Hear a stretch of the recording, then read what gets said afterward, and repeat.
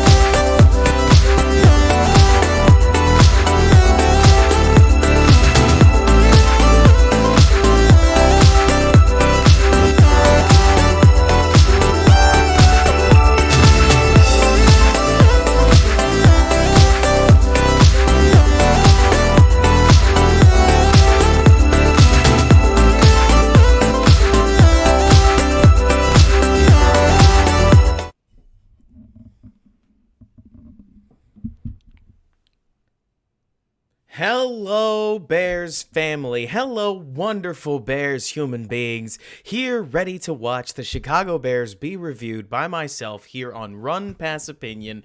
And what a game we have to review, to be honest with you. So this should be an electric review. I mean, no, Akusai, this is not the AMA, though. I mean, as usual, you can ask me just about anything you want. But the Chicago Bears fall to 3-8 again, or not again, but they fall to 3-8 in another loss, another close loss. And while I understand that there are plenty out there that might be worried right now that the Bears struggle to finish games, I gotta be honest with you guys, in a sense, this season is truly looking like a dream year. I get it. That's not gonna be a popular take, especially given that, I mean, who wants to lose is a general, like, that's a very standard vibe, right? But let's think about it this way. We are sitting here in a Chicago Bears season where 4 to 5 bounces could have easily made this team 6-5. Let's not go crazy. Let's not say they'd be 8-3. Yes, if miracles happened, they'd be 8-3. They could be 7-4. But this is easily a team that I would tell you deserves to be 5-6. But they're not. Why? Is it the quarterback's fault? Not necessarily. Is it the defense's fault? It depends on what you mean. Is it the coach's fault? It depends.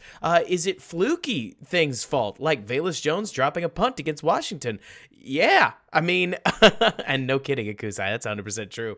But the Bears have been in a whole bunch of one-score games, sans the Dallas game, for the last 5 weeks. Draco, you mentioned, is it the officiating? It's not like it's not. But this is a wild, wild year, and it's a year that is suddenly becoming very, very, let's say, conducive to the Bears getting better. Look, let me put it this way, guys. This is the season that people can, this, in my opinion, is the season that allows the Bears to flip the script going forward. Because in my opinion, okay, so to use what Jordan is saying, where he mentions, like, okay, I'm very curious to hear what you mean, Jordan, but to just give a guess, right?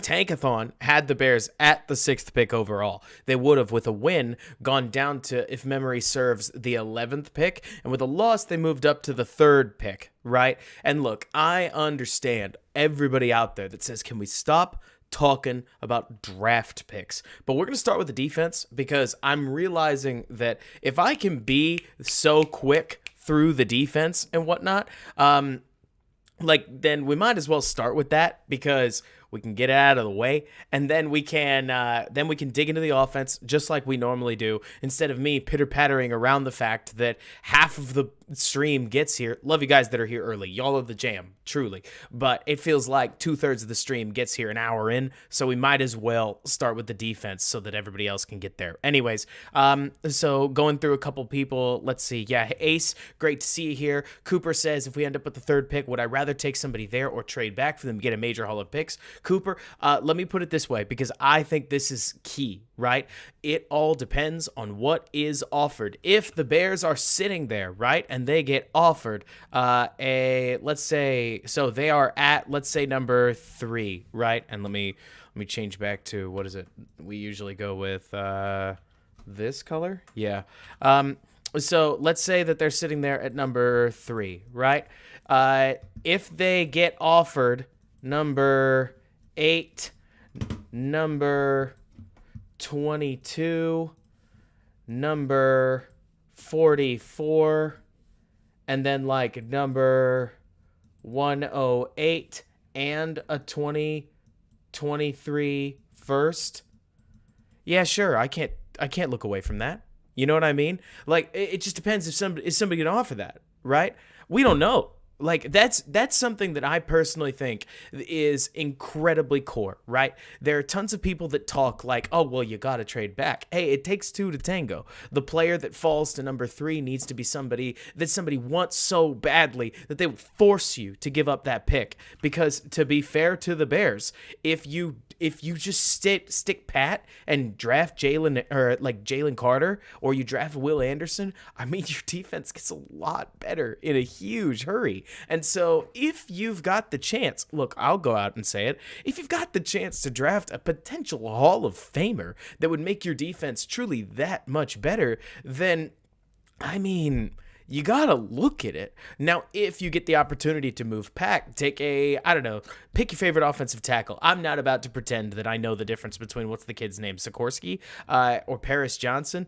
I love Quentin Johnston, the wide receiver out of TCU, but that's because I've done next to no draft prep. I mean, I'm the wrong person to ask at this point. Like, I'll tell you about value, I'll tell you about where the Bears need help, sure, but I also know that this is a top 10 interior defensive line league. This is a top 10 overall pick defensive superstar league. Hard to find a pass rusher lower or somewhere else. And so because of that, you end up in a situation where I think that it makes a lot of sense to take a look at, say, those top 2 pass rushers and basically force somebody to shift you out. Like, force somebody to make you give that player up. That's just my opinion.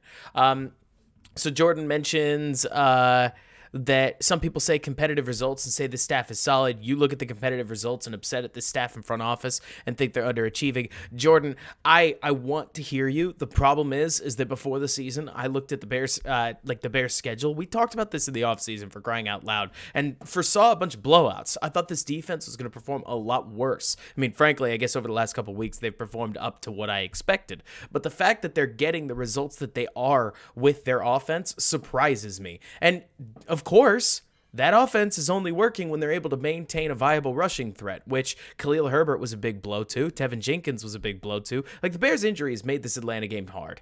We will get there. But the main thing that I look at is the fact that the Bears are able to stay so competitive with what I think is very poor talent. To me, Jordan, bodes well for when they should theoretically be able to add the talent that pushes their defense down a couple points and pushes their offense up a couple more points. And theoretically, then the late game scenarios become where you're nursing an extra 1 to 2 score lead. I get what you're saying, Jordan. My thought is that the Bears don't need to be the Giants. Could they have been the Giants? Sure. But this is the ideal season for what I think Ryan Poles wanted, because you're still getting what Ryan Poles... So let me phrase it this way, Jordan. You're saying that the Bears could be the Giants. I don't know if the Giants are that enviable position to be. And I say that with a lot of love for Brian Daboll. I say that with a lot of love for the Giants' talent. The problem is that I don't know how the Giants viably upgrade their quarterback and find that superstar, because they're winning too many games. I mean, within the Bears' current, let's call it, the Bears gambled, is the way that I would put it. They gambled that Justin Fields would be able to potentially transcend a very poor team around him. They gambled that Luke Getsy, who'd never been an offensive coordinator, was going to be able to assemble an offense that allowed Justin Fields to grow at all, because the talent is quite poor. They gambled that they'd be able to honestly drum up enough excitement that the Bears fan base didn't just get unruly with a bunch of horrible, horrible performance. So far, the dice have actually rolled their way, in my opinion. I hear you. The wins feel that close. My thought is, imagine the same team with upgrades at defensive line, with a viable offensive line, because the current offensive line is playing really, really badly, with better receivers in general. I mean, they're not going to be that much better, but they may be incrementally better. Basically, if they're this competitive with an offense that's basically like, hey, Justin, can you win this for us? Then I can only imagine what their offense would be with year 2 inside of a system, slightly more of a passing focus, and a Bears defense that isn't absolutely deplorable. It's just... it's not that it's complicated. I get what you mean. It is washing the the 2022 season away, but it's that year of your life where you pay all your credit card debts, right? Where you finally get rid of that student debt. You free up all of your budget, right, for future spending by cleaning it out. And the Bears right now are rocking $85 million in dead cap. And while I hear you that with a little bit of spending here and there, the Bears could have been more competitive, I'll tell you with a straight face, Jordan, that I think never taking a year off is exactly what dug Pace the hole that he's in. You can really only do this once. You can't do this in the 3rd year of everybody's contract. You can do it now. And so it's not that I'm trying to say I love the strategy. It's that I can see the strategy, and the year worked out to where that strategy is working. If Justin Fields had gotten hurt in week 4, the strategy was awful. If Justin Fields didn't have anything around him and continued to look like he did against the Texans, this strategy was a horrible one. I mean, let's be clear here. Everybody in the chat, I think you'll agree, had certain breaks broken in different directions, we would not be near this positive. Not be near this positive. In fact, there's a chance that Matt Eberflus could be in similar water to Nathaniel Hackett. It's more to say that I think that the Bears, to some degree, planned their way and some degree lucked their way into just about the perfect season for what their GM wanted. And it's why, before we get started on the defense, I'll just mention that if they decide to go an uncomfortable direction with their quarterback, meaning they sit him for quite a while, it wouldn't surprise me, because the Bears at this point, are in position to where I don't know if Justin Fields needs to prove anything else to us. I'm not 100% certain he's going to develop good habits as opposed to bad habits the more that he plays within this offense. And so if theoretically you let him rest what could be anything from an AC sprain to a separated shoulder, not a dislocation, we've apparently heard that much, but anything from an AC sprain, 4 to 6 week recovery, to a separation, 4 to 6 week recovery, I can't help but wonder if the Bears will just take it day to day. Oh, look at that. He's not starting to get to the Jets. Day to day. Ah, look at that. He's not starting against the Packers.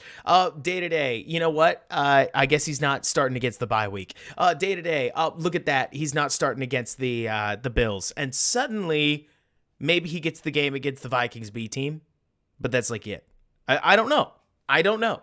But if the Bears go in that direction, if Ryan Poles sits down, turns on Jalen Carter's film and says, Matt, I know you don't want to, but, I mean, he's right there. Then I could almost understand it. It depends on if he can get the Bears coaches on board. But sitting at 3-8, for crying out loud, like, you can't tell a coach at 0-0 or 1-0 that, you can't tell them that they should, I don't know, tank, right? You can potentially at 3-8. I don't know. John, I'm curious to hear why you say that. Now, granted, I need to actually go watch the guy, right? I got to be honest with you guys. There's a chance that after all of this talking about Jalen Carter, I have heard Jalen Carter is a monster 3 technique. That's it. I mean, I have an 11-week-old baby. I mean, there's pieces of this stream that are going to be more disorganized than I want to admit, because my 11-week-old baby is going through major sleep regression, and it's been swell, right? And and so it's a mass, or like it's a matter of, you know, doing my best, but I should be able to get into draft prep here soon. I agree with you though, John, that if you think that Will Anderson is that dude at edge, and that he's going to be able to do what you'd expect, in this Matt Eberflus like edge scheme, or frankly that Matt Eberflus may need to switch out or like to change his scheme to accommodate for the guy, I get it. At the end of the day, I can't help but think that for the Bears this year, having that high of a pick is helpful in everything except the Claypool trade. But anyways, let's go ahead and get started. Like Akusai says, disorganization runs in the family here. So let's start by talking about the Bears defense a little bit. Look, there's not a ton to talk about. We don't need to act like there's more of a narrative than there is, but I do think that you can see some interesting things from some fun little players, right? And so within this, the Bears, you're going to see mostly a lot of Allen Williams getting put between rocks and hard places, right? You'll see some like too high rolls, but mostly take a look at how often they play out of cover 1, cover 3. We've talked about it all season long, but especially here against the Falcons, the Bears have gotten tired of letting guys throw on them and allow forever to do it. So they're blitzing like crazy. Like you can clearly see Gordon comes off the blitz here. Eddie Jackson picks him up. Kyle Pitts says no, right? I love watching these safeties run. Check out Eddie Jackson track this all the way to the flat, come in for play action, bolt out to the flat. It is so fun watching a good safety play football. And the Bears are able to get their first stop. I mean, we're going to mostly let this run, right? Like truly the Bears defense is just so sad. It is like watching, okay, have we all... Is the chat too young to have seen Monty Python and the Holy Grail? I hope not, right? Do we all remember the iconic scene with the Black Knight, right? He gets basically functionally all his limbs cut off and keeps fighting, right? The Bears are the Black Knight, but like missing both legs, you know? Because the defensive line, as you'll see, is so poor that they have to blitz somebody every single down, and then they get picked up. Like, I mean, they're blitzing, or they're rushing 5, and they're not getting home, and Mariota can throw pretty much wherever he wants to. Like, if you're looking for total defensive scheme, right, you're not going to find it here. What you are going to find, Jack Sanborn is not athletic. There are definitely a couple of plays that you can see that if you were theoretically able to juice him up and like make him more than he is, a somewhat small, fairly physical, yes, but not especially fast rusher, then hot dang, he'd be amazing, right? But Jay Sanders, I really like watching Sanborn. He's consistently in the right place. He scrapes and gets off blocks and makes plays in the run game, and I'm especially impressed by his ability to just know where he's supposed to be in coverage, given that he's a rookie. I mean, that's what you got to remember about somebody like Sanborn versus somebody like Roquan. With Roquan, you're looking at how good are you because you're about to get paid. With Sanborn, it's you're literally as cheap as linebackers get. What can you do for me? And little things like, I mean, obviously that's not a super special play, but little things like understanding that he's sinking into this spot, and when nobody comes into that, redirecting to where the ball needs to go, you can see he's thinking through it. I mean, he sees the arm, he starts to break. He's not the fastest breaker in the world, obviously, right? But he's able to, but seeing those quick instincts is pretty much what you need as a 4-3 linebacker. And so I'm curious to see like how far he can take this thing. Exactly like you're saying, John. Jay Sanders, it was never that Roquan was an awful player. It was that he was an awful fit and that the expectations were always out of balance. He deserved his money. It's just, maybe he didn't deserve it here. But that's always what, like, complicates everything. Let's see. Yes, exactly, Sir Lord. Like, Sanborn is going pedal to the metal, but moreover, I mean, I really love watching, this is obviously a false start, so who cares?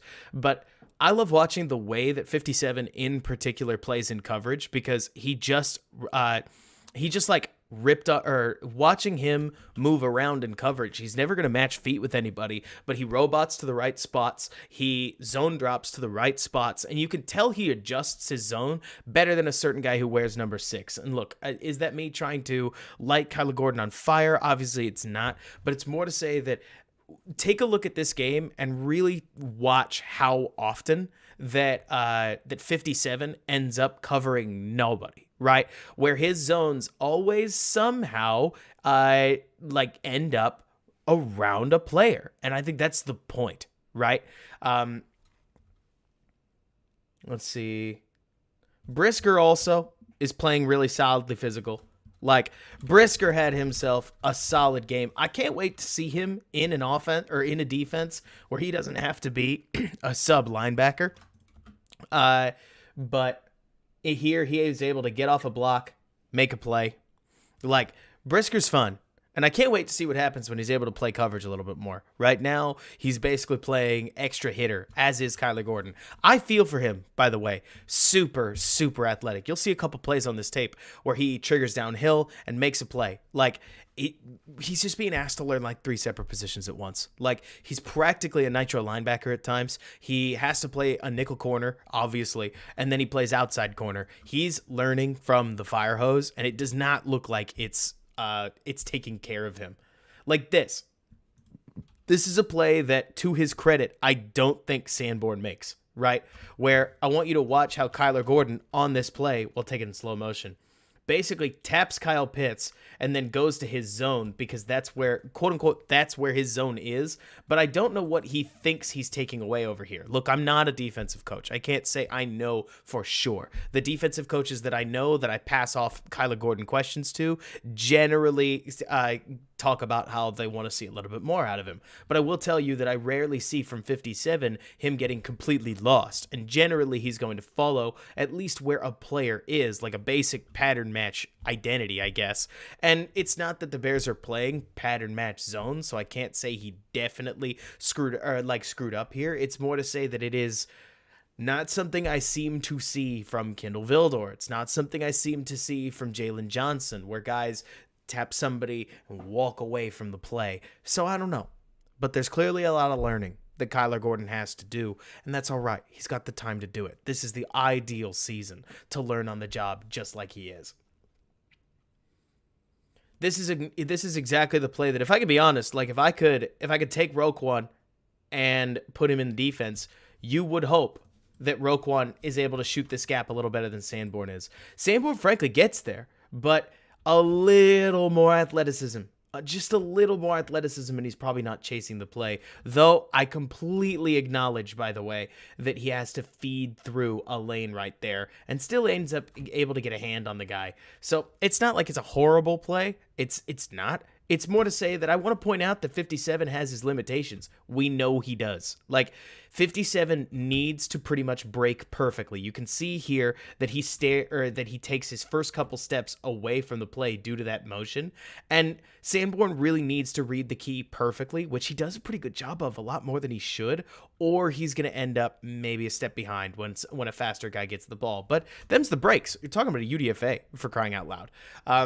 And so don't hear it as, I think Sanborn sucks. It's more to say that let's make sure we're taking Sanborn and we're contextualizing him correctly. He looks really fun for a UDFA, and that's awesome. Like, I can't help but agree with you, MJ, that, like, it's not like I'm trying to dunk on Sanborn specifically. Don't hear that. It's more that as everybody catches Sanborn fever, I like trying to point out that, hey, we can expect better. And like you mentioned, Jan Hammer, like, don't focus too much on Sanborn, because it's not as if Trevis Gibson sets the edge super well. It's not as if Armon Watts is able to break into the lane. Like, this has been the defensive line. Look at Justin Jones getting blown off the ball. I've just stopped watching him. You tell me if that's my problem, but like, my mind is made up on these guys. Because we're crying out loud, while I love Trevis Gibson's heart and he's a really fun rotational edge rusher, yeah, it's pretty hard. It's pretty tough to stop the run when you end up with one guy, when the first three people to him aren't defensive linemen. Like, it is hard to win that way. And the Atlanta offensive line isn't exactly special, guys. Like, I think Arthur Smith is doing some really cool stuff in the run game, don't get me wrong, but it's not as if I look at this defensive line or this offensive line and think, man, they're awesome. Like, these guys are just butt kickers. They'd beat up anybody. Nah, the Bears' defensive line's just not ideal. And I truly have. Like, I mean it when I say I have stopped paying attention to them, because I don't want to be sad. And watching the way that this defensive line plays, I think some of these guys can be kept for depth next year. Sure. Well, BG, it's so funny you talk about that, because you say that Gibson looks disappointing compared to where Bears media was putting him during the offseason. Bears media was being ridiculous. Like, that was your truly perfect example of, let's take a former 4th round edge rusher that looks like a 2nd round edge rusher, or like a tweener 2nd and 3rd round edge rusher, so looks great for his slot, and now we're going to compare him to a late 1st round pick. What? That's ridiculous. It was always ridiculous. And so seeing, like, Trevis is an awesome 3rd down specialist. He's got that hot baby. But I definitely think that eventually you're going to want, exactly like you're saying, Case, phenomenal 3rd edge rusher, 1st guy off the bench, 6th man in basketball, right? But in football, or like in this setting, when you give him starting roles, that extra energy that he brings to the table is going to peter out after getting used up on every single snap. So it's, look, it always sounds like, oh, Robert, you hate Dominique Robinson? No, I don't hate Dominique Robinson. I think Dominique Robinson looks like he could grow into something legitimately special. We just are in a league where every starting edge rusher was a 1st round pick, just about. And if not, they were 2nd round pick. Like, edge rushers go high. And so when the Bears didn't just go cheap, they went super cheap on edge right now. So when AQM and Travis Gibson or Dominique Robinson is your starting edge, I mean, like, I tend to think that you as a fan can just look at the team and know that they know what's going on, right? Keeping an eye on this. The Bears, or Jalen Johnson, did not have a phenomenal game, but that's fine. I mean, like, in this case, he breaks. It is wild watching how generally unmolested Mariota is. You can check out a sweet little Sanborn blitz here. Exactly like you're saying, Sean, if he was a step faster, then he probably would have, or he could have potentially made a stronger play. Another option would be if you didn't blitz him from so much depth. I mean, all you got to do is walk Sanborn up to there, and he probably makes a bigger impact on Mariota. Not everything is always player. Roquan could do this. Roquan might be better than just about anybody in the league at blitzing from depth because he's so fast that he could reach the quarterback in times that he's not supposed to be able to. UDFA Jack Sanborn, maybe not. Maybe blitz him normally, though he just about threw the runner into Mariota, and the physicality is always fun to watch. I'm shocked. I was shocked when we looked up Sanborn's mock draftable measurables and saw that he's considered small. He plays quite big. I tend to think we can all get behind that because it's always fun watching a player look bigger than they are, right? Nick Morrow, by the way, it's fun, Dean. I mean, physicality's fun. Football's fun. And hits like this are fun. Nice throw, though. I mean, honestly, the funny part about watching Mariota is that I don't think Mariota looks like bad. He looks fine, right? He's not bringing anything necessarily to the table, but he certainly doesn't look bad. It's a great test for this Bears defense. Test might be the wrong word. A great example of how it's not exactly just a bunch of superstar quarterbacks that are tearing up the Bears right now. It's a little bit of everything. Nick Morrow, by the way, not a great game. We used to talk about him during, when we were discussing Roquan a lot, and I fear that I have propped up a guy unnecessarily because 53 in particular missed a lot of chances, this being one of them. The pick being a big one, right? I doubt that I have to, I think that there's some of this stuff that, so I'm getting out ahead of myself. Every once in a while, the Bears defensive line, being a pro defensive line, would go make you a play, right? And so right here, they actually do a pretty good job. Like 64, Mike Pennell, he's going to control the gap. We want to see more of this, right? But he forces the play down to the linebacker, and CP flashes and creates 7 yards where there shouldn't be any, right? I mean, it is a little on the sad side that he's able to wiggle through here because it's just not a tackle that you want your linebacker to miss, but he's cheap, right? Patterson, by the way, funny watch. I mean, he was so beloved by Bears fans that it was kind of funny to think. Exactly. MJ says it well. I know that I cover so much material that I can't cover everything. Specifically, this is a matter of him stopping his feet. And once he stopped his feet, he got caught and wasn't able to ultimately, basically fly back and deliver a hit. I think he fully expected Patterson to try to get the edge on him and planned around it, but I'm going to skim over a lot of that stuff. If you want technical details, feel free to ask. I can answer for sure. But as we move on, I know that it takes me so long that if we're not going to focus on just one player and we're going to try to touch on different parts of the defense, then we'd be here forever, and we don't want to be. So let's see.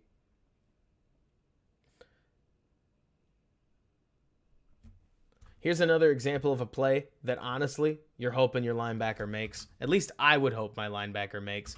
Because while Mariota has a little bit of a step, we're talking about Marcus Mariota. We're not talking about Justin Fields, right?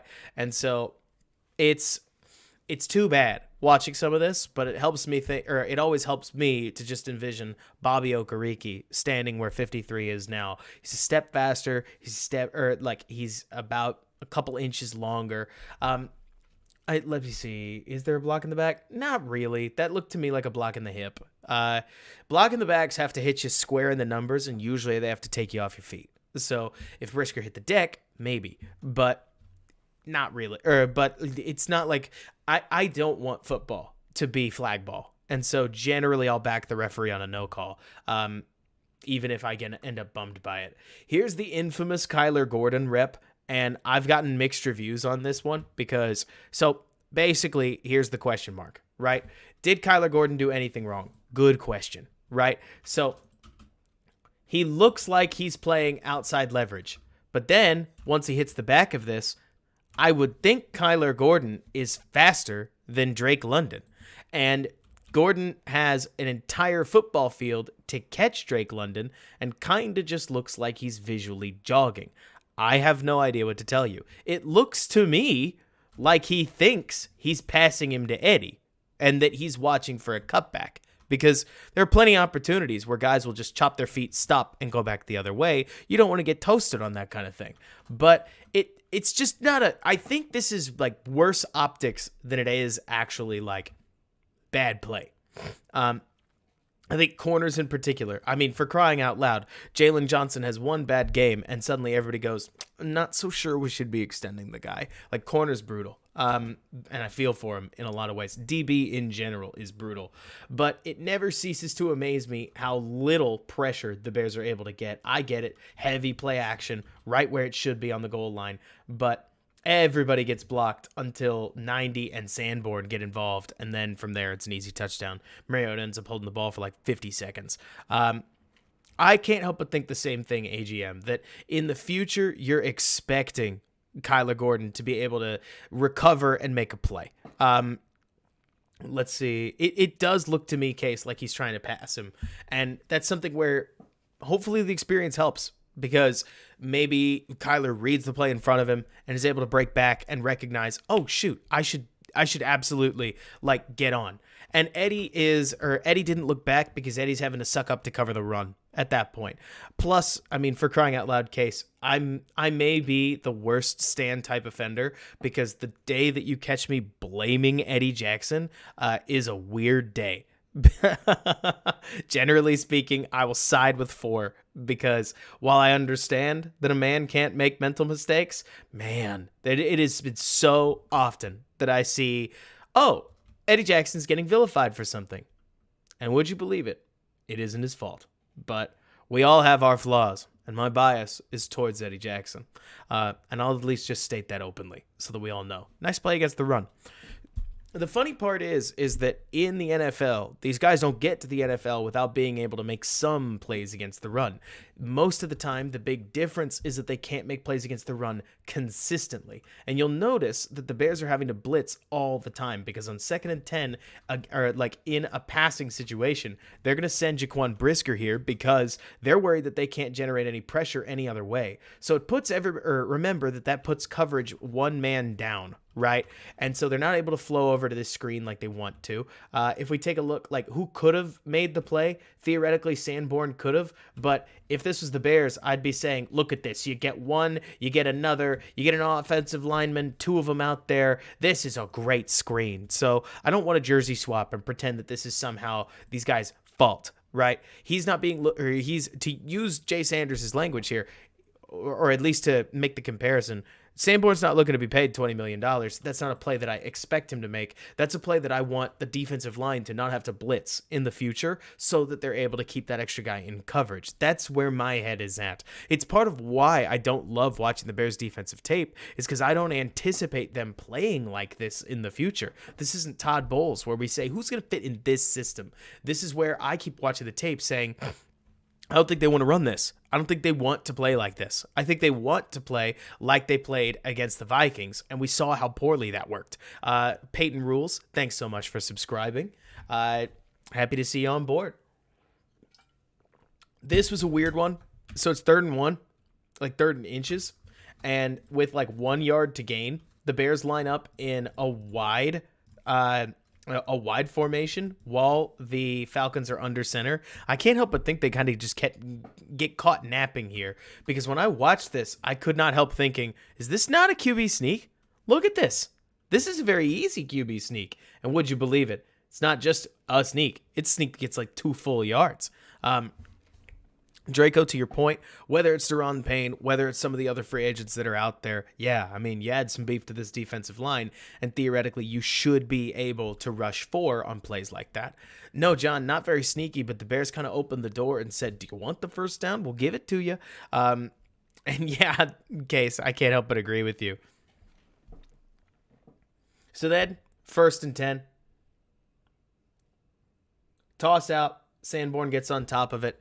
When when Sanborn follows the play, you can actually see him track runners quite well. 42 has a step on him. Like, let's say it looks like about 2 yards, but Sanborn's able to just track the angle, get over there, settle him down. It's like a 6-yard gain, but like a 5-yard gain, so to speak, but he doesn't allow much after contact and sets the man down as he's supposed to. It's weird watching a rookie look this comfortable. That's really where this is at. It's not that you have to put everybody, yeah, Joe Thomas gets destroyed.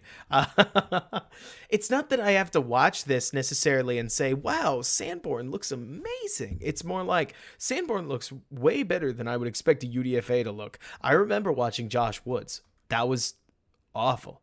Sanborn looks so comfortable. It's frankly a little bizarre to me. Like, honestly, even just watching his eyes right here, like, look at the way that he moves around, where, remember, he doesn't have eyes in the back of his head, right? So as you watch this play, he's going to see the play action fake, recognize it's play action. He recognizes, by the way, that it's play action about there. So he sees it, then he plants, gets back to cover a potential in route because he saw this guy go past him. And he doesn't know where he is, right? He's just following his eyes at this point. And so from there, he sinks back, realizes that Mariota is loading his feet right here. He's going to flip his hips to cover something inside. Remember, he cannot see. So he peeks inside, finds the player, and then gets back to try to cover him. Ball comes out. And I think it's Brisker over there that's able to make a tackle, who, by the way, let's just go ahead and watch Brisker. So he looks like he's in like a sub-blitz kind of formation. Plays the run, comes off, finds a zone, comes back downhill. Nice tackle by the Rook. It's exactly AGM. It's not that they're elite instincts. It's that they're really solid instincts for a rookie. And frankly, if Sanborn's able to develop those instincts at all, I am intrigued by what he could be. I'm not expecting an all-pro, right? But if Sanborn, for crying out loud, can become a player, right? A player you don't have to replace, right? That, I think, is impressive enough. This one was brutal. I mean, you get your chances. You get your chances. Please don't miss them. 53. I don't honestly know how he gets to this throw because he sees it right there and must just break for it, recognizing where the arm angle is going to be. Interestingly enough, this is not a phenomenal rep for Sanborn, who Kyle Pitts just beats across his face, but you expect that, right? That's the other secret, right? Low expectations lead to being impressed by somebody. And that's part of what Sanborn has going for him. It's crazy what happens when a linebacker's playing that doesn't need $20 million in his pocket next season. I would not be this positive about him if he did.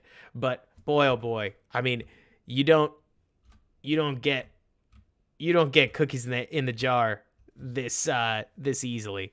No kidding. I can't help but agree, Grant. He must be expecting an in route. So then he runs it for him, gets the ball, and cannot believe he blew that. John, we'll get there. I mean, the true back-breaking piece of Kyle Pitts' injury is that it is a phenomenal hit. Like, I mean, does anybody remember it? I don't need to fast forward and see it. I thought about putting it on Twitter, but it felt improper given how much it hurts. Like, because it's a huge injury. But wow, Eddie comes flying in. I mean, it is like textbook DB hitting. It just tears his MCL, which is really, really awful. So I don't know how to think or feel about it, but like it is, because again, I'm not trying to celebrate the injury. It's just a sweet hit that happens to get a guy hurt. Love this, by the way. I mean, really, It is wild watching how often Sanborn puts himself in a passing lane. Here, check this out, because this is awesome, right? You'll see him turn his head this way. He's going to find nobody's out here and see in his peripherals that he's got a receiver running a stem right over here, right? And so within this, Marshall, of course we are. We're going to quickly whip through the defense and then get to offense. So Sanborn is going to just spot check, okay, what do the routes look like? And then he's going to sink to where he thinks he can cover this, right? And then look at that. There's no passing lane anymore. Freaking Jack Sanborn has helped to blanket Kyle Pitts, and the guy moves sometimes like there's gravy in his feet. I mean, it's wild watching how far instincts will take you in this game, and especially in this defense, because simply moving from here to here, just within the quickly, it's wild watching just how much he's able to just be annoying, right? I mean, that's the secret, isn't it? And so the more that Jack Sanborn can just be obnoxious, put himself in the way, the more that the more that you'll think that eventually more plays will come in his direction. And I don't really care about tackles. As much as I think tackles, no, I just think tackles are like an end result stat. And Anthony, you can definitely tell that number 6 is learning. He has a couple of nice plays, like pop, pop, pop, pop, pop.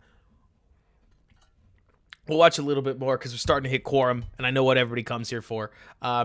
It's offense, and we need to talk about the offense because there's a lot going on within the offensive performance that I think is truly worth discussing. The defense, here you go, right? It's all over the place. I mean, I love watching the rally tackles. I agree, Case. In an ideal world, nobody with the D-line would get tackles. Yes, Derek, that's exactly right. I love watching, by the way, look at Brisker shoot this gap. I mean, he is fearless when it comes to how he plays the run, and this is a fun season to see it. Sanborn and the rest obviously spill over, neato, but I'm not about to sit here and pretend that, oh, yes, Sanborn makes this play. Khalid, are you talking about Sanborn? No, he's a UDFA. He's not a 6th rounder. But so, Anthony, you know what? I'll give Kyler Gordon some credit. When he's covering the guy well, he doesn't get thrown at. Yes, pass breakups are great, but you got to remember that a pass breakup is generally an attempted pass into coverage from somebody that they're expecting pass. Is this a pass breakup, to use an example, right? You're going to see a nice rep from Jalen Johnson as he's going to stick, stay with his guy, and force a throw that needs to be better, right? Credit to... Is this Sanborn? Oh, no. He's so late, it doesn't matter. That's unimportant. But so, 100% worm food. There's a couple plays where he's the first one there, but he's a little over his ski. I mean, he looks like rookie. Right? But it's funny because I think somebody said this earlier on in the in the stream chat where Sanborn looks like he was drafted. If I told you, hey, yeah, that's Jack Sanborn, Bears 3rd round linebacker, at this point, would you really be surprised based on the way he's playing? If anything, you might be looking at him thinking to yourself, oh, okay. He's looking all right for a 3rd rounder. He's looking all right. Pedigree at this point is in direct conflict with what we're actually seeing on film, which is a player that actually looks like he's been around the block. And I can't help but think that when you find a defensive, exactly, Derek, in a normal year, I do think he'd be a late round gem. That's your COVID pick. That's your COVID pick. And I completely agree, Grant. Kwiatkowski, even in the preseason in his 4th year, was lost in coverage. And to be clear, Sanborn's not on the field right now. They understand who he is. He understands who he is. It's 3rd and 10. You take him off. You put in DeAndre Houston Carson. He's not going to cry about it, right? But he's a run-stuffing linebacker that offers more than he should in the pass. That's all he is, right? But as long as we're all clear on that's the role, you can be excited about him. He's more obnoxious than he should be. He's the kind of guy you want to target, and then you target him a couple times, and he frustrates you. Does that make sense? The kind of guy who should be a weakness, but he's not a weakness. And that's its own problem. DeAndre Houston Carson as a blitzer would make anybody sad. Tears for the defensive back. But yeah, I mean, eventually I would like to see a Bears defense that isn't starting Jalen Jones, right? The corner play that they've got out here, it's not ideal. But that's how it goes. I'd like to see a Sam linebacker that isn't Joe Thomas, right? The Bears can make this was hilarious, by the way, because you get the rare Eddie Jackson broken tackle, and then would you believe it? Who's the guy competing for the football? Who is it? Pop, pop, pop, pop, pop, pop, pop, pop, pop. Bang! Hit from Jaquan Brisker to pop the ball out. Bears' first turnover in a while. Gotta love it. And so, exactly, Peyton. I can't help but agree. But yeah, it's fun watching Brisker play. He is finding a way to get these, where as an evaluator, I can't necessarily say Brisker's just finding a way to make a little impact on quite a few games now in a row. Again, I think a lot changes when he doesn't have to do this. Are you kidding me? Can we pay attention to the fact that Jaquan Brisker takes on a guard, right? Pop again. Like, he doesn't get leveled. Look at some of these guys. Look at Angelo Blackson. Dude's getting ridden out of the plate, for crying out loud. Different technique, and I get it, but like Jaquan Brisker, the safety, is out there making contact. Like, football isn't always about physicality, but if you ask Kyle Shanahan what's the most important part about a football team, he will tell you physicality. And so watching Brisker, I mean, it is like the hope would be that number 4 and number 9 add up. Oh, this is kind of cool, right? 4 plus 9 is unlucky number 13, right? So that's kind of fun. But you would hope that this pairing could stay together for a little while, because ideally they can be a bad omen for offenses all over the league once you get them a little defensive help. These are plays that I think you can be legitimately excited, maybe not excited, but you can tip your cap and say, okay, because like you end up with Jack Sanborn kind of missing a tackle, but he's able to read the key, get to the hole, run over, stop, and arm tackle or not, he brings the guy down. So you tell me, like, is it, like, honestly, is that a play that you're like, I kind of want Sanborn to be a little quicker and really stick that quarterback? I've seen too many linebackers fail to tackle Justin Fields. So at this point, I'll take just about anybody. Drake London smokes Jalen Johnson on this. I can't help but think that Drake London is the nightmare matchup for Jalen Johnson for routes exactly like this. Like, look at this. He doesn't even need extension. This is a beautiful route by the rookie. Beautiful, powerful, strong. Like, I mean, push off absolutely obliterates Jalen Johnson. Doesn't need to extend the hands. Like, give Fields one of these. How fun is this? How fun is this? Right? Like, this is a sweet route. Yes, it's Marcus Mariota, but anybody could throw a trust throw to that. I mean, that is so cool. Like, just from a technique perspective, like, sure, you'd love to see more fight, I guess, from Jalen Johnson, but sometimes the guy's just bigger and better than you. And in this case, the guy's just bigger and better than him. You're not paying Jalen Johnson to one-on-one Drake London and smoke him. So, Anthony, good question. Push-off flag. Because Jalen Johnson gets on the top of him and you see him, yes, he pushes off, but he never extends his hands, you're not going to throw it. You need to see the elbows extend to get a push off. And that's what makes the route sweet. Like, physicality is allowed in route running. He just bodies him. Like, literally the word would be, I guess, bodies him. But so here's a nice little play by Gordon. He almost gets his soul stolen by Kyle Pitts here, but everybody does a pretty good job, honestly. Check out Sanborn on this. Like, these are theoretically the plays that you would expect Sanborn to get ruined on, wouldn't you? Where he's going to take his guy up the seam. But, like, check this out. Honestly, check this out. Like, Sanborn is going to take a flat angle knowing that this guy is either going to come inside and become his problem, or he's going to head to Eddie. And if he goes to Eddie, then whatever, right? not his deal. But he understands he's not fast enough to try to bend towards the receiver and follow him back out like you see some linebackers do. He's just going to retreat straight backwards. He immediately identifies his threat. He says, this is my guy.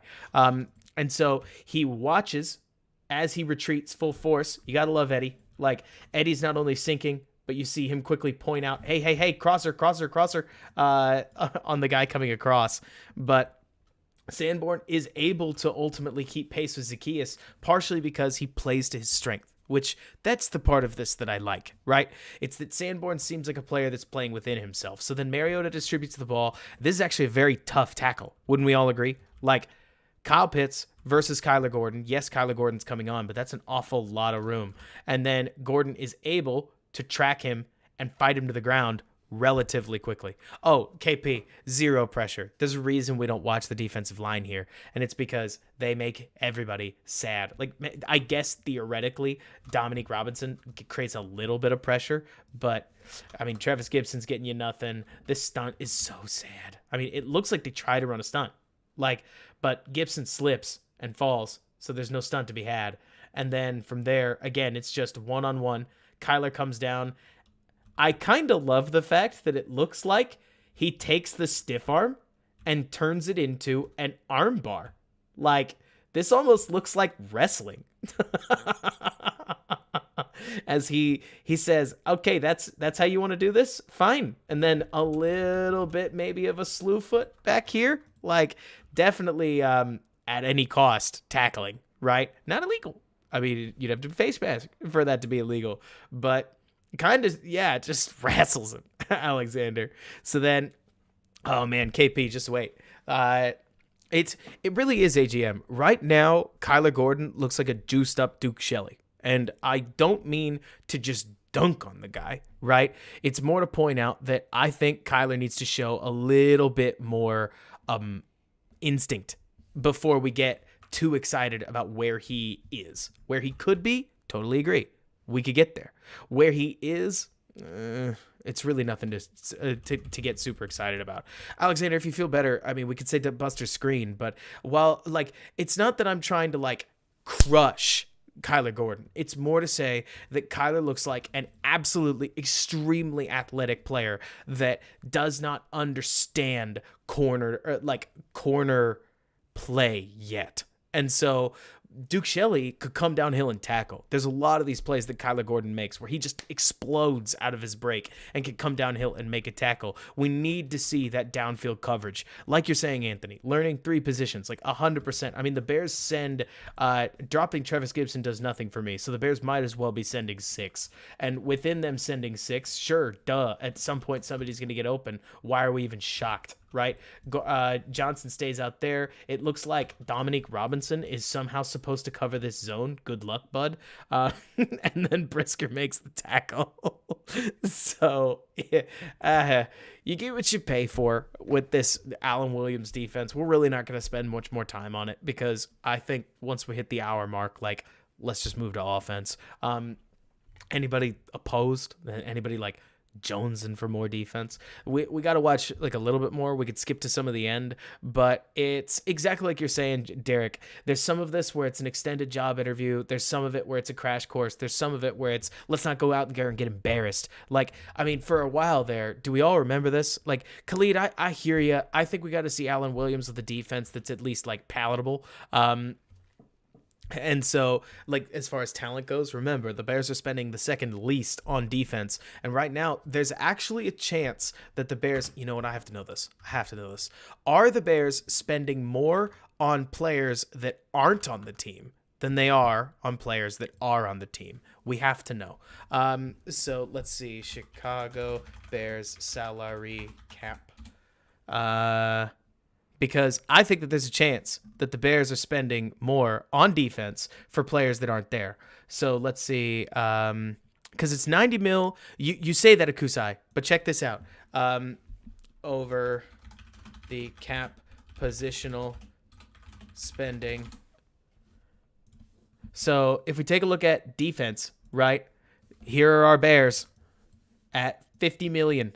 In dead cap. The only one lower is the poor Falcons Case, there's your answer. But so it is a tight race here at the bottom, as they are literally $10 million less expensive than the third least expensive. Now, they do win they're only second least on offense. I thought they were least there too. But so anyways, let's take a look here. If we look at the total liabilities, I want to understand the dead cap on this. They got to be there. Because it can't just be dead money. Okay, so we got 24. You know what? Let's pull out the calculator. Do. Let's see. 24 plus 11 point. We're going to do some rounding. 7 plus Roquan Smith is 9.16 plus Eddie Goldman is 5.15. We're getting close, Ben. The total's below, but it's not breaking it up by defense. So let's see. Danny Trevathan is plus 2.43 plus 1 point. Let's see. Tashawn Gibson gets us 0.75 plus Mario Edwards is 1.714. They are literally spending more. We've done it, team. They're spending more on players that aren't there, and from a dead money perspective, than they are on players that are currently playing, which is hilarious. It's wow. I mean, you get what you pay for in the NFL. Can we agree with this? Like, you get what you pay for. And the Bears right now look at a team that is, or they look like a team that isn't paying enough for their defense. Can we really be so surprised? But so anyways, hope we all enjoyed that. Akusai, I hadn't thought about it that way. You get what you pay for. What do you mean? We're spending $104 million on defense. That's funny. Anyways, but so yeah, thank you, Ryan Pace. Yeah, that's all. So Khalib, when you mention we need to fire Alan Williams, I hear the heart behind that, but you got to recognize the resources that the Bears are being given. I don't think it's fair to hang it all on the defensive coordinator. Because while I agree with you, you got to remember that, okay, to put it this way, if Khalil Mack was playing inside linebacker and he didn't play very well, would you say that Khalil Mack sucked, or would you say he's playing out of position? At this point, Alan Williams is coaching out of position, right? It's not as if I think that Alan Williams is like a patron saint, so to speak. It's more that I think that I think it's as fair as I can be to say this isn't the defense that he normally wants to run. And so because like AGM says, you mentioned AGM, Williams probably can't call or can't run the really good plays. Well, I agree with you. There's no play called touchdown, right? And there's no play called cover the touchdown. But what I can say is that Alan Williams probably has a certain degree of feel for plays that he can't run. Like Ben just says, that he's calling plays he's not as familiar with and wasn't planning on needing, right? Things that they've had to install fairly recently instead of stuff that they've been drilling in camp for weeks, right? And so because of that, I can't help but think that we're seeing Alan Williams with a hand or two tied behind his back. Does that mean that the Bears are ever going to be a top 10 defense? I would hope so. Does that mean they're ever going to be the best defense in the NFL? Probably not. But you got to remember that right now the Bears are losing games because they consistently give up more than 25 points, and more often than not are giving up like 30 or more. And the hope would be that this goes from a defense that gives up 30 to a defense that gives up 20. And so if you did that, a lot of these games become wins, and that's before we add anything. Ben, that is hilarious. Let me get the calculator off. Exactly, John. You can't bend note break without without anything. Best defense of the league often comes down to which the five stays healthiest. You're 100% right, Derek. And while I agree with you, Derek, that when you mention ownership, I also think that you could probably tell ownership that we wanted to spend $25 million on not Odell. Odell's a bad example. You could probably tell ownership that you wanted to right now sign Frank Gore to a $15 million contract per year for 5 years, $60 million guaranteed. You'd show him his rushing stats from 2015. You'd say that he's one of the best volume rushers ever, and George would probably give you the thumbs up.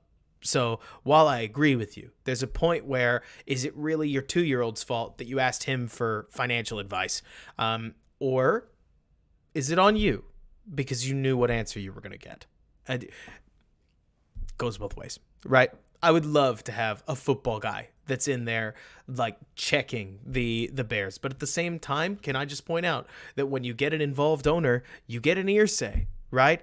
Like you get a Dave Tepper, you get a John Elway. I mean, the Broncos look awful. Has John Elway helped them? Like Jerry Jones. I hear the cry of every Bears fan when we say it's the ownership. I don't disagree, right? But I can't help but think that like the Maras are rare, right?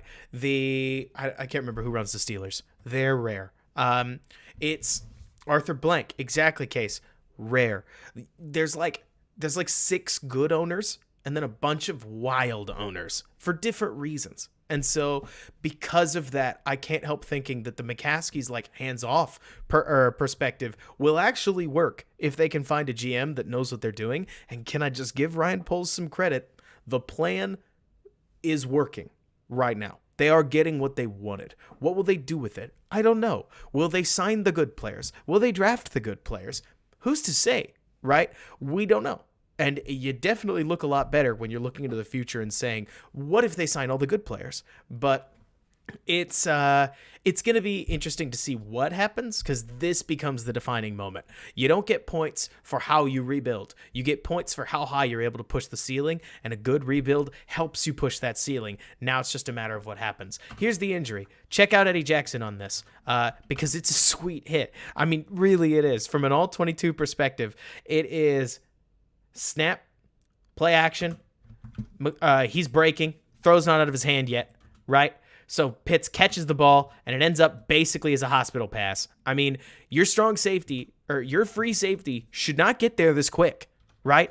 You're hoping that you end up in a one-on-one, and he's like, a couple yards further back, and your superstar tight end might just make the guy miss and be off to the races. But no, it's a hospital pass. This is a hospital pass, and it's only because number 4 reacts so fast. I mean, goodness, like, what a play. It's such a bummer. Pitts ends up tearing his MCL here because it means we really can't talk about what a sweet play this is. But this is like, okay, when we used to play lacrosse, our coach used to tell us, not a great moment. I understand that. This flies in the face of a lot of things that we do know. But he used to say, you take an unnecessary roughness in the first quarter, make it count, send a message, I'll back you, right? And within that, I can't help but think that when your free safety is able to send a message like that, that's how you get guys to stop calling stuff over the middle, right? Like that's what keeps people from going near number 4. Which is shocking because I don't think any of us would have raised our hands and call Eddie a vicious hitter. But here we are. Let's see, Case. You seem to. I wouldn't be surprised if Eddie's apologizing. Like within this, it seems as if Eddie starts talking to him and is like, "Oh shoot, man. Hey, can I help you?" Like I don't think he's taunting him by any means, but yeah, exactly, Alexander. Now we get demon through the air and demon through the pads.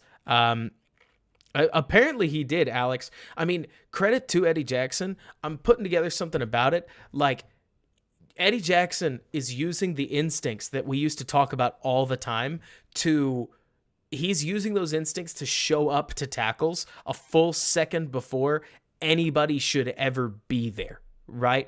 And because of that, Eddie Jackson is making hits that other guys just aren't expecting. Here's Sanborn, by the way. Looks like he's taking on an offensive lineman. He doesn't do it super well. Actually, Justin Jones makes this play. Like, Justin Jones is the rare defensive lineman that keeps making actual penetration-oriented plays, and then Travis Gibson sits the guy down. And yeah, I agree with you, Drex. I think Bojack knew immediately. I think immediately Bojack recognized, oh no, that was really bad. Here, I mean, how fun is an athlete being an athlete? Like this isn't playing corner, right? What I'm about to show you is basically playing football player, right? But shuffling a little bit with Zacchaeus here, recognizing Mariota takes off, and I mean the burst. Truly, the burst to go from going left, stop, going right. This is Madden. That's not real. That's stupid. You know what I mean?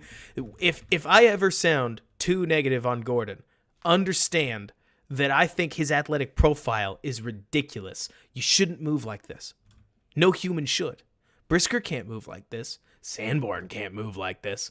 Eddie can't move like this. I mean, hard stop, full break.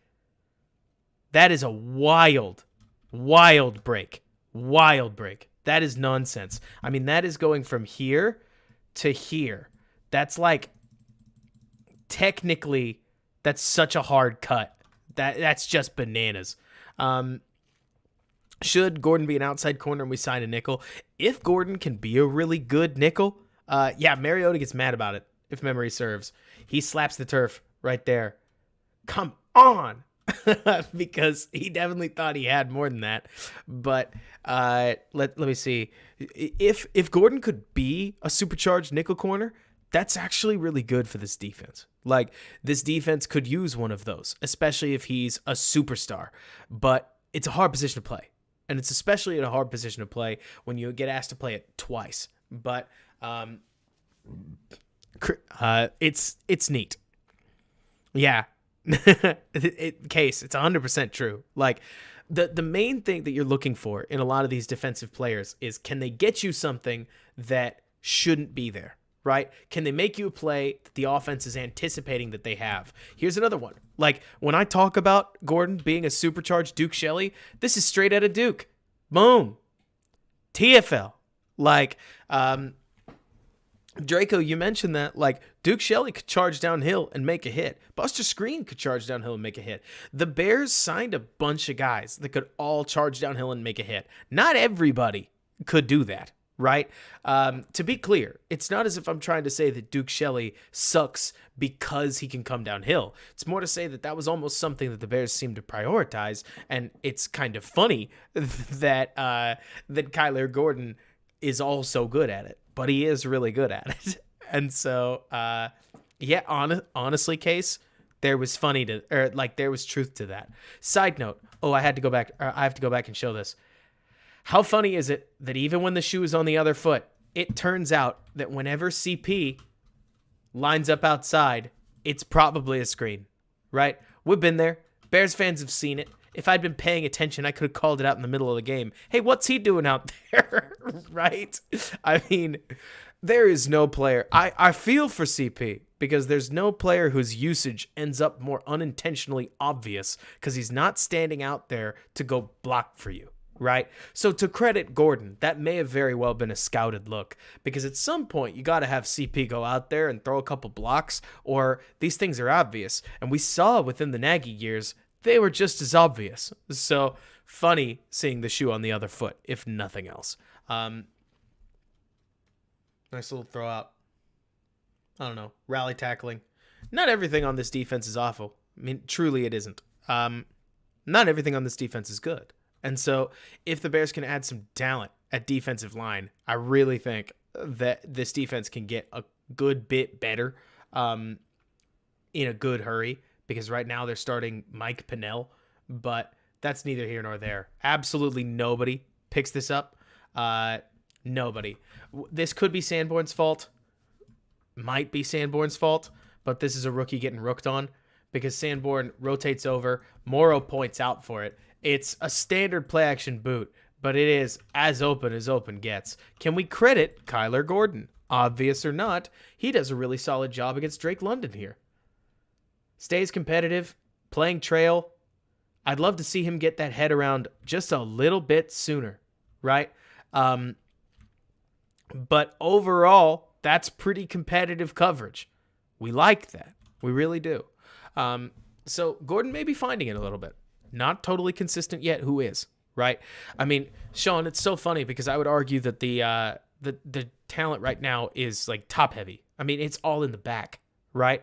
The back 6 or so is quite good. The front 7 is awful. And he did get blasted. Goodness. Oh, come on, Alexander. CP isn't a poor man's Debo Samuel. Debo and CP are so dissimilar, in my opinion. I don't think that... John, the funny part is that, like, the back 6 and the front 7 absolutely overlap. I mean, that's what's so funny about it. Like, you have to count the linebackers twice. I mean, in case if CP is Hall of Fame caliber, Devin Hester has to be. I think CP is, like, Hall of Interesting, right? But I think that there's just not enough guys that make the Hall of Fame. You have to, at some point, start barring guys. And I think CP is your classic Hall of Very Good, only because of his role. Only because of his role. But, I mean, you're also not wrong because CP is probably the best kick returner ever. I say that lovingly. Like, Hester's the best returner, but CP's the best kickoff returner, right? Let's distinguish those. But... that said, I mean, I don't know. Yeah, good to absolutely, Ben. I mean, like, Justin Jones shows a good little bit of heart. Justin Jones also gets blasted a good bit. This is a sweet little play. You can appreciate the simple stuff like Jack Sanborn filtering. Like, look at this. He's just gonna follow the play. This is the same defensive line that Roquan played with. Get downhill, make a hit. Is it all him? Not necessarily. I mean, AQM obviously jumps in here, but he's helping close gaps, which is all you could ask for. I don't know. It's bizarre. It really is. Because on one hand, none of these plays look incredible, right? On another hand, Jack Sanborn continues to make these plays that I feel like the Bears really were missing. Yeah, that's a good point, Akusai. Let's move on to offense. Let's see. Overall, the Bears defense is a bit of a letdown. I mean, granted, it's not like anybody thought that it was, I don't know. It's complicated because it's not like they didn't have their fair share of defeats, but at the end of the day, the Falcons could get just about whatever they wanted, just about whenever they wanted to. Bears get a big stop there, I guess, but it still allows the field goal. Honestly, credit to Young Hoku, who like hit a couple big field goals, because like this field goal in particular, if it's the one I think it is, it was like another 53-yarder, and then there was another 56-yarder on top of that, and it led to the end of the game. The defense has some pieces that are fun to watch. They are also, what is this? Taking the under, John. Well, okay, so John, it's funny you say that. So, all right, let's get into offense, right? As we get into offense, I want to point something out because we can go, okay, I don't want to say literally as late as we want to, but let me put it this way. I made a deal with my wife. My wife's not been sleeping super well. She's been taking the 2 a.m. shift. I'm taking the 2 a.m. shift. So whether we stream to that or not, I'm going to be awake. And the main thing that I can look at and tell you is that within the, like, what I wanted to do, so we will see if we get there, because I don't want offense to take like forever either, but I know how I work, is I have 2021 Jalen Hurts film. I have the recent Jets-Pats game, right?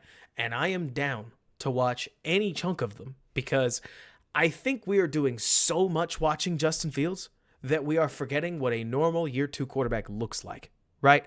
And so because of that, I want to take a look at what a normal year 2 quarterback looks like. I mean, why wouldn't we compare them directly, right? There are pieces of this that we can talk about where Justin Fields does not look perfect. I'll tell you right now, Bears fans, the Atlanta defense with Dean Pease did a great job making Justin Fields play normal quarterback, unexceptional quarterback, right? Like they played zone read with a scrape so that they couldn't get free stuff, right? Like the Falcons defense, under talented as it is, did a really good job taking away, like not letting Fields beat them. Can we all raise our hands and say we agree that Miami let Fields beat them? Dallas let Fields beat them. Like, Dallas was probably the worst example because that Dallas defense was better than the Bears offense to a man. I don't think a single player on the Chicago Bears was better than the guy across from them, but for some reason they kept surfing the edge on zone read and getting wrecked. Like, Fields would pull the ball and he'd have all this space because the Dallas defense was playing Fields like he was any old chump at quarterback. The Falcons took Fields seriously, which I can appreciate because I think it challenged Justin Fields in a way that he absolutely needed to be challenged. This is a good thing. I mean, truly, because worm food, I also think that Fields needed to see this. I mean, this is a game where we will look at, and I hope you see what I see, where I think Luke Getsy, okay, so I listened to all kinds of analysis. JT O'Sullivan's breakdown taught me a lot this week. Trent Dilfer, I thought, had some really good points. If you listen to all of these like I do, you're going to hear some overlap. I apologize. I'm not trying to plagiarize. I promise. So, Getsy, in particular, I loved Trent Dilfer's point about how it's as if Getsy got so enamored by the quarterback running game that they must have spent so much time in practice implementing it that they have lost the plot through the air a little bit, which sounds awfully harsh, doesn't it? But it's more to say that the Bears are so under-practiced from the air game perspective. I also love Tim Jenkins. I just didn't get to him, Anthony. I would tell you that I think that the Bears almost came into this game just like they did last game with the plan of, hey, we're going to use the quarterback run. We're going to open things up on the ground. And I kind of think that Getsy did it to his detriment. I mean, Getsy runs Fields a lot. I mean, it's Getsy gets so enamored in this game. I'm talking about it so that when we get there, I can say, remember when we said, and it'll make more sense then, right? But it's as if Luke Getsy, like you're saying, Akusai, 14 carries for Justin Fields in the first half. That is just ridiculous. That is too many carries. That is evidence of a problem, right?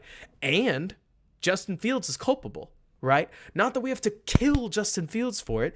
More to say that, I understand that Justin's not going to sit in the meeting room and be like, no, coach, we can't do that. But I also think that Justin Fields is, I think Justin Fields has gotten accustomed to thinking, I am that guy. Give me the ball 14 times. I will go win this game, right? And so I think that there's learning for both of them here. I really do. I mean, I'm going to point out, especially in the second half, which I wanted to be better. Can I be honest with you guys? I wanted the All-22 to make Fields look better in the second half. We are going to see a very hesitant quarterback. A quarterback that we've called hesitant in the past remained hesitant. He needed this game. Like, that's my core, right? He needed this game because without this game, he could think that what he's been doing against Detroit and what he's been doing against Miami and what he did against New England and what he did against Dallas was going to work forever. And it wasn't going to work forever, right? And so this is a perfect game to basically heat check a hot player and say, hey, the legs, amazing, and something we can use. These are good things. We just got to find a balance. We've got to get to a point where we can throw on time with some anticipation. We add some anticipatory throws, some trust throws to this offense. It gets better in a hurry.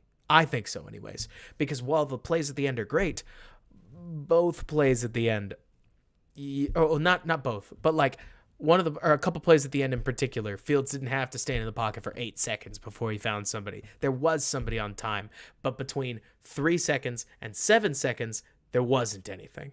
Like, and I agree with you, John. The Kmet one-handed catch was a trust throw, but hey, let's call it as it is. While there are a couple trust throws, they're not all on target either. Like, and I'm not trying to kill Justin Fields for it, right? It's more to point out that there are a lot of pieces to this, right? There's a lot more than Fields sucks or Fields had a terrible day. It was kind of not either guy's day. And honestly, after Detroit, I think they should have seen it coming. I think against Detroit, they were way too over-reliant on the run game. And it was if they recommitted to the quarterback run game and learned, let's say, a very valuable lesson, right?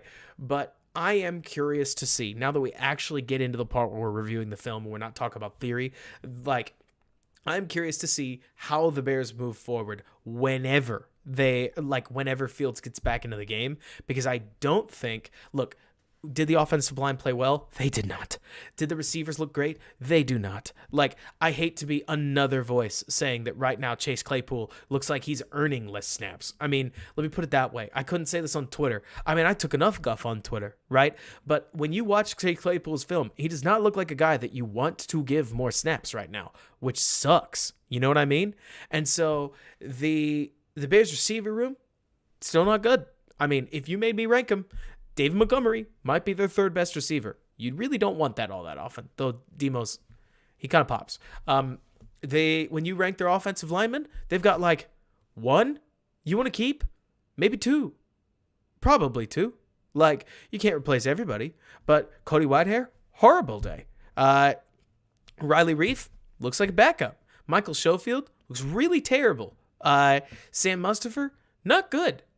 And so it's not as if the talent around Fields rules. And I expected, Alex, that at least from what I wanted to see, I expected this trade to light a fire under Chase Claypool. I mean, I really, and I agree with you, Derek. I mean, I think I'll take it one step even further, Derek. I wouldn't expect Chase Claypool to really be himself until next year, right? And because I'm worm food, like, I hear what you're saying about, like, it'll sting if we have to cut him, right? Let's not go there. I mean, even Chase Claypool in a different role can ideally find some kind of use out there on the field. But right now, he does not look like the guy who took getting rejected by Pittsburgh personally and decided that he was going to make Chicago like his the rebirth of his career, right? And that's what I kind of wanted to see. And maybe I was expecting too much. I will openly admit that could have potentially be way too much, right?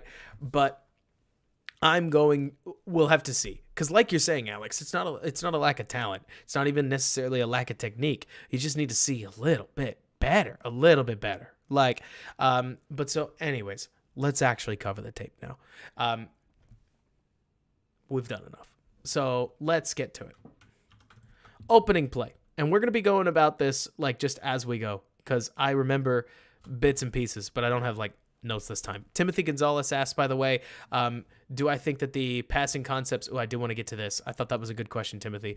Do I feel like some of Getsy's route concepts are basic? They appear elementary? Yes. This looks like a team, if I can just call it as I see it, right? This looks like a team that spent almost all of their time working on run game and installed next to no passing game because they did not want to pass it. They look like they spent a lot more time on their play action and their running game, and their actual drop back game they basically put next to no time into. I mean, just calling it as it is, right? It does not look like they have invested a lot of T&E into this drop back passing game, and it shows. But anyways, they get the ball on the, look at this, honestly, really great field position to open up the game. I love the fast motion into this. That's at least what I have heard it. Derek, this is Football 101, but it's also, let's see, John, we will blow through them, that's for sure, but we can't skip them. They're unfortunately way too big a part of the story. Derek, I agree with you that this is Football 101. It looks like somebody who's being retaught an offense, and even on that, it looks like somebody who's being taught that, what is this? Honestly, you probably would, Ace. This looks like a passer that keeps getting coached. Don't you dare turn the ball over. Just to be honest with you, a lot of this hesitation. Let's get there.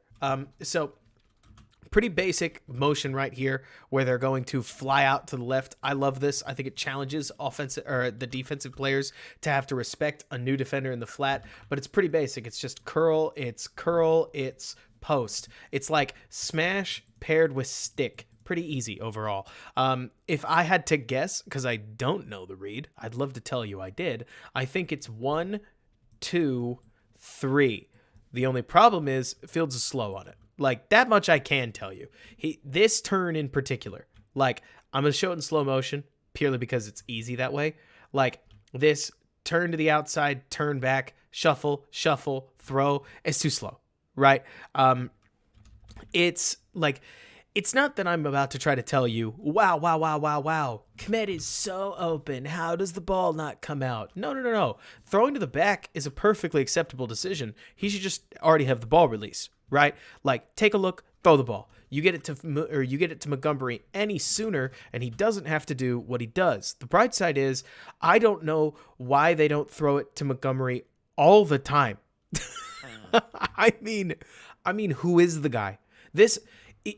David Montgomery is a video game player that is coded that when he catches the ball, his like special ability pops, and the first guy is not allowed to tackle him. I mean, he is crazy good at just whoop. I mean,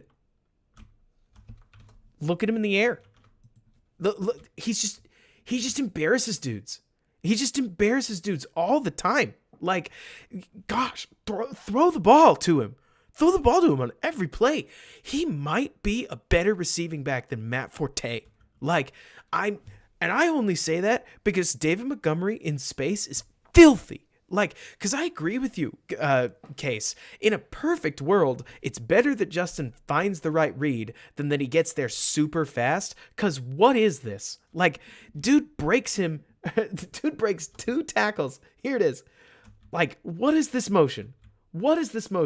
Whoop. Spin out. Still going. Stays up. He breaks 3 tackles. Like, I mean, turn the tackling down to rookie. Like, take the slider down. Who is he? And he's not like this on the run game. I would love to say he is, but in the run game, people can tee him up way too much. But like, what on earth is this? Please use him as a receiving back more often. Put Herbert back there in 21 personnel. Like, have Herbert be out there, have Herbert be out there with Montgomery, and Herbert can sit there and block for all I care. Like, it does not matter to me. David Montgomery is such an electric player with the check down. He is so crazy. I mean, how commonly at this point are we seeing check downs where Montgomery takes a 2nd and 14 and gets 13 yards minimum? Like, minimum. I mean, David Montgomery must have more first downs off of these like ultra long yardage situations than he does not first downs at this point through the air. He's such an, I say this just me trying to be as honest as possible. Within any running scheme, he just takes a few too many negative plays to be considered like extra special. But Lord Almighty, you give him the ball through the air and he is just the dude. I mean, I can't say enough about David Montgomery, the receiving back. The running back, it's bizarre, right? But the receiving back, I mean, Fields is starting to see it because he's getting the ball to him. It is crazy. Anyways, that's my notes on the first play. Was it a little slow? Because like you're saying, Case, I mean, the problem is, okay, Case brings up an important point that I want to talk about. Look, it's inside zone. Montgomery hits the hammer. They need 1 yard. They get 1 yard, whatever, right? But Case brings up an important point. We get so focused on watching one player, Justin Fields, right, that we forget that quarterbacks, even the good ones, make mistakes all the time. I mean, that's not me trying to cape too hard for Justin Fields. It's more to point out that, like you're saying, Case, because I'm glad you brought this up, that if you focus too much on one player, you will notice all of the demerits, right? If you focus on him relative to other players, it looks different, right? It's not as simple as Fields is bad at this, good at this, like so on and so forth. It's like Fields is doing things as a playmaker nobody else in the league is. I would tell you with a straight face that right now I think Fields is probably, okay, so hear the whole sentence. Fields is a top 3 playmaker in the NFL.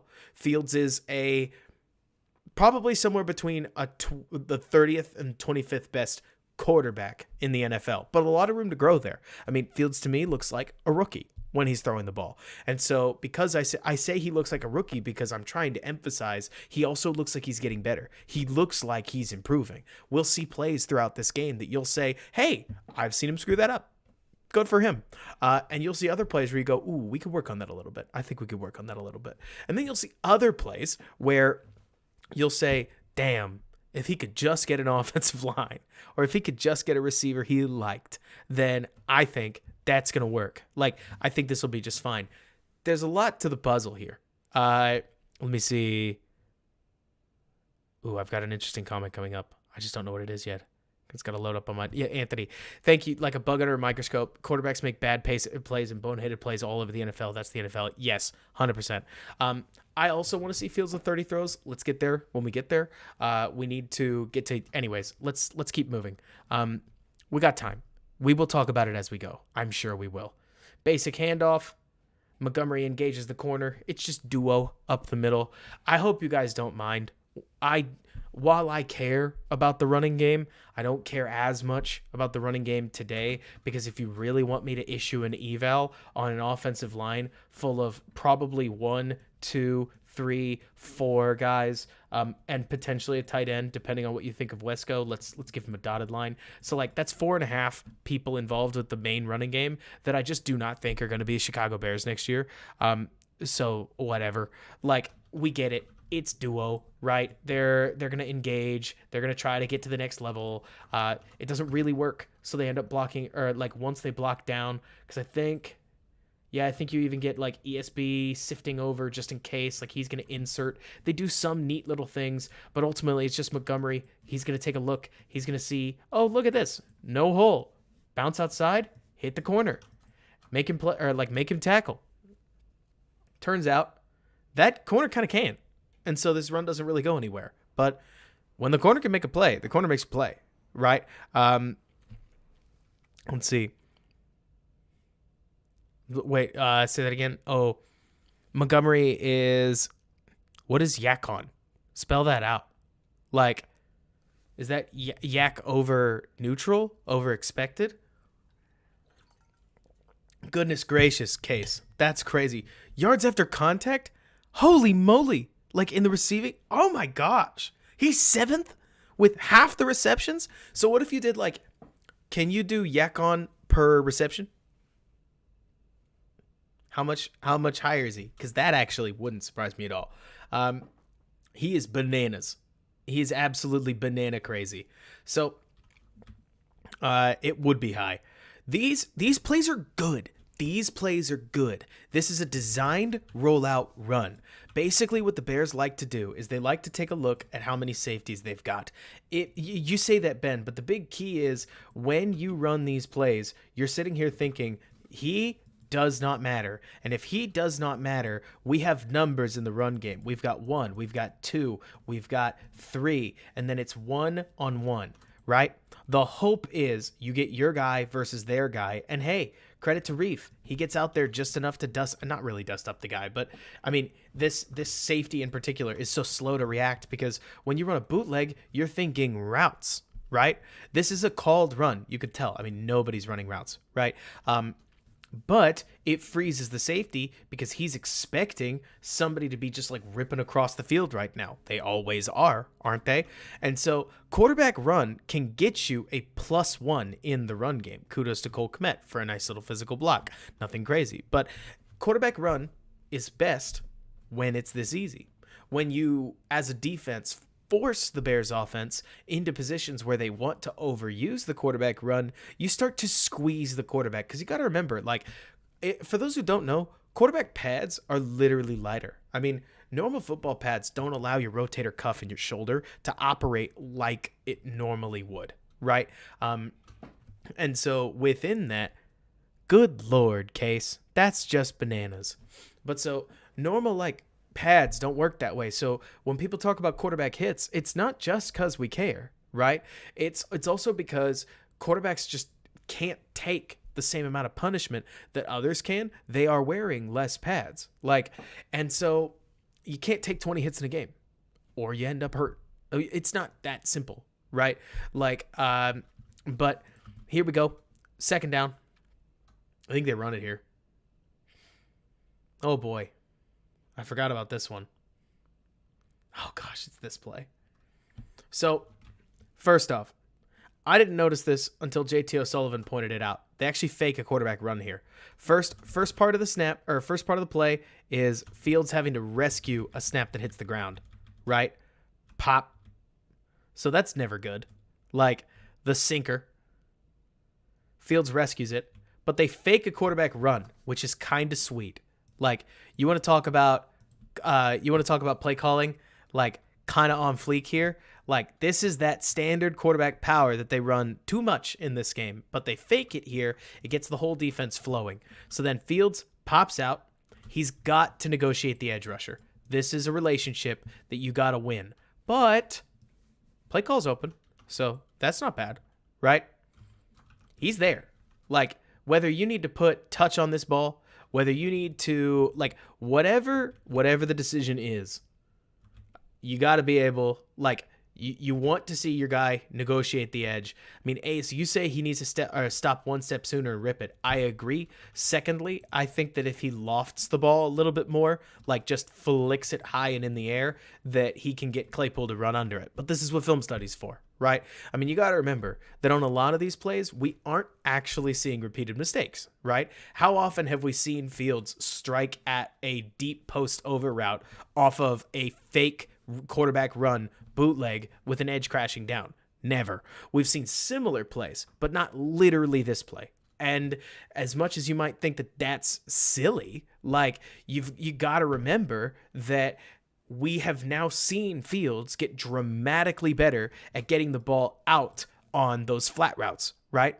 We have now started to see Fields get dramatically better at taking a snap and kicking out and kicking things out to these, like, what should we call it? Like on wheel routes or flat routes or bubble screens. Like Fields is getting better at the stuff the Bears are running. We have seen it, right? Like you're saying, Alex. I mean, we are really seeing Justin Fields get better at the stuff he's done a second time. But man, oh man, not ideal. Can we give some credit to Sam Mustipher and Riley Reif? Get that out of here. Like the Monty block is good. The Musty says, not today, baby. I've seen this one in the film room too many times. Hey, maybe that's how the guy keeps playing, right? But they move on. Hey, let's talk. Let's be blunt. Like the Bears' number one thing that you got to do, like as a quarterback, is when you get your opportunities, try not to miss them. When you miss one, be poised. Can we agree with that?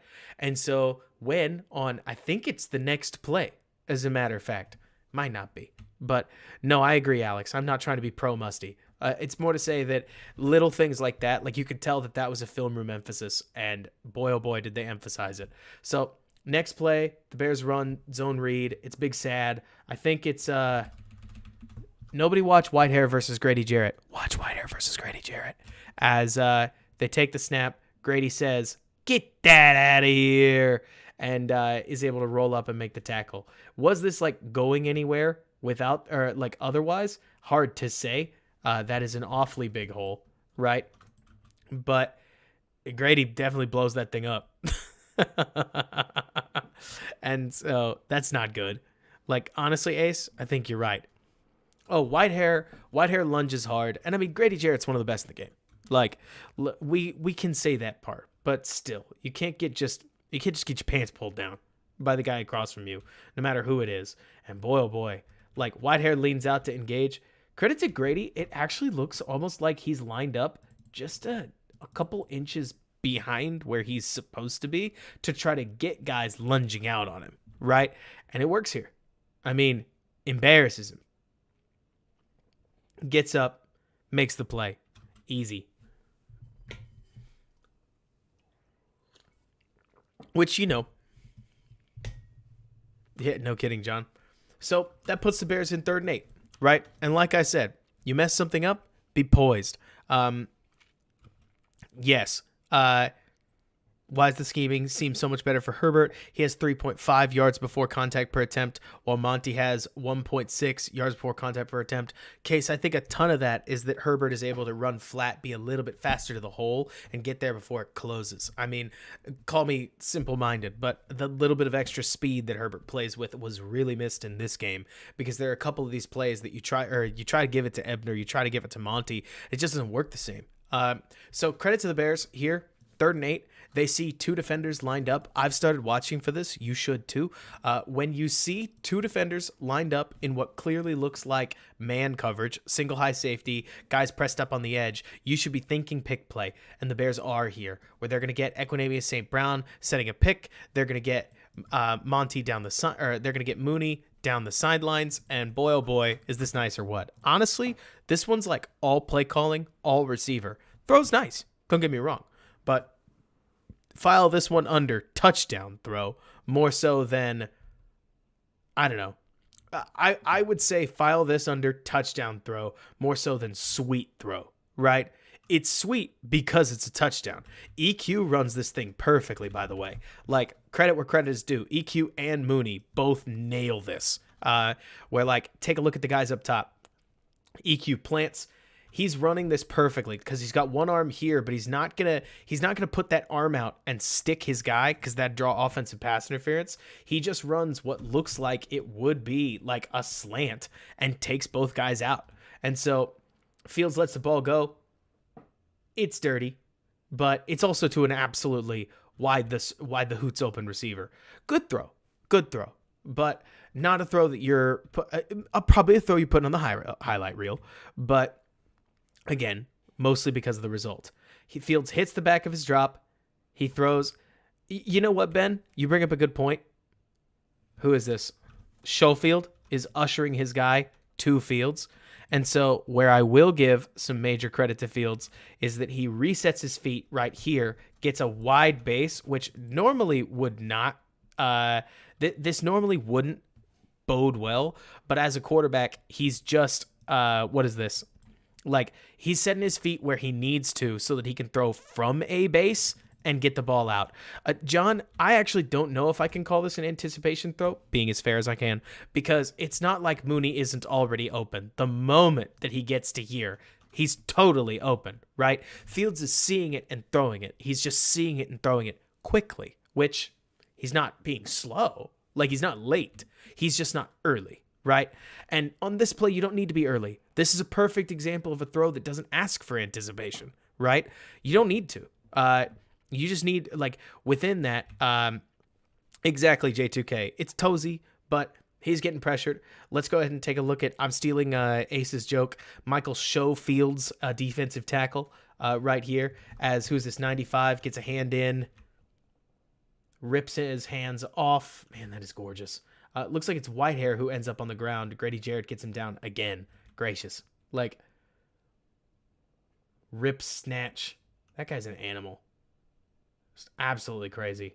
Nice catch by Mooney. Mooney's the guy who hits the, what is this? Mooney's the guy who hits the dive button in your video games on plays that maybe don't need diving, but it looks sweet anyways. So keep doing it, bud. It's been fun watching 11 come on, because I feel like Mooney in particular has started to get a little bit hot, which is awfully nice. I think this is, do I think we'll cut Whitehair Jacob? With the way he's been playing lately? Yeah, probably. Bummer of a run on this. Well, I guess it's not that big a bummer. It's like 4-yard gain. But basic, I think this is split flow inside zone. People keep saying that, and I think this is what this is, with a little bit of a zone read tag.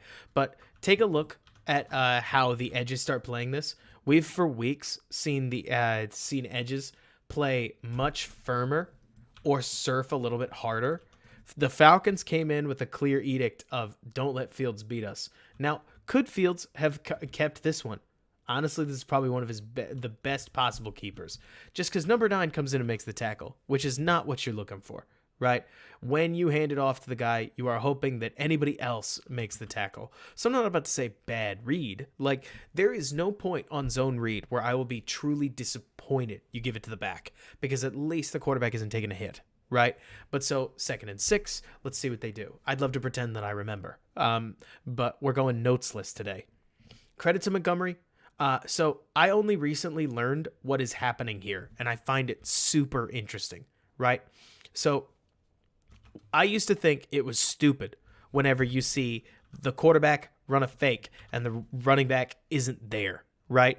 But what's happening on this play is that David Montgomery has a pass protection assignment. He sees that there is an extra guy on the line of scrimmage, and if he sees that, he's going to abort the fake and set to pass block just in case. The fake isn't as important as making sure your guy doesn't get blown up. So Montgomery comes forward ready for 27 to come. 27 does not come, and Montgomery heads back out to his route.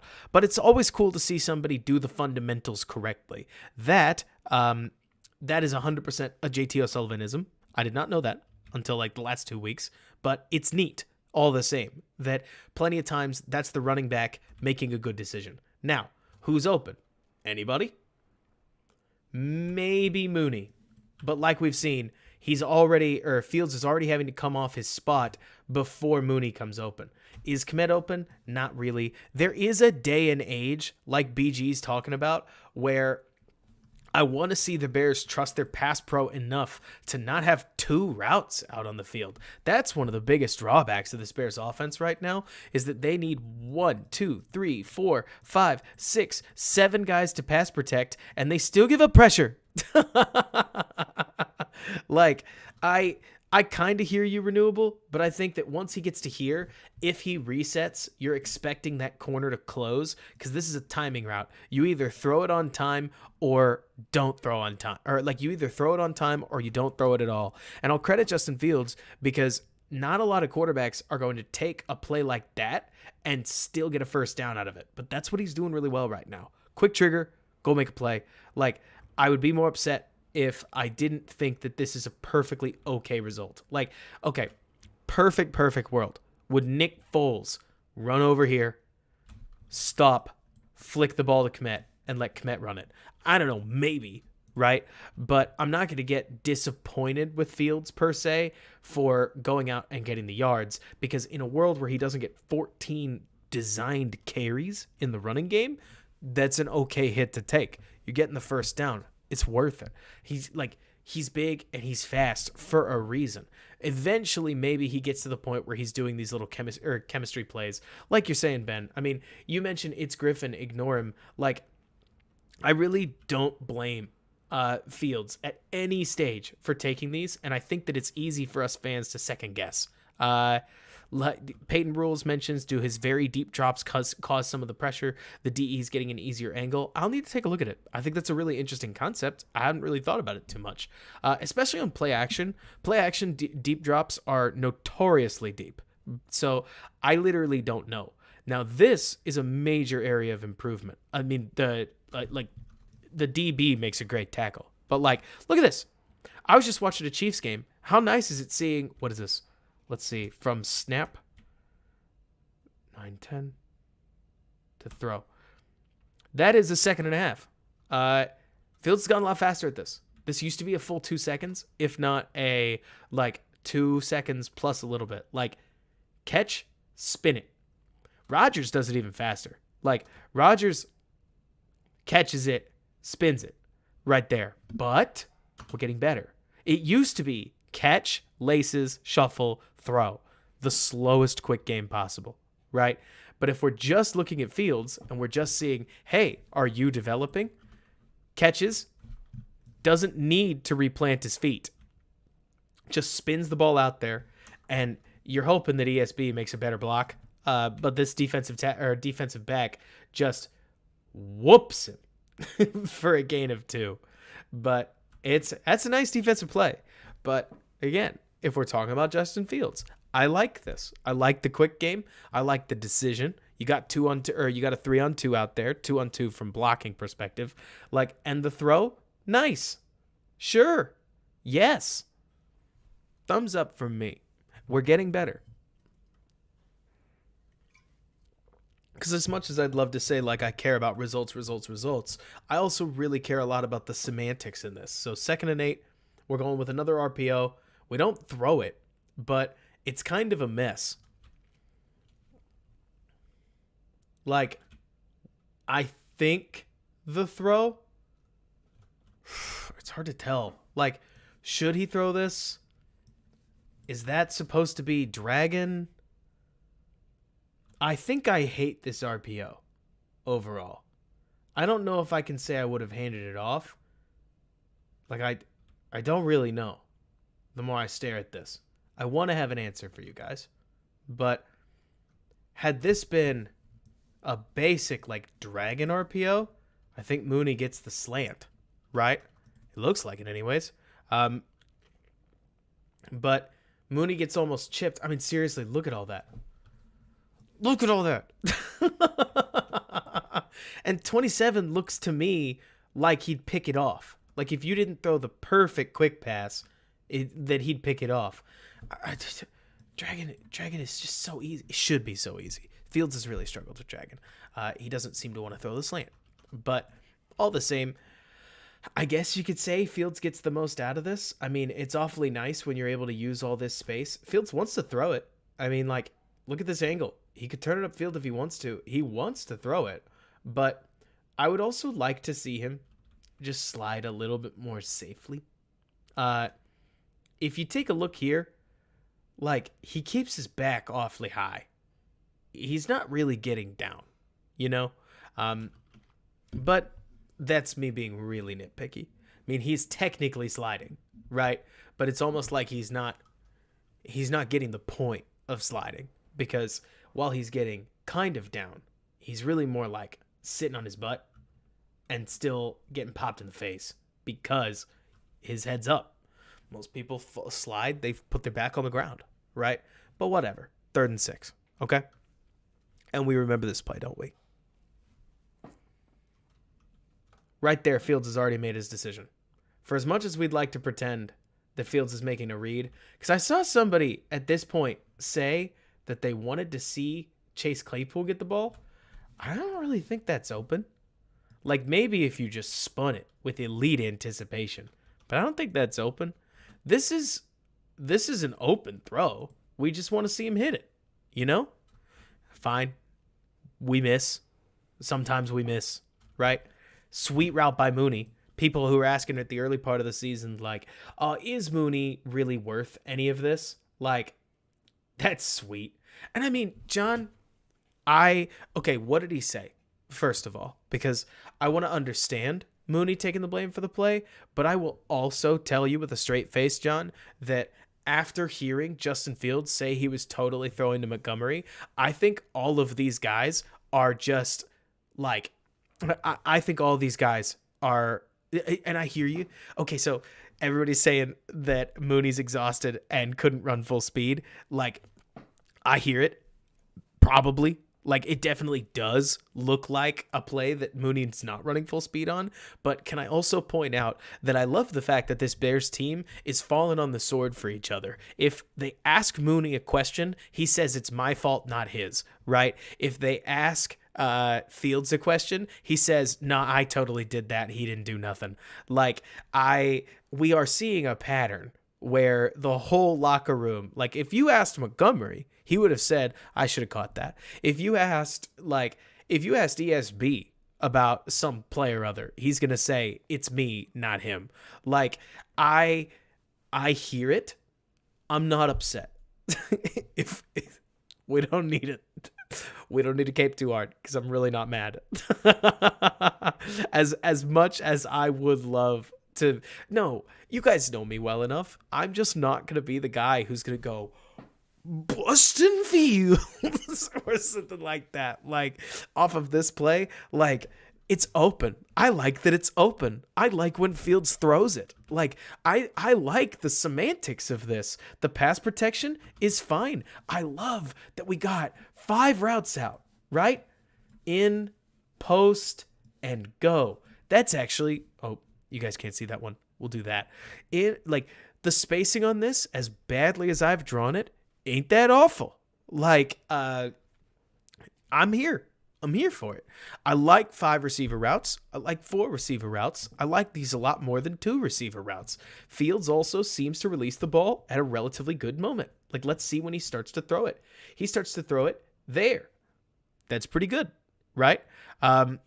Shoo. And I get it. It does kind of look like Mooney's, not running full speed. And yes, Case, 100%. The best quarterback in the league, completes passes for over 15 yards at a 43% completion rate. So people miss on these, right? For a litany of reasons. I would tell you that if I was going to critique Fields a little bit, okay? What down is it? We know, right? It's third down, okay? What do we want to emphasize on third down? Completions, right? So because it's third down, because we want to emphasize completions, what makes this complicated is that if you haven't noticed, Mooney takes an inside release, right? And so because he takes an inside, like if he was taking an outside release, I'd say he's got to dot it onto the sidelines. You can't see me drawing that. Like I'd say he has to dot it along the sidelines somewhere and just leave it in a bucket, get the touchdown later, but for now, prioritize the completion. Not literally there, but like that, but further downfield, where my face is, right? I think this is pretty low trajectory. Like, this is a spinner. This is a ball that if it doesn't hit your guy in the hands, nobody's catching it. And so that's fine. But especially given how it looks, to me at least, like this corner comes off outrageously slow. This almost looks to me like Fields took it personally that he's been underthrowing guys just a little bit and put a little bit of extra juice on it. Like, I actually think this is Fields overcorrecting off of a coaching point, and that if he had left it just a little shorter, like a little more air, a little shorter, that he'd have made sure that no matter what, Mooney catches it. But c'est la vie, happens. Right? We can overanalyze these things. I don't think it's a bad third down decision, especially when I look at the play in front of us. It doesn't really seem like anybody else is outrageously open, and moreover, like Mooney is wide open. I will live and die with these. That's me though. Like, could you have theoretically snapped it to Montgomery? You sure could have, right? But I don't know. That feels like clicker power. When you look at it, exactly like you're saying, Akusai, it's like, so to be clear, because Akusai says we wouldn't be having this conversation if he completed it. Agreed. John says correct read. Agreed. It's also worth mentioning that Fields makes this decision here, right? It's not like he actually reads this. And if anything, I would love to see him do this more. Just make a pre-snap decision and throw it on time, right? And so within that, like, the only difference would have been if he looked at this and thought, yeah, my guys are going to all get way downfield. And because they're going to get way downfield, I think David Montgomery is going to be open. And I freaking love throwing it to David Montgomery. That's a viable option. Who's going to say that that doesn't work, right? But that's really not who Fields is. So I will live and die. When people talk about the big game hunter thing over talking about the anticipatory throws thing, these are the throws I'll live with. There are others that I want, right? And so that's fine. That's fine. Like, AGM, they took. We'll talk about it as we get there, because the Falcons really started adjusting starting around now. Inspector, yeah, 100%. I mean, Fields rips it. It's a really pretty ball, honestly. Like, it's close. It's not out over here. It's not out over here, or I don't know. It's not out over here. It's not way out here. It's tight. I mean, if Mooney actually feels like he was tired and couldn't run quite as fast, on a 55-yard throw, that may make a difference. But the locker room feels united. Anyways, Bears collect a turnover. So they get a fumble. They're back on the field really quickly. And we see another one. And this time, we actually see the evidence of why it's good, right? Snap. Ball out. Bang. 5 yards. Could have been more. Like, if Mooney doesn't step out of bounds right there, you get a full 9 yards out of it. That's awfully neat. Like, you get a decent block right here. Boom.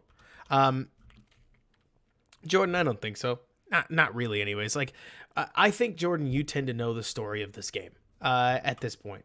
Like, it's it's not an amazing performance from Fields, but we're still seeing semantic growth. I mean, that's the key here, guys, right? Is you can see contextual growth in all sorts of things, just like this, right? Where Fields takes it, he's not going to set his feet, he's just going to zip the ball out there, and he makes it work. Like, sure, we could say Pringle needs a better block, but I would even tell you, Sean, I don't care. I don't want Myron Pringle to be the guy making that block eventually. But it's 2nd and 5 all the same. Like, we are seeing Fields get better in some areas and get challenged in others. Jordan, what we found is we found out that David Montgomery, our boy, is by over 2 full yards, the best yards per reception after contact back in football, where some of the best in the business, whether it's, I don't know, whether you think Leonard Fournette is one of the best in the business or Christian McCaffrey, those guys are at 2.3 average yards per carry, whereas David Montgomery is at 4.34, I think it was, just outrageous. And so it's wild seeing what he does in receiving specifically. But so, Grant, you mentioned boom. Shortstop. And I love it. Use what you're good at, right? If you're good at it, use it. Jordan, I think the problem is, because I agree with you on Terrell, but I also can't pretend to you that I think that Terrell is, I don't know. It's the classic problem of you still want your guy to win, right? Like, maybe there's just an element of frustration coming from it, but I would love to see Claypool's effort be a little bit better on some of the plays that we're looking at. Him not beating AJ Terrell in press doesn't bother me as much as other guys. But so here's a weird one. You make the call, right? Bears are going to run their pseudo-standard naked boot, right? They're going to get Kmet out here. They're going to get Mooney up and out. They're going to get, who is this? I don't know who that is. I think it's Ebner in the flat. I don't think Ebner's there, right? Is Kmet? You make the call. Do we care? Fields makes a move, gets upfield. Should he dump the ball to Kmet? This is the line of scrimmage. He has embarrassed himself with the line of scrimmage before, which, hey, he didn't again. Now that I think about it, week 2, Fields embarrassed himself with that line of scrimmage thing. Hasn't even gotten close since then. But so, can Fields draw and dump to your boy? Maybe. Should we care? I don't know. Like, when Fields is able to do that and stay relatively unhit, like, charge out, get a whole bunch of yards, go down, get the first down, I don't think I mind that he doesn't get the throw out. Like Anthony's saying, how could he possibly throw that ball? This seems to me like clicker abuse, but I have seen some people bring it up. I mean, AGM, you say it's a Mahomes ball. I would even go a step further, and I would say that Fields could probably do that. He'd just need more practice, right? Like, if him and Kmet had it as a given that they were going to do this, right? He could theoretically beat the guy, step up, stop, reset his feet. But I think that's asking a ton. I love the athleticism. This is rare athleticism. I mean, like, look from the tight view at how much burst Fields has when he plants his feet. This is crazy. Like, we've talked about it before. It doesn't really get old, right? It doesn't really get old. Plant, there he goes. Just gone. Wild.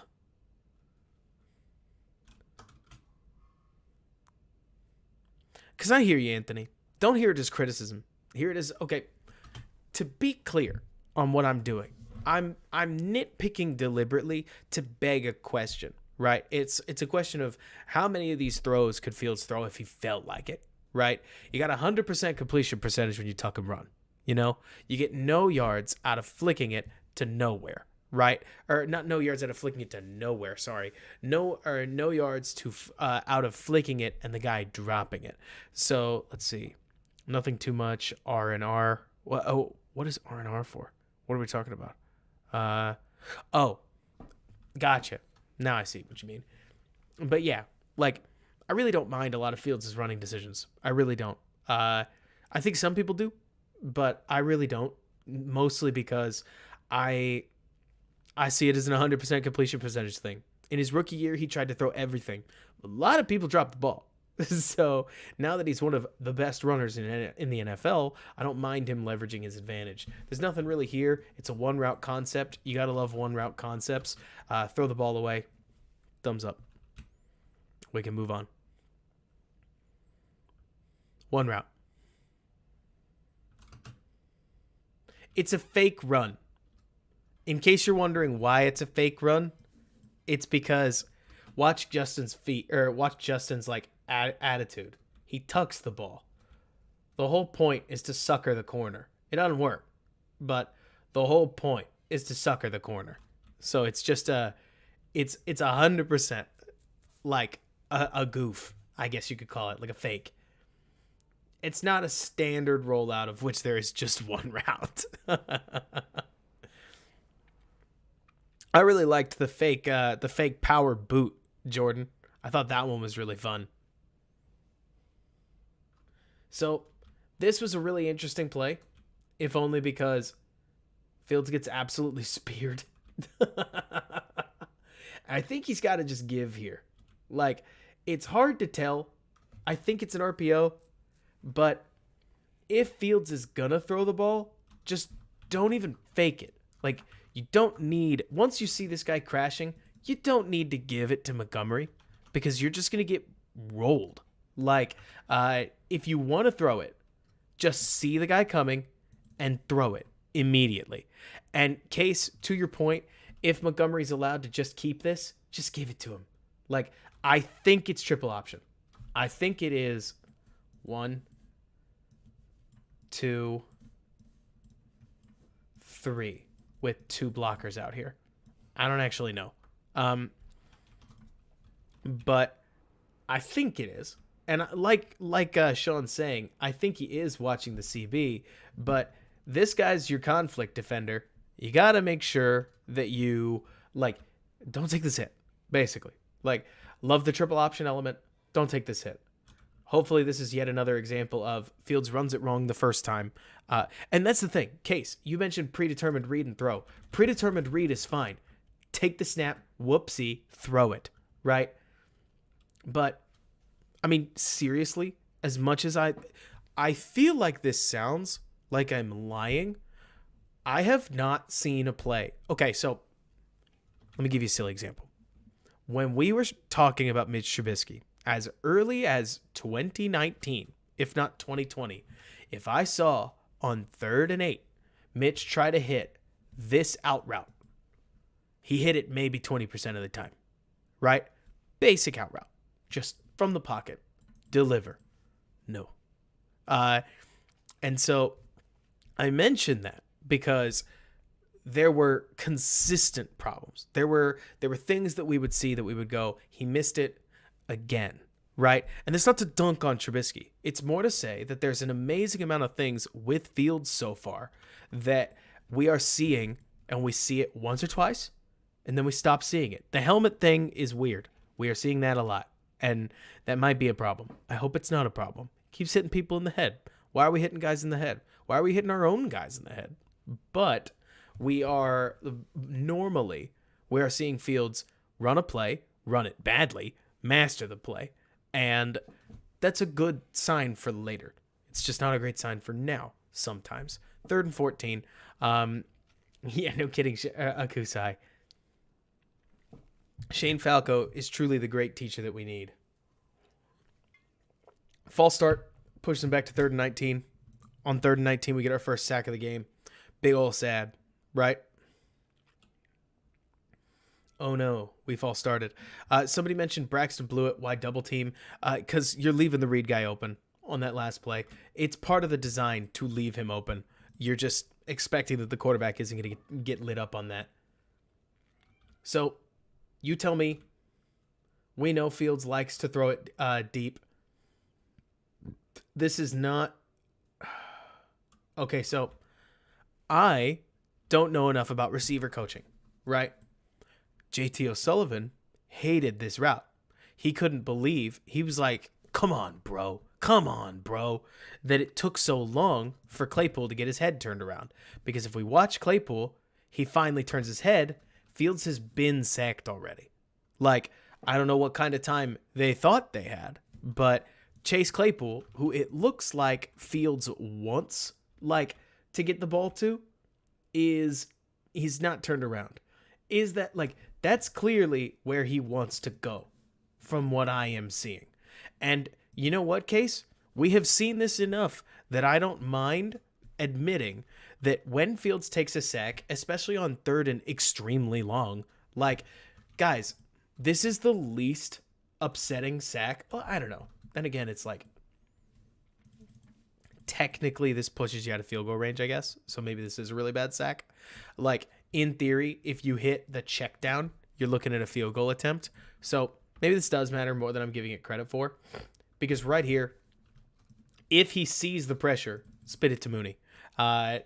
But he's waiting for Claypool to resolve himself as he gets whipped by what's going on. It's not like it's a sack 100% on Fields, but like with most quarterbacks, he probably could have avoided it if he was a super brain that saw everybody all at once. Now, let's make sure that we point this out, that Lord Almighty, the Bears' offensive line can't handle a stunt, right? Nothing. Awful. Like, Fields is looking to that side of the field, so I'm really only expecting him to work either Claypool number 1 or Mooney number 2, the check down. But you still want your offensive line to handle a stunt better than this, I'd say, with Reef and Schofield getting completely stunned, and the rusher coming straight through. And even worse, Fields sidesteps the stunter and it's there to clean up the sack. Sucks. Very bad. Now, these are plays that my hope would be in Justin Fields' third year we're a little better at. Because, like you're saying, Case, these are like, so rechargeable. I know you mentioned the crosser. To call this, so this is another check down, right? Where I don't think Fields is about to run to this part of the play unless he's reading this part of the play, which he's very clearly not. So the only real routes that I'm looking at in this case are 1 and the button hook number 2. But it's situational football. Like, especially once you feel Michael Schofield this deep, probably best to just spit the ball out. And I hope that Fields is getting a little better at that. I think that that's just going to be a practice thing. I also think there's a chance that he really was just trying to trust throw it so that he could try to see if he couldn't get the score. He's a big game hunter. It'll take time for him to unlearn that. Like, because there's pieces of that are great and wonderful and lovable. And there's pieces of that are not so great and not so wonderful. Just because they push you out of field goal range, force a punt, or a missed field goal. Like, I can't help but agree, Jordan, that I do feel like there's an aspect of, like, Anthony, I'm not expecting a third read. I'm expecting him to get to number 2 because he sticks on number 1. I also think that that within this, yeah, J2K, it's not a great route. Like everybody mentions, it's not an awesome route by Claypool. Case, your guess is as good as mine. Like, in terms of why doesn't he actually cross the first down marker? I don't know. Probably because he was trying to get underneath the corner a little bit. But it's definitely not ideal. Though, I don't know. Maybe something about no chemistry or something. Like, I'm just going to... Let's move on. But there's clearly a misalignment between what we want to see in terms of the... There's a misalignment between what we're expecting the offensive line to be able to deliver, what the wide receivers can actually deliver, and what the quarterback seems to think the wide receivers and the offensive line can deliver him. Because, to use an example, Nick Foles stands behind this offensive line and goes, "Hail," hits his check down right now. I've just seen it enough. Like, he'd hit the back of his drop. He'd be like, Claypool's not open, and throw the ball to Mooney. There's a piece of that with Justin Fields that I do think will come with experience. I really do believe that. Because I think right now, Fields hasn't really seen whether some of these guys will get open or not. Andy Dalton has been in this league a long time. Nick Foles has been in this league a long time. They've seen a lot of people run a lot of routes. And so they can look at a defense and know, hey, that's going to be open. That's not. And I think that is often to their advantage, and it's how some of these experienced guys get to the check down so quickly, right? I think it'll come with time. I think it's another offseason. I think it's a passing emphasis. I think the Bears can carry this run game into the future plan, and they don't really need a ton of work on it, but we'll have to see what they do. Basic inside zone duo right here. They just slam it up the gut. Good for them. Not much to really be gleaned on this play, I guess. If you want to go hard on the run game, we really can. I'm assuming we don't. Like, we have seen an awful lot of the run game. There is more to review. 2nd and 6. Bears like a lot of these condensed sets, and here they're going to motion Kari Blasingame into the backfield, and they're going to just, let me see, is this, it's one of their tosses. It totally goes off. JT O'Sullivan has apparently missed Kari Blasingame being on the team. I thought that was hilarious, by the way. If for anybody that follows him really closely, he was stunned. He was like, why have I never seen 30, why have I never seen 35 before? Is he new? And it was like, nope. The run game, honestly, Damo, isn't bad. It's not about that. It's more like it's not the star. You know what I mean? Right now, the team is just bad enough that we really care more about analyzing Fields and this passing game than I think we do about which of the offensive line are balling, because this offensive line has proved that we need to replace major pieces of it. Oh, man, what a catch. Oh, man. Oh, man. I could write 1,000 words about this catch. I mean, okay, let me get to the tight angle so that you can really see it. Because, like, it's a snag, and let's get to the quarterbacking piece of it in a minute. But what borderline defies physics is that not only does he snag it, dude takes a hit and pulls it in. How does this ball not come out? That looks like something I would complain about in Madden. Like, I mean, holy hootin' smokes. Wow.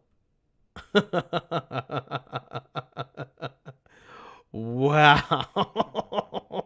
Like, I mean, this could be a better catch than the Mooney catch we saw earlier. This is crazy. Because he takes the hit. It would be probably a little bit worse, but eating the hit and keeping the ball is bananas. Like, wow. Not enough to talk about. And so, renewable, I love the challenge. Let's take a look. It looks to me, at least, like this safety is on Pringle. Because again, you got to remember that we can't abuse the power of the clicker. Of course Pringle looks open right here, right?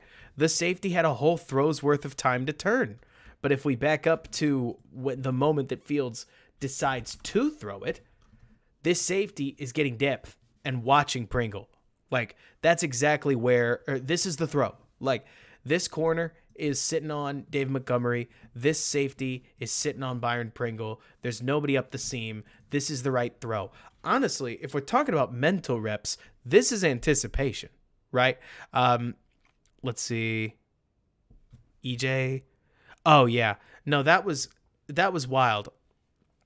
But I thought EJ went crazy. But then again, hot takes is sort of,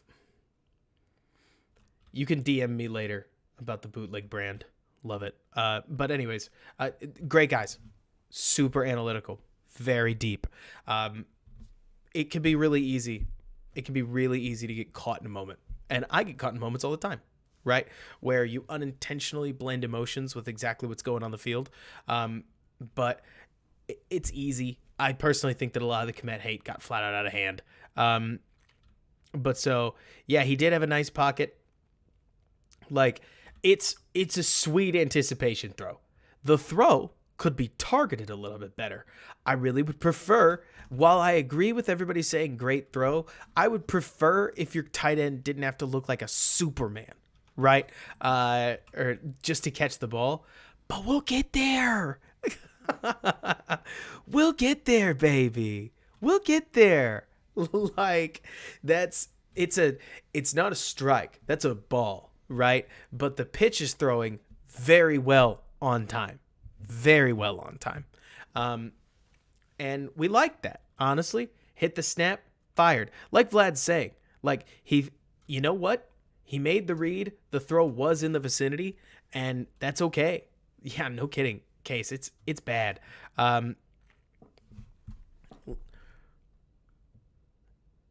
TV broadcast did look terrible. Like the whole thing is just grainy as hail. We're going to pull Blaziken across. The formation usage, honestly, on offense, really not so bad at all. Like, Blaziken's going to come across. Absolutely nobody's going to move. We're looking at zone, probably. I think they're going to run it on this. Yeah, you can see this. Like, they are as clearly as possible. Like, check this edge out where he's just going to sit. Right? Sit and wait. You're not coming over here. Run the ball. Take your chances. And you know what? They're right to do so. It's not like the Bears can run the ball. Like, this is where the Bears offensive line needs a real step up, because right now, just to point it out, like, I know we said we weren't going to cover the run game too much, but like, take a look at this.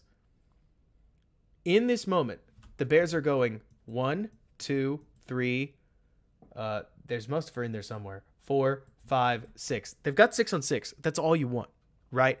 Like, all you can ask for is 6 on 6 in the box. They're going to lose, right? That's not the aim. You are hoping that when you get that 6 on 6, and honestly, like, had they felt like it, they probably could have called a hold on Whitehair right here. Wait, do they? They may. Now that I think about it. But it's not a good run. And we're back to the same problem that we saw with a lot of the Nagy era stuff, where I remember we talked a lot about how they got what they wanted in the run game. Their guys just couldn't block it. They're not playing the Texans anymore, much as I wish they were. So we'll hope that gets upgraded in the offseason, because the aim would be that it does. No, it looks like they didn't call a hold. We'll take it. 2nd and 8.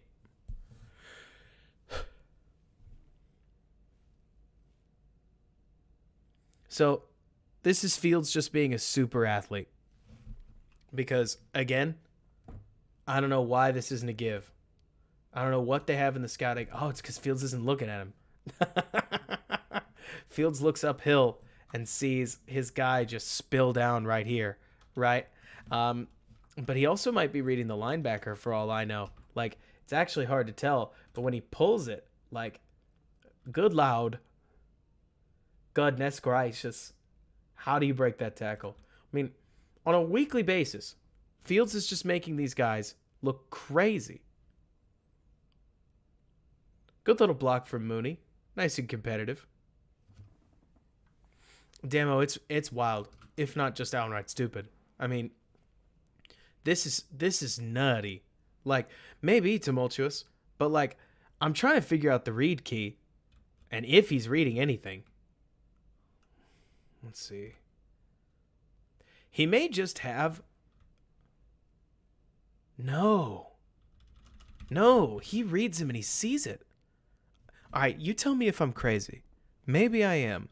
It looks to me, Q, thank you so much. QB1 for president, absolutely. It looks to me like he sees him right there, glances, sees he's coming. He already got smoked earlier in the game, and so he's going to take his eyes off of him and just rope-a-dope him. Like, this may be another one of those moments where he's just setting him up. Like, I don't know if it's getting out of, KP. I think it's, okay, I see you. You want to do that? I'll embarrass you. Give me your sister's number. Like, that's crazy. And it's 6 yards. Very easy. Not a lot of quarterbacks are going to do that. Like, I mean, Ben, it's silly what he does. So 3rd and 5. The Bears are going to run that quarterback power, and this one is sad. Did we see this live? Because Braxton Jones, I think, needs to be playing what's called inside out, or they call it MDM, most dangerous man, right? Where as they're going to pin and pull, which the Bears have been running a ton of pin and pull, I can only imagine that our own Jordan Silvera is extremely excited about it. The goal is to block everybody in first, These guys are your first priority blocks. You don't get these guys, the play is over, right? So you're going to end up seeing both Braxton and Montgomery both target this guy right here. And so that's obviously not ideal.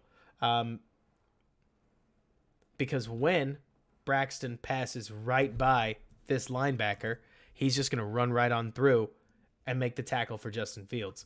It's not like all this quarterback run with a deep safety who's just never going to get to the play is a bad idea. It's that you have to execute it perfectly or your quarterback hits the deck. And in this case, that's exactly what happens, where you'll see after the play, Montgomery and Braxton have a spirited disagreement. Like right here, you see that? Where Montgomery and Braxton, like Montgomery immediately looks back and is like, bro, what are you doing?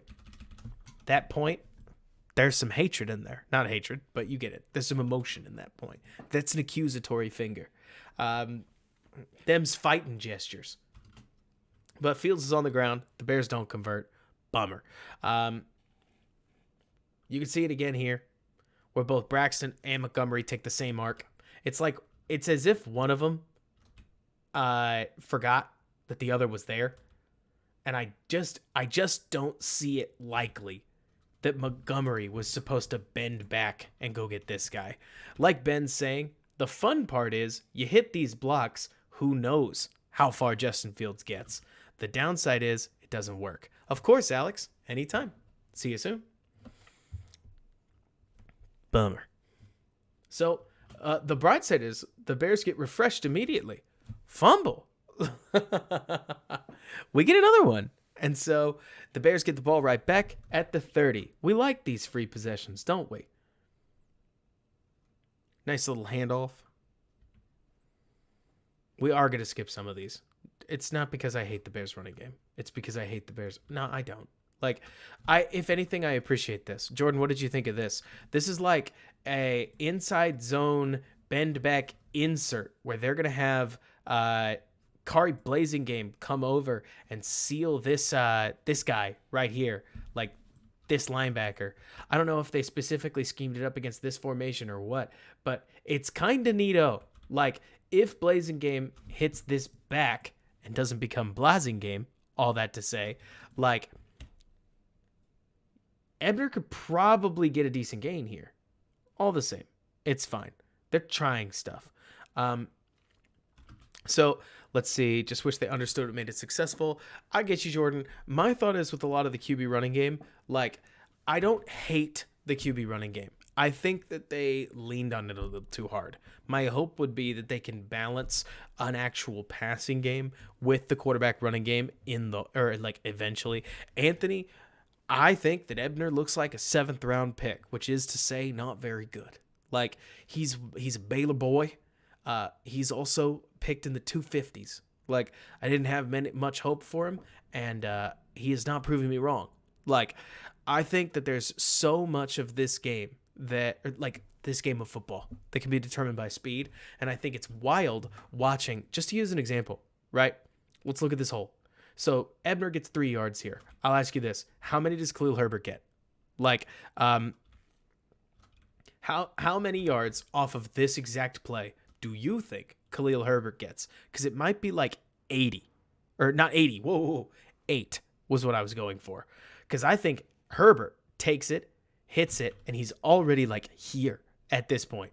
In fact, he may cut up field and get a huge gain off of it. Herbert's quick. Like, I don't think I'm I don't actually think I'm, what is this, like, freaking out, because I'm with you, Akusai. Like, there's an element of Orlovsky touchdowning that I'm trying to avoid, but like Herbert is way too slow through this hole, and it's okay, I guess, but that's a spot where I feel like you could really point and miss 24, because 24 has been nutty for good reason. I mean, he has been absolutely beyond crazy, which is fun. So Fields is going to throw another ball away.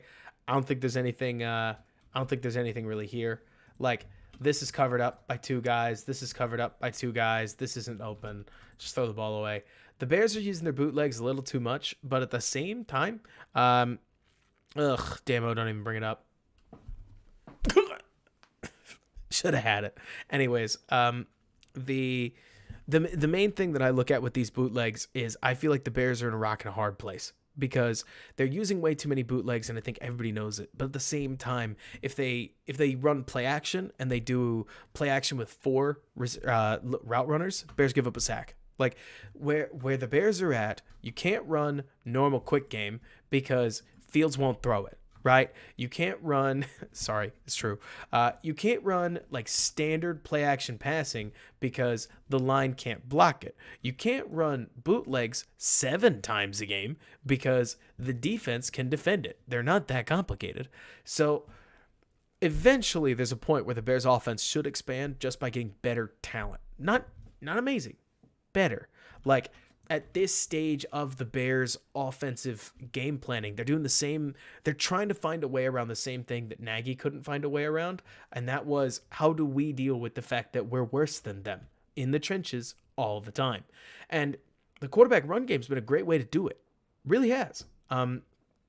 But it's like, it's definitely something that you're seeing it hit its limits, especially when 24 comes out of the game, because I think it's very obvious how much of a difference I think Herbert makes when he's on the field. So here you're going to get like a fakey. It's really just a whip route. And hey, ESB runs it really nicely. Like, these are the man beaters that I've been begging for. Because here against man, I mean, like, look at that. How easy is that? When Equanimeous St. Brown is taking a pass like that, you know you did something right. Because here against man coverage, it leaves 34 in absolutely no position to make a play. You can credit a lot of things. One of the things you can credit is this bunch alignment. There's no great way for any defense to play upfield and not get set picks when they are like when you're playing in bunch. So you'll see the Bears line up in bunches to try to get what's called a free release, where ESB can run wherever the hell he wants to right off the line. It's perfect for a play exactly like this. I hope they run it more, and then I hope they mix it up, and then I hope he just runs across field. Like, you run it enough, you can play off of these kinds of things. They work. So AGM, that's exactly what I just talked about. The CBs are back here because the Bears are bunching. And so because they're bunching, there's one guy, the nickel, who's going to sit on the guy who's on the line. But if you'll notice, so when you hear about people talking about on the line, off the line, you'll notice that both Kmet and ESB are about a line behind, or a yard behind the line of scrimmage. That means that theoretically, if somebody was going to stand here, they couldn't jam them. And so because of that, you leave your jamming corner against the guy who's actually on the line, and you send both of these guys in off man to play the bunch wherever it goes. Some DBs are better than others at stopping this kind of thing, but you can see 34 triggered down thinking it's a slant. Like, you could see him coming down on it, but he gets caught. ESB whirls around. And yeah, if ESB had breakaway speed, he's going to get a big old gain from that. But we like the third down anyways. If anything, I can't help but feel like EQ is showing us how much there is to be desired in this receiving room right now.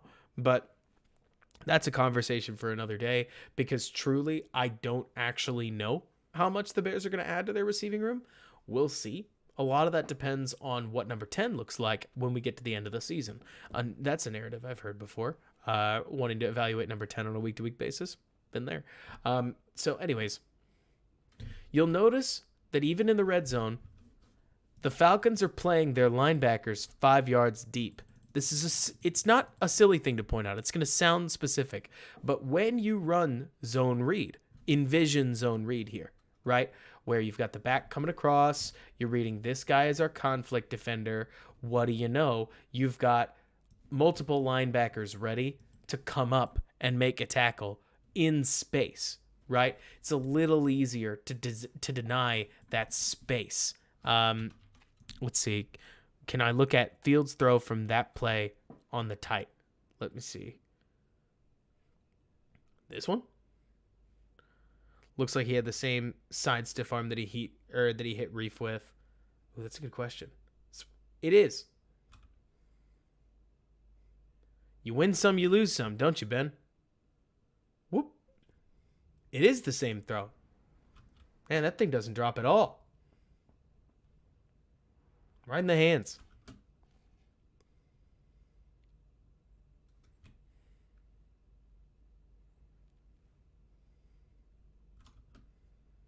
But so, handoff.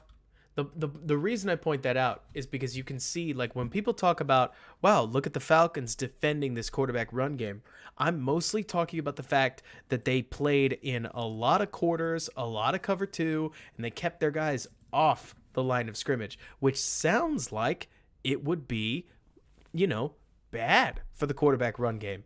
But you got to remember that the quarterback run game in particular usually relies on getting to the edges and playing in space. It's a terrible arrow. Why did I even bother drawing that? Like, playing in space, where this is weak is up front. But every time the Bears try to hand it off just like this, they aren't getting much, are they? And that's what the Falcons are begging you for in this case. They want you to just keep pounding it up the middle and letting them bleed you down. Ben, I'm sure there will be a healthy, what do you even call it? Like, I cannot imagine Fields will not attempt to grow out of beating people in the helmet, but it wouldn't surprise me if we see some deflections for the rest of his career. All the same, you can't hit your own guy in the helmet. Ideally, he's just not even in the lane. Different convo. Handoff. I thought this was Montgomery. This was Ebner's easily best run of the game. Just a tough one. Grindy run to get to 3rd and 1. We can appreciate these. I like the formation swap, by the way, as they call blazing game over. Get to the eye. Eye could go either direction. They go strong side eye. Let's see. It's this auto rotation. What do you mean, Anthony? Oh, I got you. I get what you mean now. It's prescribed. Well, they get to the 5, and they're going to hand the ball to Montgomery. Well, first they're going to sneak it, which, by the way, you are never going to see me upset with a sneak call. Ever. I'm all about it. Sneaks are easy. If you lose on a sneak, you suck. You live with it. You go get the next one. But sneaks don't bother me, especially when your quarterback is as big as Justin Fields is. Not that that really matters. Just go get there. I know, Akusai. And Nagy did lose on sneaks. It was all awful. I do too, Case. The simplicity of it's great. So, we all know what play this is, right? We've seen it enough times. This one's sweet. And this is best red zone play they have. What are you going to do, right? What are you going to do? Because eventually, Darnell Mooney is going to wiggle you and bake you inside. But for now, the Bears just can't stop scoring on quarterback power pin and pull left. Or I guess it'd be like quarterback pin and pull sweep left, where they're going to have EQ, block down, chip him. They're going to get 3 lead blockers. In this case, those lead blockers get out and they all engage somebody. Massive credit to whoever this is. I think it's Braxton Jones. He's deleting. And then, like, look at this. What is this? What is this from Fields? Stop. Let me just go upfield. It looks so easy on the broadcast. Then let's look at the tight angle, right? Let's watch a 225-pound behemoth running full speed, direct left, just decide, you know what? How about we go upfield? What is this? How on earth does he do this? Like, you want to talk about outrageous athleticism? 1, 2, 3, up. In. That easy. Sam Mustipher is a tourist on this play, so that's kind of funny. I think we all love the memes.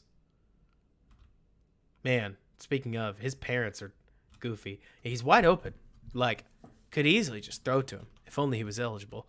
But, man, he just rips upfield. Like, there's no stopping that. This is such a good play. I agree. Case specifically when it comes to Braxton's run blocking, his pass blocking still leaves something to be desired. But hey, he's a fifth round left tackle. What did I really expect? But when he gets out in motion, he looks really good doing it. It's not like it's elite, but it is really good. Okay, so I am going to go get some water. While I get some water, I'm going to treat y'all to which one is which. We can go over some of it later if y'all want to, but for now, I'm just going to leave you guys with the latest from Cade McNown, and go get some agua. Be right back.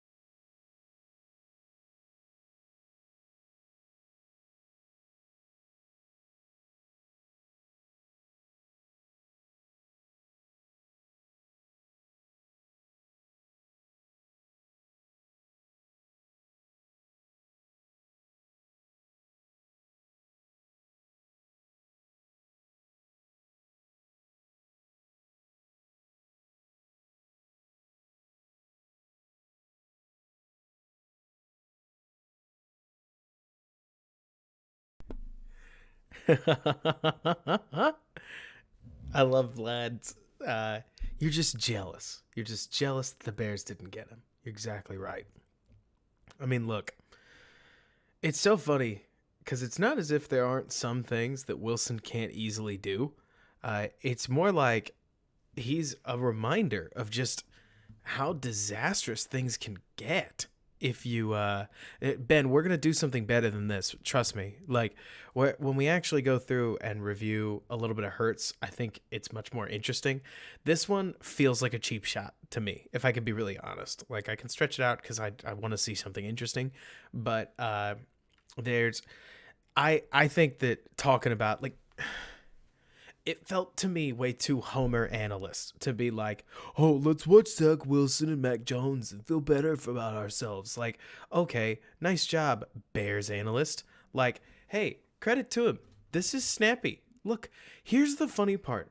I can envision talking about Zach Wilson and being like, this is a snipe, you know? Like, plants, fires, yeah, that's there. Is that Mims? Bummer. Like, gotta have that. Like, plant, rip, drop. Mad about it. Maybe Wilson does need his Jamar Chase, Drex, but he already has his Garrett Wilson, and Denzel Mims sure isn't bad, I don't think. That's a sweet route. Gosh, I would have given up not a lot, but I would have absolutely taken Mims. God, don't jump like that, you dingus. That is Mims, isn't it? Wide open. Don't jump. Silly. Ace, we're not going to be here for long. I needed intermission. My throat was about to give out. But yeah, 2.77 inches per play was so funny.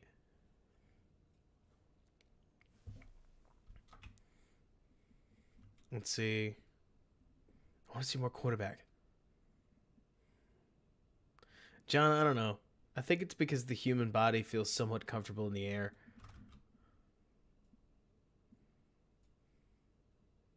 Yeah. So here's the funny part. Okay. Can we talk about this? I saw this from Trevor Simeon's film. You guys don't want to see that. I think we can agree. This is what it looks like to play with anticipation and not get results, right?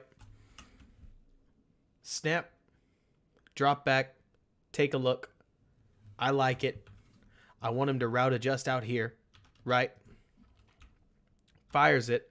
I mean, no saying that's not on time, right? If anything, that's like wildly early. Fires it. Receiver is absolutely nowhere close, right? And you fail on third down. Now, does that mean that Fields' MO of, in this case, whipping back and trying to make some kind of a play out of it is the automatic correct answer? I'm not about to say yes. What I am about to say is that it is really easy when the Bears are losing, even if they're scoring, for people all over Twitter. I deal with these people a lot. Maybe this isn't you guys, but I deal with these people a lot. Where I want to point out that it's not as if anticipation is always the answer, because when you anticipate wrong, then play doesn't work. And at the end of the day, people freak out over plays that don't work. So, Case, you asked who's wrong there. If you ask me, my guess is that he's got pressure in his face, so his trigger says, I got to get rid of this football. That's actually kind of good, right? And then Wilson's going to throw to a spot that a receiver doesn't get to. So if I wanted to dunk on Wilson, I'd say bad route. If I wanted to dunk on Wilson's receivers and say his cast is awful, I'd say good route, must be a bad throw. The truth is, I don't know.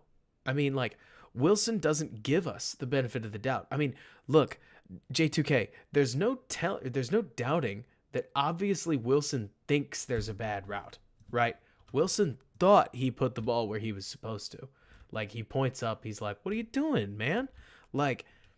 At least what I am seeing is that Wilson thinks that based on the fact that you've got zone coverage and that you've got a corner walking up, that he's supposed to hook out off of a sight adjustment.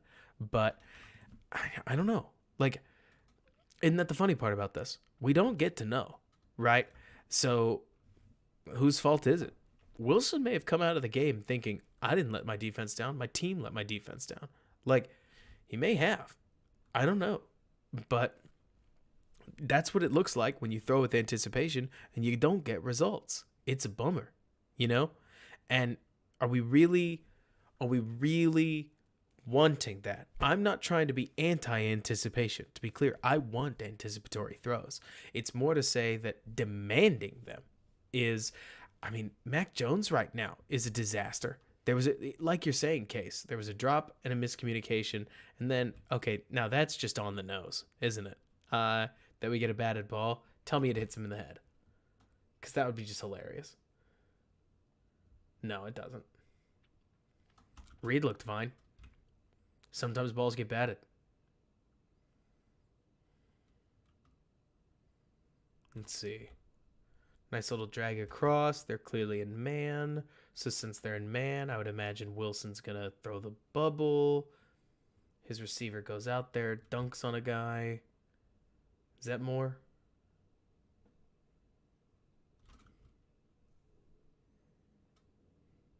It's just interesting getting a sense for how this stuff works. Let's see. Did we take is Sky the two swings? No, I didn't see those yet, Ace. Maybe. I stepped out for a little bit. Let's see. Because again, I think it's interesting to just go straight from watching one to watching another. Here, it looks like they're going to get tagged for, is it offsides or is it a false start? It really was renewable. And timing's something that takes practice. And the Bears are not very good. Run play, we don't care. It was a clear offsides. Sometimes I've seen very obvious offsides that end up false starts. So I'm never sure when I'm speed watching. Gonna pull across. Looks like man again. Oh, yikes. Oh, yikes. I'm not even 100% sure I blame Wilson on this. Where is the throw? Where is the throw? Like, I don't know. And no kidding. Like, BG. Fields is tough as hell. Like, hot dang. We're gonna do it. We're gonna do it, Vlad. It looks to me like 17 just launches up for no reason.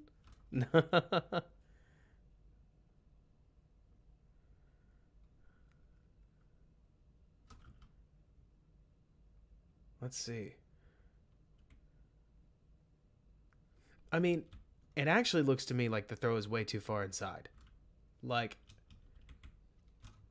the jump is weird, don't get me wrong, but it looks like he misses. But moreover, I can understand the problems that are really like pushing the I can understand where the Jets are getting with this just as a team, because one thing you can kind of tell is that Zach Wilson here, it's so funny, isn't it? I can't believe I'm saying this. What I'm seeing on film is a quarterback who's playing without his team, right? This quarterback is playing with almost an indignance about his play rather than what we've seen with Fields. Like, I am shocked that I'm saying this. I am, because I actually expected to watch Wilson and be like, lol, his footwork, lol, his decision making. No, he's on time, right? His accuracy it's not great. It's not awful. Moreover, it does not look like the Jets like him. And I understand that I'm reading into the locker room a little bit there, but you know what I mean? Where it's like, he's getting into fights. Like, yes, he's pointing out flaws, but he's a second-year quarterback. Like, it does not look as if this team is trying to make, or to let Zach Wilson lead them, so to speak.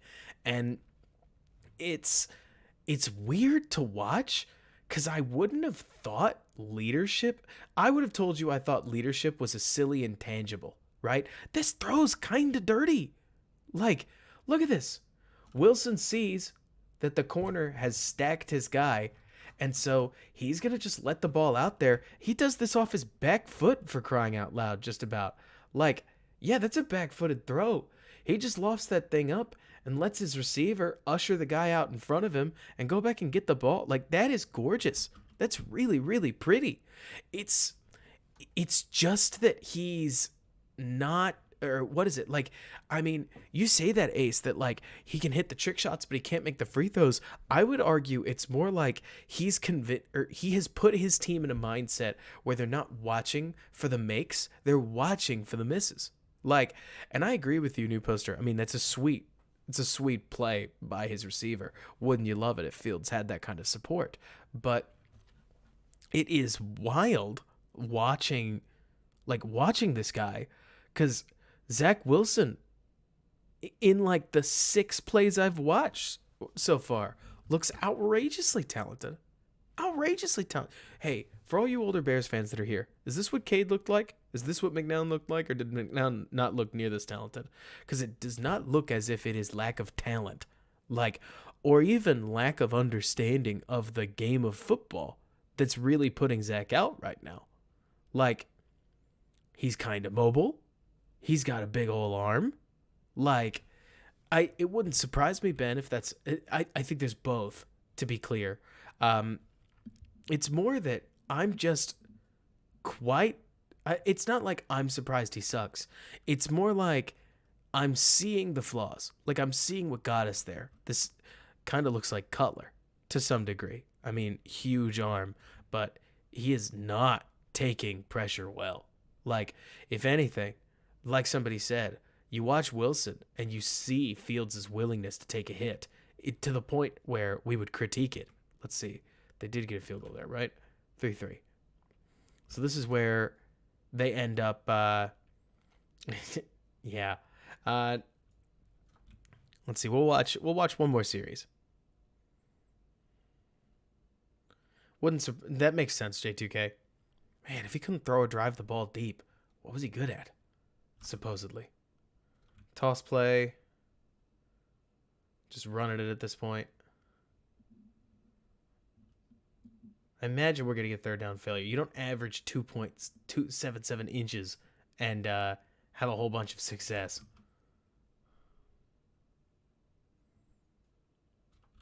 Oh.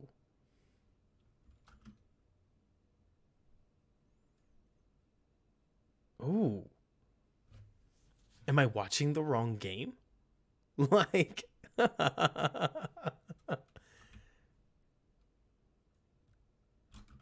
snap, looks downfield, sees the out, rifles it. Nice grab. It's objectively good, Case. Where's the part where this goes? It's the first half of Kusai. Does he just get shut out in the second half?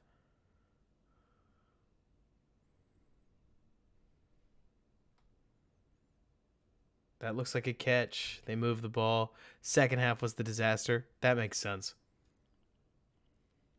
Well, we're not going to watch that much, so we may miss the disaster. But, like, they're moving. Yeah, must be, Sean.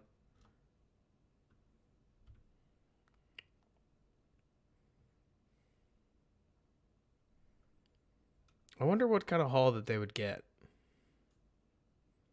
Well, if we're going to skip, where we're going to at least get to the point where, let's see, Oh, this is one of those bad ones. This is the first of the bad ones. Where he's going to flick the ball and hit his guy. Hit the guy right in the hands. You tell me, Bears fans. Open or not open? I mean, this is a beautiful anticipatory throw, right? Like, starting to throw right there when the guy's crossing face. Gorgeous. I mean, really, really gorgeous. You know, you just can't sail it like that and land it right in the hands of the middle field safety. The fact that he drops it is irrelevant, right? But, oof, that's not great. But it's not that that's not mental great, right? It's that that's just that's a stupid physical mistake. Like, it's not. This is why the best quarterbacks in the NFL are the like the ones with poor. Oh man, he doesn't step into it at all. Like, there's no step. It's just a flick. Like, man, suddenly I'm a quarterback mechanics guy. Like, he's a little bit under pressure, right?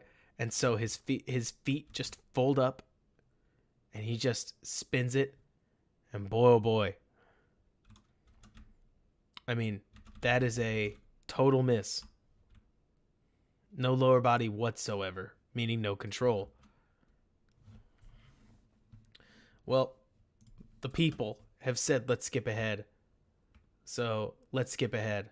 Oh boy, that's never what you want to be starting with, is it?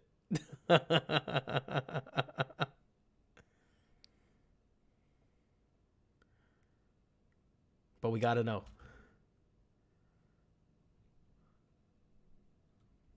Is there anything there? I guess there is, huh? Because that's like, I mean, that's open, right?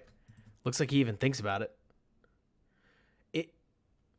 So, Jordan, we skipped a chunk of this. I don't know if you watched this game. It looks to me like Wilson might be an unraveler. Is he somebody with any poise?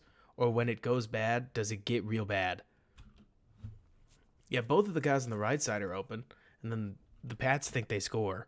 But it looks like he just got lit up. Oh, man.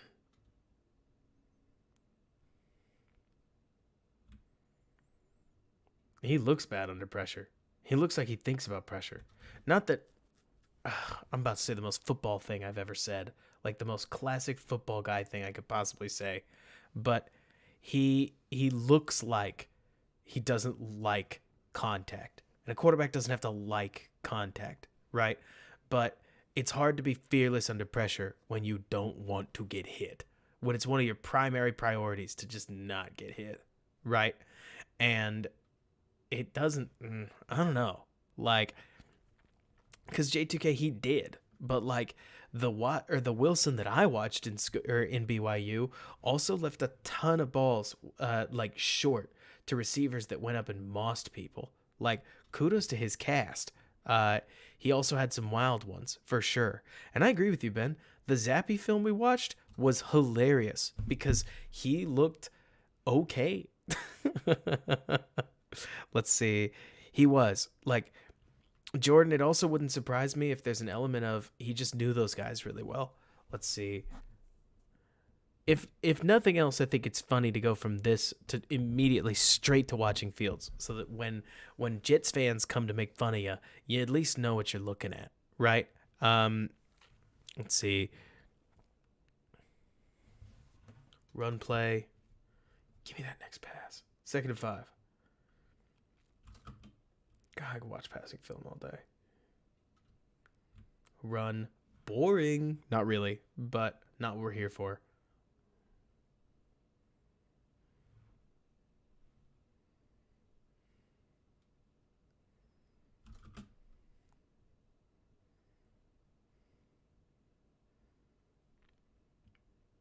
He did get that, right?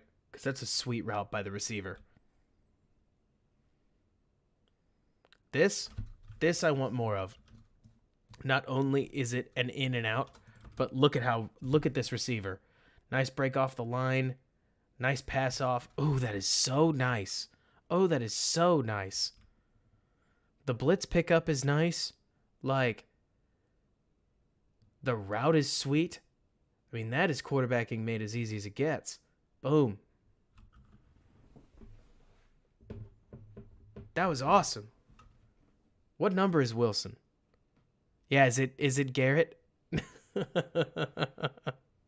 Like, oh man. Oh, that was dirty.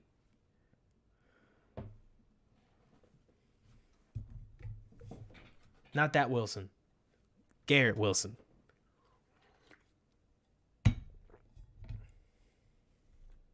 Was this a draw? This is the worst draw I've just about ever seen.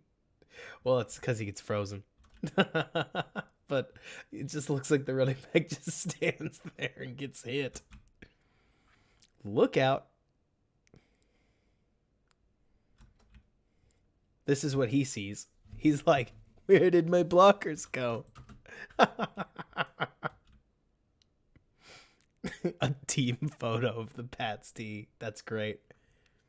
2nd and 13. A little bit of motion in. Play action, baby. Oh, get it. No. Tough throw. It's the open one. But it's a tough throw. Oh, but, you know, you never like that screenshot where the guy's got a clear beat on him.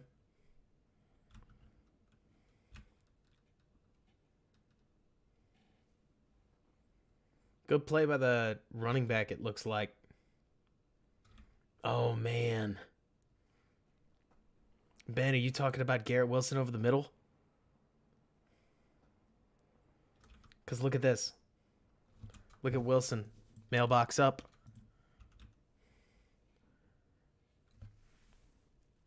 That is some frustrated body language. I cannot believe it.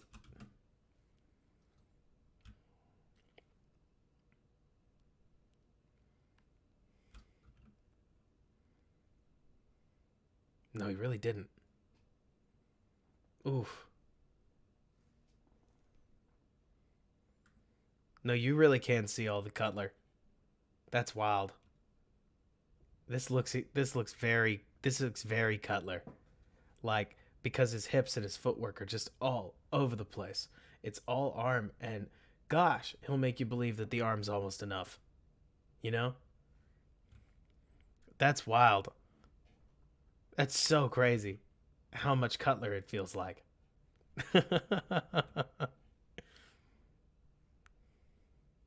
Oh, doesn't Garrett Wilson make you jealous, Ben? Like, so good. So good. That's off. Let's see. Does he get his feet in this one? Looks like he does. But for some reason, his weight's on his back foot. Like, look at that. He's coming over the top. Backwards. Why is he on his back foot here?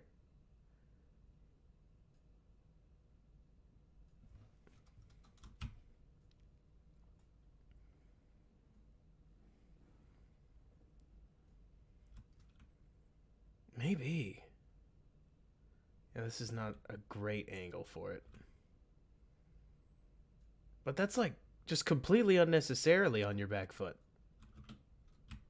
Yeah, no kidding, Case.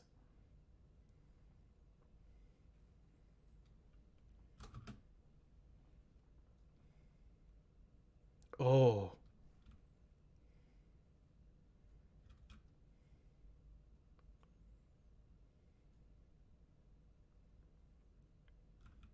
Man, they sat on this one, huh?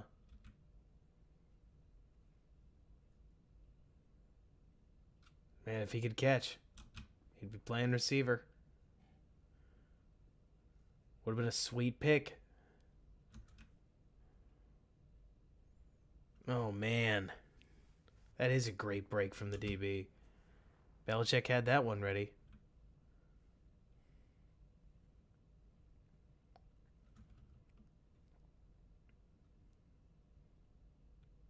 Oh. I mean, it's so funny because as I watch Garrett Wilson, good lord, what are these breaks?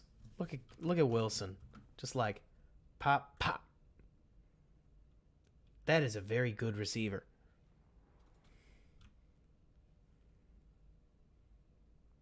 This Case, it does feel like he's unraveling a bit, doesn't it? Boom, hit in the face. Oh, Jordan, I love Olave. I always thought, hot takesy here, that Olave was better than Wilson, personally. But I more mean just like, you can watch some of these first round receivers and you can just see the difference, you know? God, that's so sad. Did they really get into this situation and say, you know what? Late game, let's run it. We need to. We need to run it to get ourselves back on track. Let's see. We got a minute 20 left.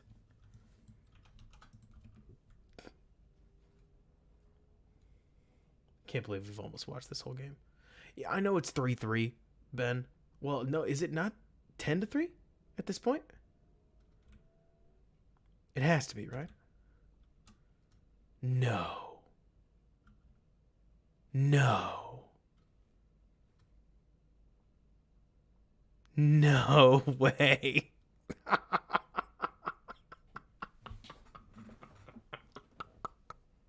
No, bull crap. No way. Walk off punt return. I wish I had the tape. That is as Jets a way to lose and as Patriots a way to win as I think I have ever heard in my life. Like, that's Lions. That is hilarious. Man, he really didn't want to throw it here. And is this clicker power? What am I missing? I mean, can't you sit that down? I would swear I've seen so many people just zip it to this guy and put it on this shoulder so that they have to catch it and sit down. Like, I would have sworn that I've seen that throw before. Let's see. And yeah, I mean, I don't know. I don't know, Ben. As much as I would love to. Like, I think it'd be tough. Yeah, no kidding, Akusai. Because by the time you end up so late to this, your guy just gets decked. Honestly, it's almost stunning he hangs onto it at all. And punt return to end it. Man. Oh, what a game. What a game, what a game. Back to O. Let's see. Let's get the thing set correctly and let's roll. Okay, so I'm pretty sure we're still in the first half. Ben, we're getting there. We'll rip through this quickly because we've got some thoughts on the second half for Fields. Quick hitches. This is not my quote. This is JT O'Sullivan's quote. He literally said, well, that's Claypool. You know what hitches are for. And then he just trailed off. Like, and so that's not my opinion. That's the opinion of a multi-team journeyman NFL quarterback. So I'm just saying, apparently he has not made an impression on good old JT. So hopefully he ends up making one. But like, he really has a problem with him. And I'm hoping that we see Claypool rise above it a little bit. But yeah, he did, VG. I thought that was so funny. He said, just to be clear, he said we could grab anybody in the stadium to run that hitch and go out of bounds. Which I thought was funny, if nothing else. But so, on time, honestly, anticipatory. I mean, it's a hitch, so congrats. But anticipatory throw all the same. I think this is where they just start doing a bunch of quarterback run. And like, I hear it. Like, I'm here for it. But if on second and down, we're going to do quarterback run, why is the back on this side of the play, right? Like, this is what I look at least. And it's like, okay, if you're going to do quarterback run here, why don't you have a blocker? You don't have to be that specific and explicit, but it does lose your numbers advantage, right? And Jordan, I want to agree with you, but I just don't think it's a day late and a dollar short. I really don't. I think it is saving your money. It is eating beans this year to like go on a vacation next year. It's not on your time frame, which I think we can both agree with. But I don't think hyper investment. The Ogunjobi thing, I mean, he got lucky. That's for doggone sure. But yeah, exactly. Wait, remember why you were getting away with this much QB run? I'm not sure you do. Yeah, exactly, Grant. Where it's like, at least understand how the QB run is supposed to work. But then on 3rd and 2, I mean, they go back to the quarterback run. Look at this. You've got Montgomery on the right side of the field, and they just go bada boom. Like, this is as easy as it gets. QB run, pin and pull. Can we give Montgomery his flowers? Sweet block on this side. Like, bang. Fields breaks through, and it's easy.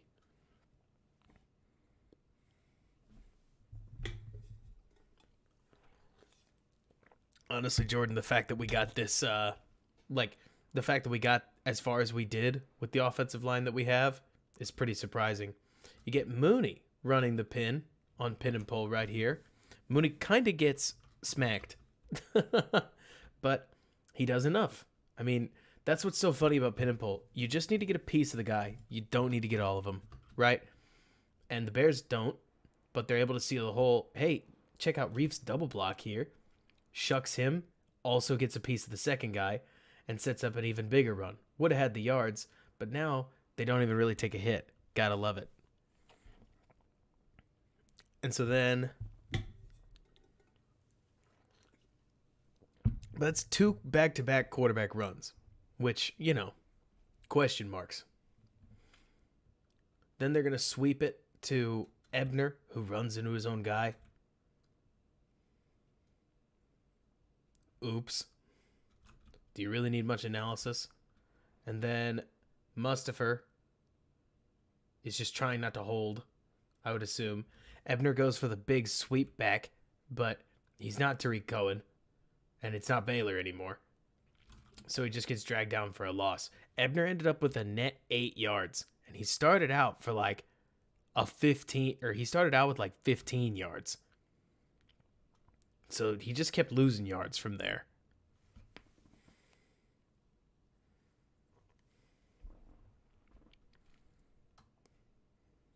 Jordan, I honestly disagree.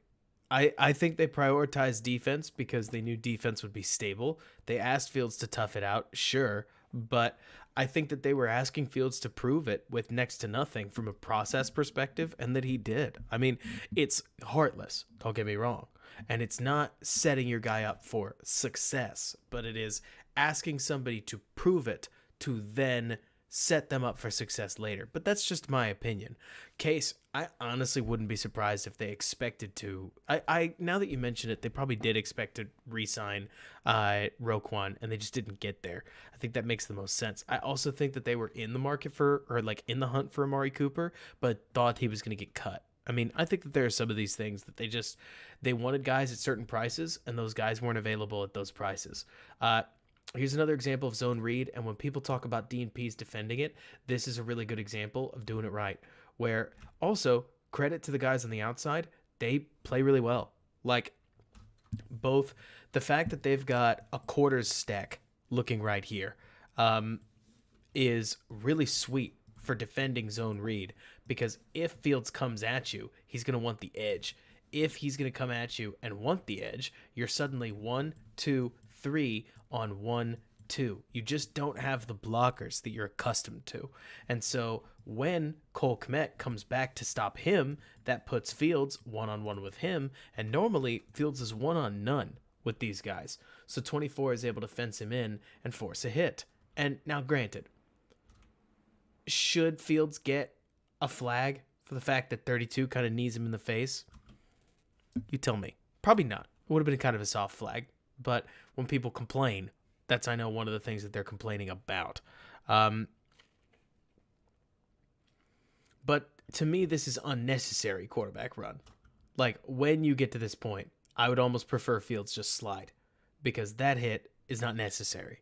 Now, that's me being really ticky-tack. That's me cutting with a really fine file, but all the same. Then you get this play. This one's sweet. Like, when we talk about Fields setting a floor as a playmaker, this is nice. They check to something, and what they check to really doesn't work, right? It probably dirt the ball, Case, though it does look like it's a run. So if you dirted the ball, you'd get an illegal man downfield penalty. So it looks to me like if the pocket was perfect, that you might be able to get Claypool coming over the middle eventually, but it's going to take a while. We just watched the Jets, and they seemingly had somebody open much more often than this. Fields sees all the space. Let's see, by the way, he's looking in that direction. I think he wants Claypool, but he understands that he's not about to get there. And so he runs. He's going to just make this guy miss. That skipped on you. I don't want it to skip. Just make him miss. Phase pretty much right through him and get the first down safely. This stuff is stupid. And by stupid, I mean really awesome.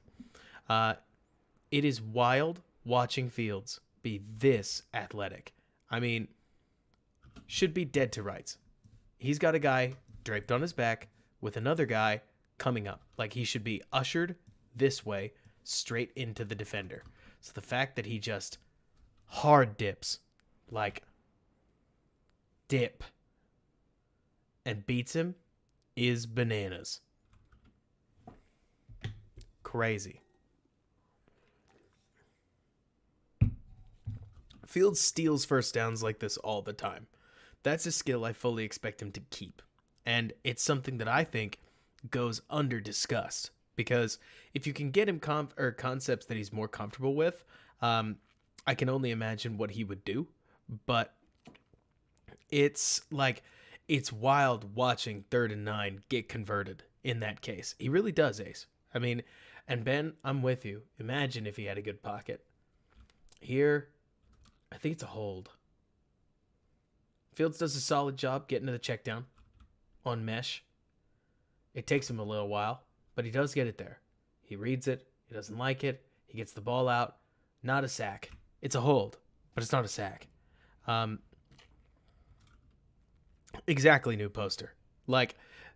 As long as there's just one defender there to stop Fields, I think Fields is showing that it's a D&D reference, Dean. But I think he's showing that he can beat him. Now, what can he do to continue to even the odds? Schofield, man, this sucks. Because exactly like you just said, Akusai, if you're going to hold harder. Don't let him hit your guy. Instead, he gets whooped. Bad. 1st and 20. The Bears have not had a lot of good solutions on 1st and 20.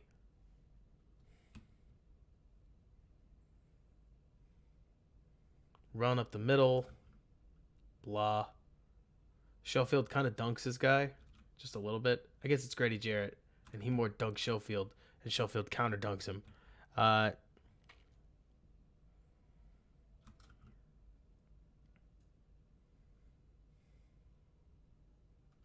So this is a weird play. Because technically, Fields could probably throw it to Chase Claypool. But I don't really care. Again, 100% completion percentage if you just run it yourself. Now, is that maximizing yardage? Is there some element of he doesn't trust him? I don't know. I honestly don't know. I'd be lying if I pretended I did.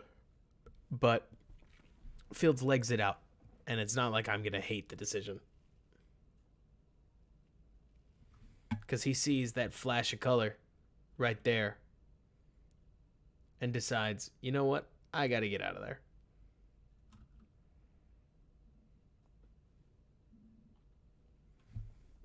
Third and 9. I like the double shift. Bears use a ton of shifts. Here they go from 21. Yeah, they go from 21 split. And then they go. Man. Oh, this is the one where he hits a guy in the head. Oh, what a bummer. So, the Bears like an absolute ton of these multi-vertical concepts. They go vert, vert, vert. Let's see. Should we talk about 4th down Washington game event? And then they're just going to do a double crosser here. Now, there's no right and there's no real wrong answer. And Michael Schofield kind of ends up drifting into no man's land, covering literally nobody and standing still. And then he gets hit in the back of the head. I mean, it is hilarious from this view. This is just so goofy. Clunk. It's even better from the tight. Now, where should he have thrown it, so to speak?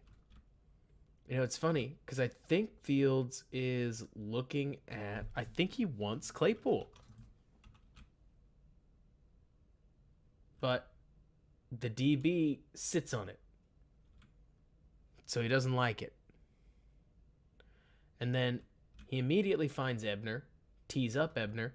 Now Ebner would have taken a shot and a half, had that God stepped in and said, "No, Tristan, you don't need to die today." Because had Fields gotten there, it's not a pick. That throw just gets him hit. Also, who's the other back? Let me see.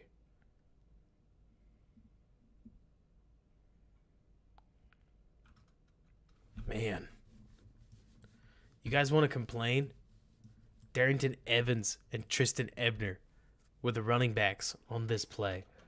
If you have David Montgomery here, check it down to him. Who cares? But Tristan Ebner, okay. Back up. Not on the team. Back up. Back up. Back up. Back up. There's your frame. Right? Like, this sucks. When you talk at and rookie, why did I forget? So it's not that's like why the play fails. It's fine. I mean, if anything, we can all laugh about how boom, like in the middle of this, Fields just whips it into his guy's head, ear holes. Poor Michael Schofield here. But still, I mean, it's not as if it's a high quality or high caliber cast. Let's put it that way. Joe, I think head on a swivel. This one was really funny. This one's weird anyways. Like, so Joe, you mentioned, am I concerned by how many not on the team guys there are? I would be if the Bears didn't have over half their available cap as like spendable money. I don't think they're going to go with 4. Like, it's not like they're going to sign just 4 guys. I think they're going to sign on the order of 10 to 12, one way or another. Like, whether they're low grade signings or higher grade signings. So, like, I do agree with you, but it's also worth remembering that they're going to end up so cash rich that they're going to just have a lot of the money to replace a ton of the guys on the team. So, on this play, this is not my analysis. This is JT's analysis. He believes that the linebackers do a good job of getting under this throw so that this isn't there. Like, I understand that in theory you could potentially loft that up high, but that's in his eyes, that's not there. So I'm going to take his word for it because it looks there to me. But I'm going to take the guy who's played in the NFL. He's probably right. This, he says, was there. And Fields looks in that direction right there. He's a little late. And so, because he's a little late, I think he would be throwing just a little bit, I think he would be throwing just a little too late. So, instead, he runs. Well, no, he tries to run, but he gets sacked. This is a play that I would love to see I'd love to see Fields throw the 7 stop. So, that is up. That looks like a 7, and then you stop right there. So, that's a growth point as much as anything else. When people talk about anticipatory throwing, that's where it would be. And like somebody I think just said, that is a hard throw. Like, it's more to say that new poster, I think he can see that in time. He can see that. And instead of patting the ball here, he can recognize to get over and to start the throw sooner. I basically think this extra hitch, like maybe Ben, I also think that if this hitch right there turns into changing to wide receiver 2, he gets the ball out. But I'm also like, let's keep in mind, I'm deliberately hyperanalyzing because I'm showing where he could get to and not where he I don't know, needs to be. I don't know. It's not as if these moments are making me think that Fields is like a fail player or something like that. I mean, exactly, no, man. It probably does feel rich. Like, if you wanted me to tell you what I think about the analysis compared to what I could do, I would tell you that anything Fields does is great and amazing, and that we should just turn off the stream and not watch the game, right? And just watch the game. Like, I get it. It's more to say that in the world of where can Fields grow, I'm not trying to abuse the clicker. In any case, in this moment, I'm actually just relaying what the guy who played in the NFL said, right? This isn't me. This is JT saying that he thinks that you could go from 1 to 2 here. That's all. Like, and with 2 routes there, I would love to see that. It's hilarious watching 70 and 65. This is so funny at Kusai. They really do just sit there. They go, okay, we're done. Yeah, no, that's it. No, we don't got to do nothing. Oh, shoot. We got sacked. That's wild. And yeah, Joe, I really do think they don't practice this stuff as often. It's just a guess. But I don't think that this is the stuff that's being emphasized in practice. And when it is, I'm pretty sure Fields almost always throws the I'm pretty sure Fields almost always throws the over. Like, I agree, or I also agree, Anthony, that the receiver could be better. They are supposed to probably stay out of the way. I don't know. It's just funny to see them doing nothing. Then I think we get the bad ones. 2nd and 16.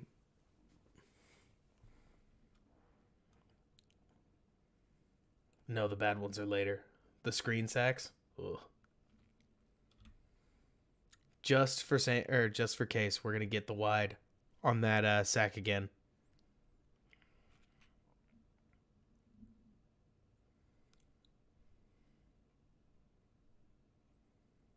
No, it's 100% true, Haplo. Any obvious passing situation, the Bears can't block at all. Like, 4-man rush, doesn't matter. It looks to me like Sam is fine. Maybe they're blocking like a pseudo screen to the running back. Fields looks, and I mean, you want to see funny evidence? Fields looks over to the check down, spots this defender, and says, yeah, I am not throwing this. I ain't throwing that at all. Like, that's, call it growth waiting from the pick, right? From last week. So he's not throwing that. He's going to take a sack on that kind of play. And I do think that if there's a longer pocket, Brandon, to your point, that he gets to that he gets to that throw out there and just rifles it anyways. But unfortunately, the pocket is crowded. Crowded as it's going to be. And that is not what happens.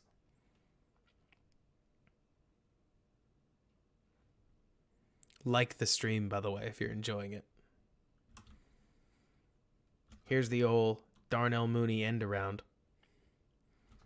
It looks like 92 is ready for it. So kudos on him for recognizing the scouted look here. They crashed a lot of these. Montgomery is surprisingly good as a blocker. That's for sure. Yeah, Trevor, Joe, it could be rough. I'm really worried they're going to play Fields. Like, as much as I know I said what I said at the top of the show, I'm really worried they're going to play Fields. But I hope I'm being irrational. Let's see. This one I think it is.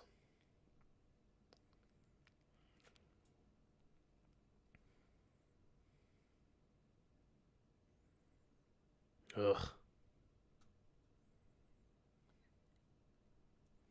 So, let's see here. Again, this is not my analysis. This is JT's. He thinks you throw to the outside. Yeah, I don't know. Like, this looks really hard to me. 'Cause you'd have to really trust that this guy is going to break when you think he is, and Mooney's guy kind of gets in the way of the trajectory. Like, not quite. I'm sure if we looked at it from right behind him, that's not quite the you get it. Like, I tend to think that Fields would throw this if he trusted his guys more, but he doesn't. And so then he takes what should have been a sack, but he's Justin Fields, and it's just not that easy. I mean, when people talk about the playmaker stuff, like, this makes you drool. Like, how does he get out of this sack? Goodness gracious. Goodness gracious. And he finds the open man.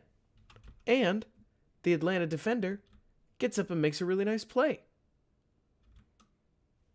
Like, that you know what? It's really not so bad a rep.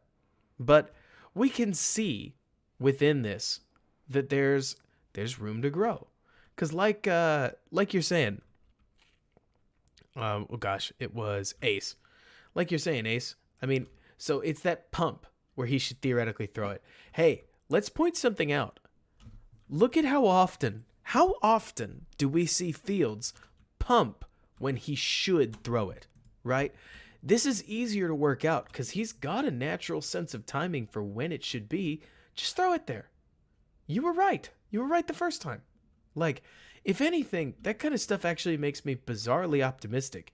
He understands the timing. It's just a matter of getting him somebody that he's willing to throw to there and a pocket that he feels comfortable throwing out of. I mean, that's probably easier said than done, but it's better than a guy who just stands there and takes the hit. And so it's funny seeing this because I actually think we see it a lot. I mean, have you seen it on this stream? I almost want to say raise your hand. I think that's too dopey. But like we've watched on some of these slants, on dragon patterns, on things like that, that Fields will pump when he should throw it, and then he doesn't. And so it's interesting to see that because it makes you think that if Fields, right, exactly, Case. Like if Fields can learn, okay, just release it. Don't worry about it so much, that he'll find a lot of connections on these because he's got the right. But you know what, Edgy? It's so interesting because it's one thing to say he's got to pull the trigger when, oh Lord, it's one thing to say he's got to pull the trigger when he's not even seeing it. It's interesting to me that we are seeing him see it and just not throw it yet. But maybe because of those little arm actions, like you can see him thinking it and it's just bridging the connection. So this is the downside to option football. This is a good play by Justin Fields. I mean, this is what you're supposed to do on option anyways. It's as good as option's going to be in the NFL. But man, oh man, like if there's a downside to option, it's that the quarterback has to take a hit to get the ball out.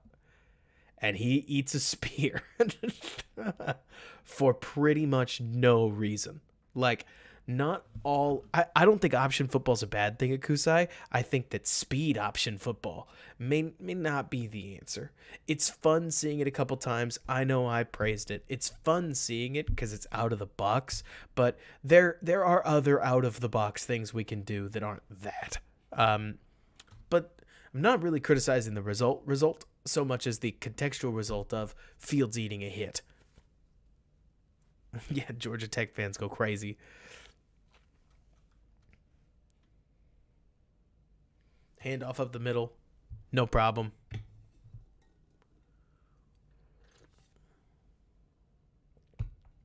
Yeah, pretty much, Sir Lord. Like, you got to stop using it as soon as it's on film. I love the way that works. They really don't, Anthony. Like, we get next to no... we've gotten next to no contested catches outside of Kmet, who's going crazy right now. I mean, talk about the NBA Jam guy that's just on fire. Right? Number 85 is absolutely having it. And it's actually really fun. Like, I hope Kmet keeps this up. He looks like he's starting to believe in himself. And I would love to see him shut me and especially a bunch of my friends up about his play. Because I would much rather the Bears have a weapon and egg on my face than, though I don't think I've been as hateful to Kmet as some have, then the Bears have to find a new tight end. Though a second tight end, never going to be upset about that.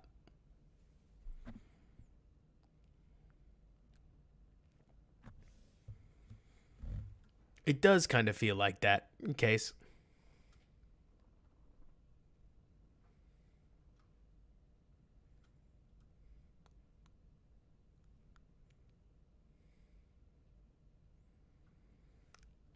Now, J2K, we can't, run on second down. We're just not even going to talk about it. J2K, we don't need to, even if you feel like somebody's belittling you, we may not have to belittle them back. Not that you need me to be your father, right? And yeah, Anthony, I can't help but agree. Is there, are you talking about Darnell Washington? Like, John, the guy who just looks like if LeBron played football? Like, because he's huge. He's absolutely massive. Now, these plays make me laugh so hard. Like, No, I completely. No worries, J2K. I'm not policing you. It's more that I generally like just want to make sure that the chat doesn't devolve into name calling. You get it. We can be nice. We are nice. Like, I think it's just so funny watching how Justin is starting to specifically trust 32. Like, this is just double verticals up the field with Kmet popping out for the flat. And all it's there to do is to just clear space. Oh, it's not double verticals. It's like 2 outs. Man, I'm a doofus. But so it's Montgomery here, Kmet. Looks like there's somebody else who hits the flat, and then double digs. And as soon as these guys start dropping out, Fields knows, okay, I got to hit my check down. Credit to him. He takes a look. He throws to Montgomery, and Montgomery just makes it happen, Cap'n. And like Case is saying, I mean, the out is there. So if there's another growth point that we could look at, it's that this throw, that's the ask. That is what you want, right? So Fields doesn't make a bad decision. It's like, okay, in a perfect quarterbacking world, yeah, throw this. It's there. Throwing to Montgomery, I'm never going to be upset about. If he became a check down Charlie to number 32, you could do worse things with the ball. Like so looking at that, it would be nice to see him throw this. The weird part is that he's thrown it before. Like, if we go to Fields' rookie tape, Matt Nagy had Fields throwing this. So maybe it's a practice thing. Like, I don't know. But that's an area that I would love to see Fields recognize that he can let that thing howl. Like, go get you those yards. You can. But that's okay. And like you're mentioning, Edgy, like, with the way that Fields is playing, a check down Charlie isn't even all that bad. But honestly, Ace, there is a question, like, is Fields so worried about which dude? Grant, the single high, no kidding. Mooney snapped that corner's ankles, and then David Montgomery is just the check down king here, who lowers his shoulder. And God, what is this? Look at this. Montgomery catches the ball at, what is this? Whatever yard line this is, right? And then he's going to make contact 4 yards deeper. But watch how far he gets. Just bulldozes another 5 yards. The guy just refuses. 3 tacklers. I mean, video game number 32. And if the other 2 hadn't have been there, he might have broken the dang tackle, for crying out loud. He's just the guy who looks and says, refuse to lose. But yeah, I do think that there's question marks about, is Fields being coached, don't you dare turn the ball over? If he is, maybe that's something we just have to live with. But Ace, it's a good question, because like, that out is there, you know? But maybe there's also an aspect of, honestly, like, there could also be an aspect of Fields taking live to fight another down a little too far. And if it is, oh gosh, did EQ get hit in the nuts? I mean, he looks like he's holding them. Let's see. Oh, I think he got kneed in the nuts. I can't specifically tell. But like, Mac Jones. Oh, I think he hits a knee. Oh man. And ESP's like, oh my gosh. Oh, that sucks. This is why we watch the All 22.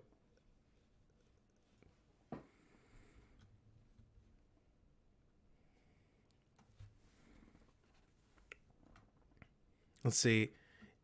I agree, Ace. Like, throw more throw more of those like throw more on the neutral downs at that point. Just because even if you do 4 verticals and it's an automatic check down, I think that those kinds of things can really help your offense. It's the easiest check down in the game. It's an easy throw. This, by the way, just got blown up. You know what? The Bears aren't going to win them all, and they sure didn't here, where it looks like he's going to feed right through. It's a hard block for Whitehair. It's a hard block. Because while I agree with you guys that Whitehair blew it, oh no, it's not that hard. let me skip forward. I see it. I forgot about this one. Oh my gosh. Okay, so everybody keep your eyes on 65. You know, sometimes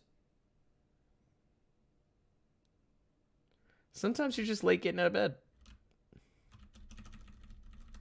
And that's just not the frame anybody wants. That's, not ideal. And especially when you're going one-on-one with Grady Jarrett, you go from, let's see, oh boy, this will be a tough reach block, to, uh-oh, this is an impossible reach block. And so, yeah, Grady Jarrett's going to get there. Holy moly. Pringle gets blocked like it's the blind side, for crying out loud. I mean, this looks like Michael Orr with Sandra Bullock out there on the practice squad.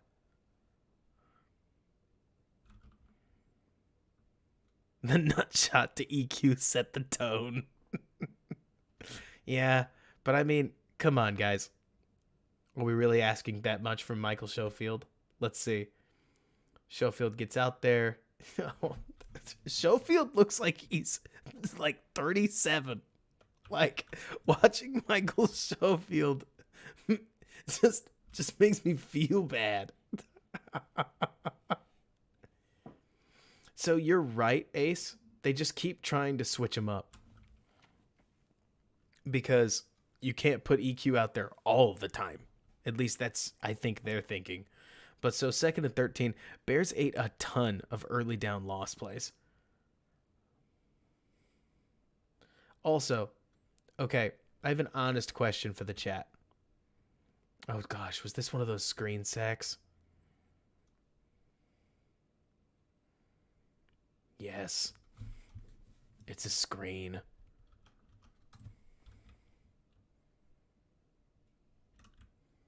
So I think these screens got in Fields' head. Because, I mean, theoretically, he can get the ball to Tristan Ebner here. Look, Case. They're like coming out. But, I mean, I feel bad for Justin because, like, literally last week, he threw a freaking pick 6 on a screen. So, like, what's Ebner doing?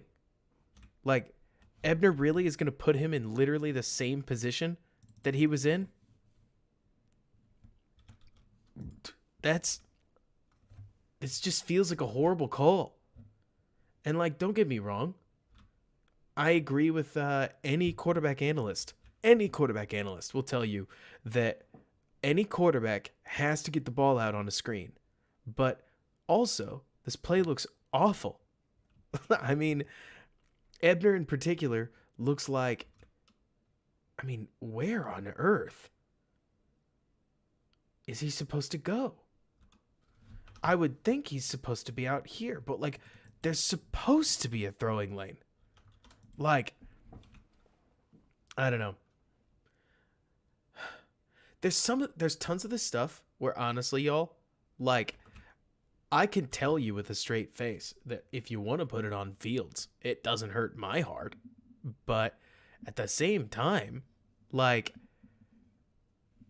there are some of these where if Fields was a 2-time MVP, I would look at this and be like, what the hell? I agree with you, Christopher. Like, I mean, pretend that this was Lamar Jackson. What is Lamar supposed to do? Like, if Lamar takes a sack here, would you be looking at Lamar saying, this play sucks, do better, right? if that was Patrick Mahomes and he took the same sack, it feels like Ebner getting wrong. Because like you're saying, I mean, the blockers are behind the receiver case, and the receiver, who's short, doesn't make himself look obviously open, right? Like, you're telling me that for sure, Fields can see Tristan Ebner in front of 3 people. Like, it probably can, but also, again, Fields just threw a pick here. Let's see. Haplo says, I don't know how you have Mooney and Mapletron and can't get more play action throws with the best rushing defense in the league. I can't help but agree with you. But it seems as if they got so focused on quarterback run that they just basically, I don't know, paid too much up. That didn't make any sense. I think they got so focused on quarterback run that they basically didn't give enough to the passing. I don't think they practiced enough passing. Haplo. That's what I was trying to say. So, this one, if you guessed it's also a screen, you're correct. I mean, you better believe it's also a screen.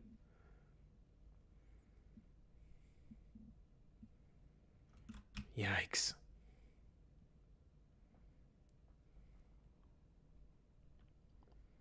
So it's Ebner again on the screen, which, why not Montgomery? I don't know. But even worse, look at this. This doesn't make any sense to me. So 47 is coming, right? 47. He's blitzing, okay? Check this out. 47 is on his way. Michael Schofield is staring at 47. Michael Schofield just lets him go. He says, look out, baby. What are you supposed to do? Like, you gotta dirt that ball, BG. But, like, also, what on earth? Somebody's super wrong. I think he's trying to get out, Ace. Not triple team, but he's trying to get out to block for Ebner. But still, like, I mean, you can see Fields think about it, but Ebner doesn't even have his head all the way around at that point. All Show has to do is just chip 47, and this is fine. But, nope. And then Fields eats that, and that's bananas. I don't know how this hit isn't called. It looks so much worse. Like, when you actually replay it. That much I'm stunned. I mean, two guys staring right at it. Like, you can tell, for what it's worth, you can tell that apparently people respect Fields when they think 9 thinks he got out of it. But Lord, you gotta protect him. That's a hard hit. Knee straight on the ground. Oh, look, I'm only saying it, not because I wanted the 15 yards, but because you can't let defenses just hit Fields like this. This is a stupid play call. Like,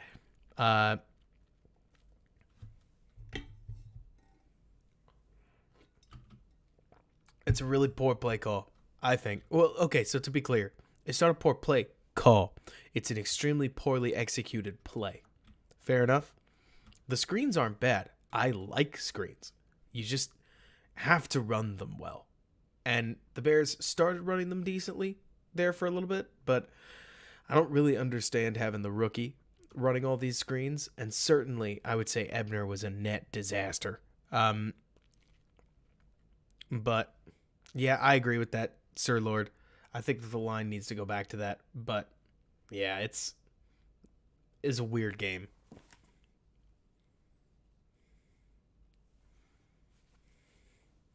Ace, I can't help but agree. It's not that I'm trying to start a fight. It's more that weather polls is good, weather polls isn't good. We don't have any control over it. So at the end of the day, we can just wait and see.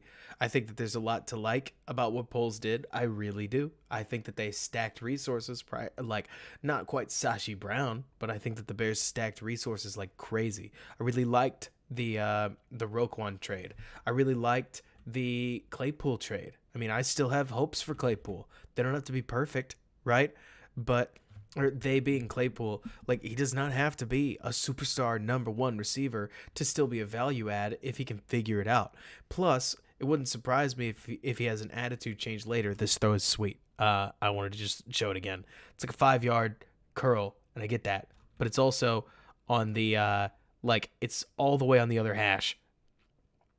And hot dang, nice. Yes, it's 7 yards, but man, oh man. Like Akusai is saying, I think you're agreeing with this. It's pure footwork. It's pure throw. Like, it's pure. It's fun. Love it. Very baseball. You could see the multi-sport athlete. Oh, and Sean, they gon' spend. Let's whip through some of these if we can, because we got to get to the fun drive. This actually may be the fun drive. So this one's also pretty well done. I mean, you want to talk about what would Fields look like if he had a pocket? So here we've got like curl flat, and neither guy's really open. Like they honestly they cover it really, really well. So then Fields moves. He looks at ESB, who I don't think is open. Like, maybe if you really rifled it, it could be. But it doesn't have to be open. Claypool's out here on stick, right? And he looks out. Looks back for Kmet. But gets the ball to Claypool. And bada boom. First down on third down.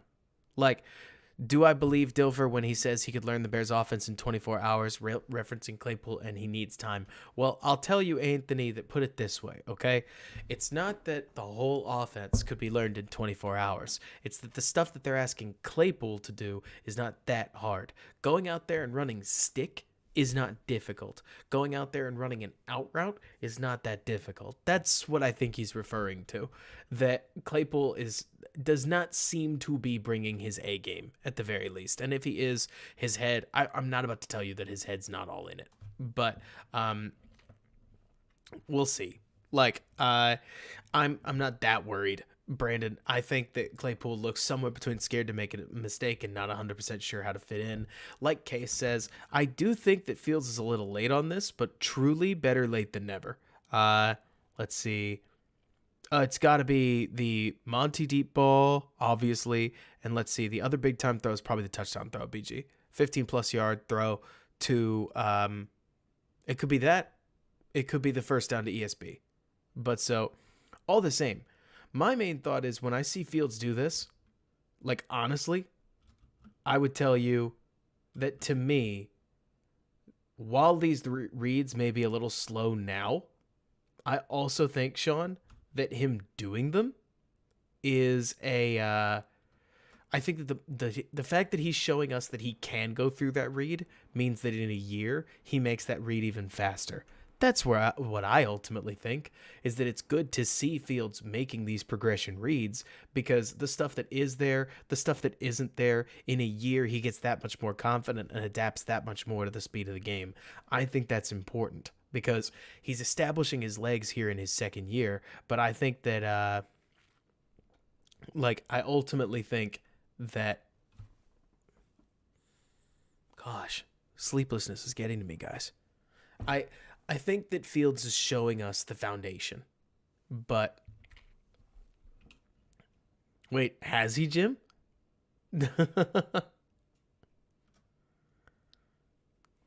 Let's see. Oh, I get that.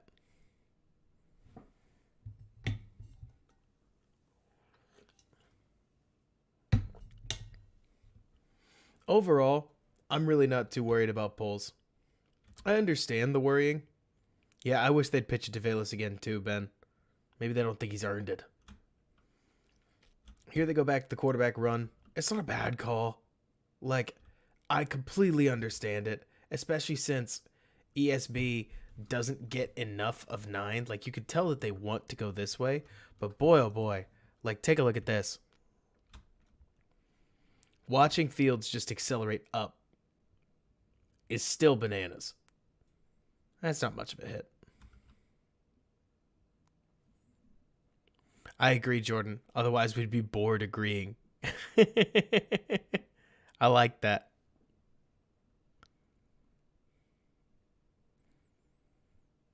Spectre, I would hope people were on pace in his first year, but I guess I don't know. Fields does a good job here on curl flat. Sees the defender. Doesn't like it. Like, we can see it in slow motion. You can watch his brain work. No. Yes. Strike. Not going to go to Canton, but you are going to pick up a third down. I also can't tell if this was a called throw or an option. Like, I wonder, legitimately. Snap. Can he read this? Like, can he hand this off? Because I don't know, as a matter of fact. But then he gets to the corner, and then he throws it. I'm curious.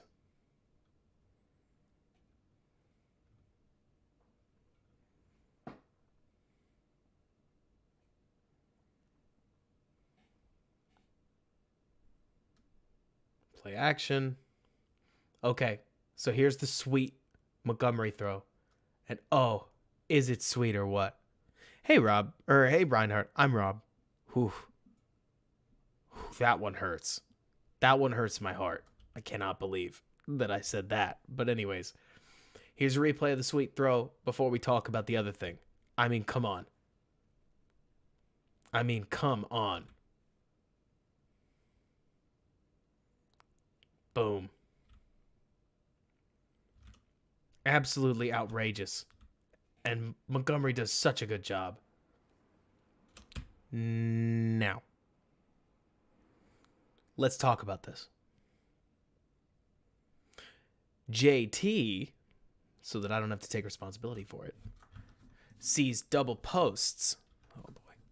Sees double posts and specifically likes this one a lot. So, you tell me, Bears fan. Can you throw this? I think you can. I don't think that but I also think that if you could make a sweet throw, whatever. Like, I understand on first down not absolutely launching it. But, I don't know. Like, I mean, you missed on a deep throw earlier, so I get it if Fields doesn't necessarily want to do anything other than try to hit over or like intermediate stuff. I agree with you, Brandon. I can't help but wonder if this overestimates Mooney just a smidge to say he's definitely got him on the post. I mean, he's locked up pretty good. So overall, I mean, how do I really get upset about a quarterback rolling out of the pocket, pointing at his receiver, saying, go make a play for me, and just handing the ball to him from 30 yards away? I mean, like, zero stride break. Like, boom. Just perfect. It literally doesn't get better. Boom. It does kind of look like a seam case, and it does look like the guy's over the top of him. Like, I'm not upset about the decision. I pointed out because somebody smarter than me did. That's it. Like, let's see. I think he saw Mooney maybe getting a touchdown with that much grass. Wait, say that again, Ace. Like, let's see. Oh, ooh, that's a good thought. Man, if he did. What a throw. Boom.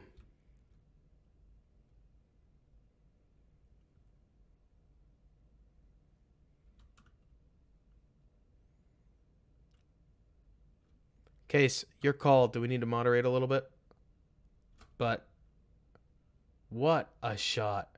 Yeah, the late hands. I mean, Montgomery is just such a natural receiver. I thought the same thing, Anthony.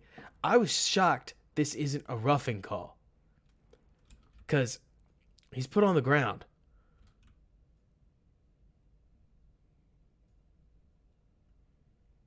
Like, we get throw and shot.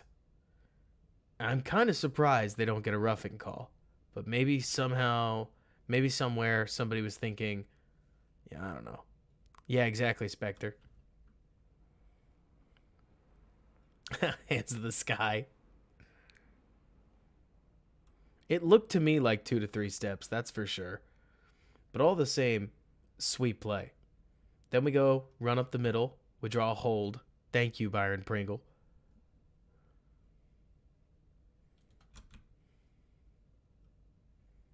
It probably is a hold. Pringle has held a lot. Pringle's going to get cut. But so, first and 20 then. I can't help thinking you can throw the ball here. Snap, swivel. Maybe he doesn't have the laces, but this looks there. I think Fields sees the corner. Like, credit to Fields, he reads a lot of the field.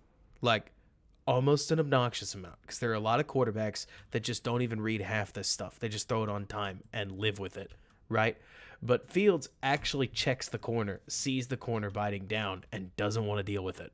Like, so then he runs upfield because, you can't. I mean, look at Montgomery.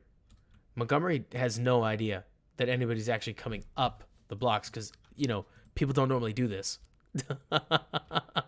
Like, for better or for worse, I mean, new poster, it's not always a good thing that you're not throwing it and reading the field because it's an extra hit for Justin Fields. But it's also funny because he gets more yardage with the decision than he would have had he thrown it probably.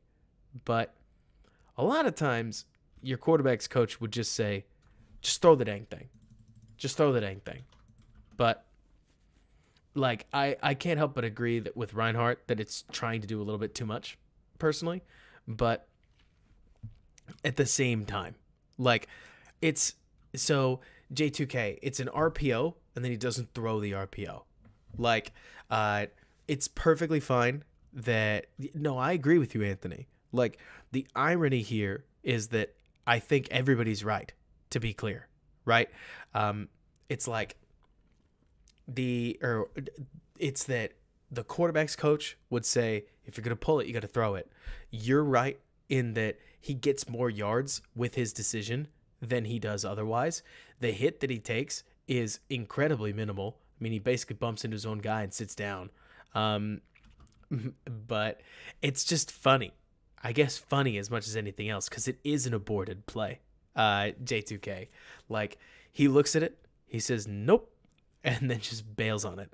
So then, 2nd and 16, it wouldn't be the Bears if we didn't run on 2nd and long. Hell yeah, go Bears.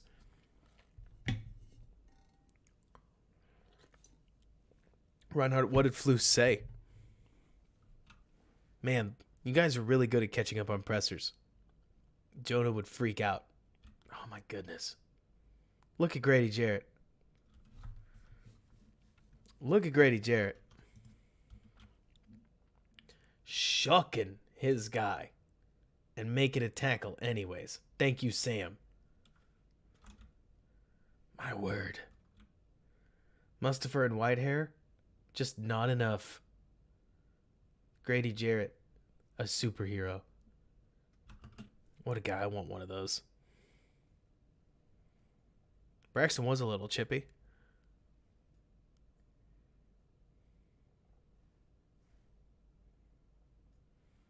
Cool God? I don't know.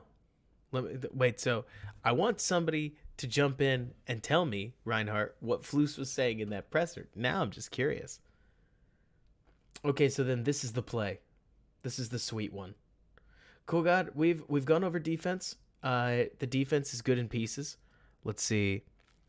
There's Hogue said that there was some words that meant there is some responsibility that's on Fields for what, the RPO game or for the pulling, because that's definitely the case. So looking at this plays a weird one because it's not like anything is there. I mean, Mooney's route here doesn't work. Yeah, I know. I know I'm lying. I wish I wasn't. But so that makes sense, Renewable. Like, I'll need to listen to it. So it looks like the Bears run this route, but Mooney doesn't run it super well. Pettis, I think, is trying to run a curl, but he gets double jammed. And then ESB, I'm not sure what there is. And then Kmet's got a flat route. But it's third and... trying to get to there. It's like third and... is it really just like 3rd and 2? Man. Let's see. But so watching, it looks like ESB might have another curl. Specifically watch Mooney. Mooney's who Fields wants. And when Fields watches him, this corner or safety does a great job. It's because it's a roll. They expected this. That makes tons of sense. They saw too high, and Fields is thinking, okay, I'm going to get Mooney on a quick one right here.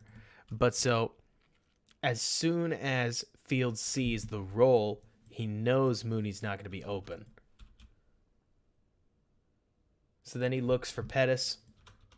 Pettis isn't there. He thinks about the throw to Montgomery, but this guy bites down. I mean, you could just see his brain working. I'm curious as to why he doesn't throw to Kmet at this point. What is he waiting for on this one? I think he may just second guess himself. He may think Kmet's not at the sticks or something. I don't know. But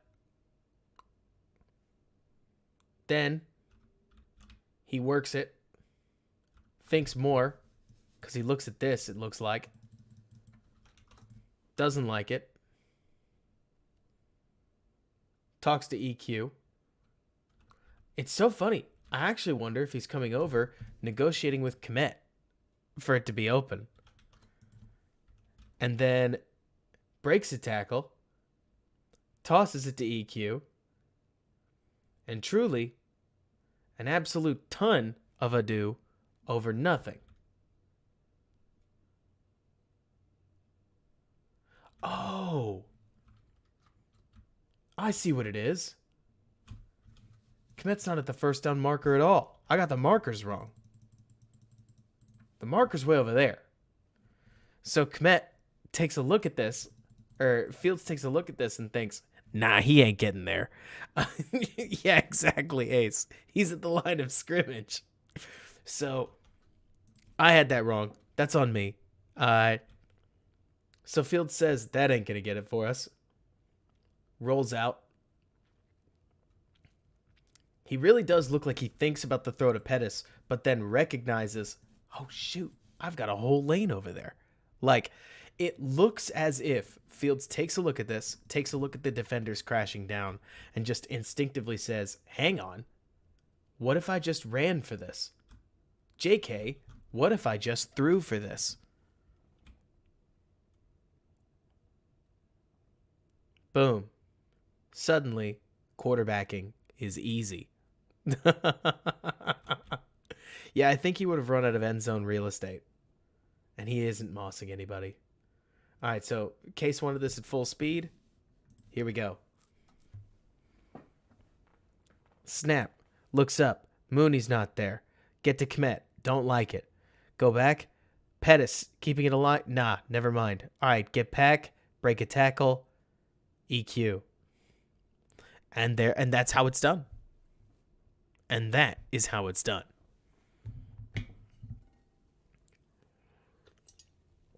Spectre, if he did, that's hilarious. It's hilarious. So snap. Mooney. You know what? Never mind. Pettis? No. Kmet? No. Get out. Break 2 tackles? No big deal. How about I break a 3rd tackle and throw it to EQ? Must be Like, yeah, but just feel the ball too long. Does he break? Oh, man. This one hurts. So 47, if I'm seeing it correctly. 47 gets a tackle broken on. He gets back up. Keep your eyes on 47. He gets another shot at him, and he gets him again. Big L.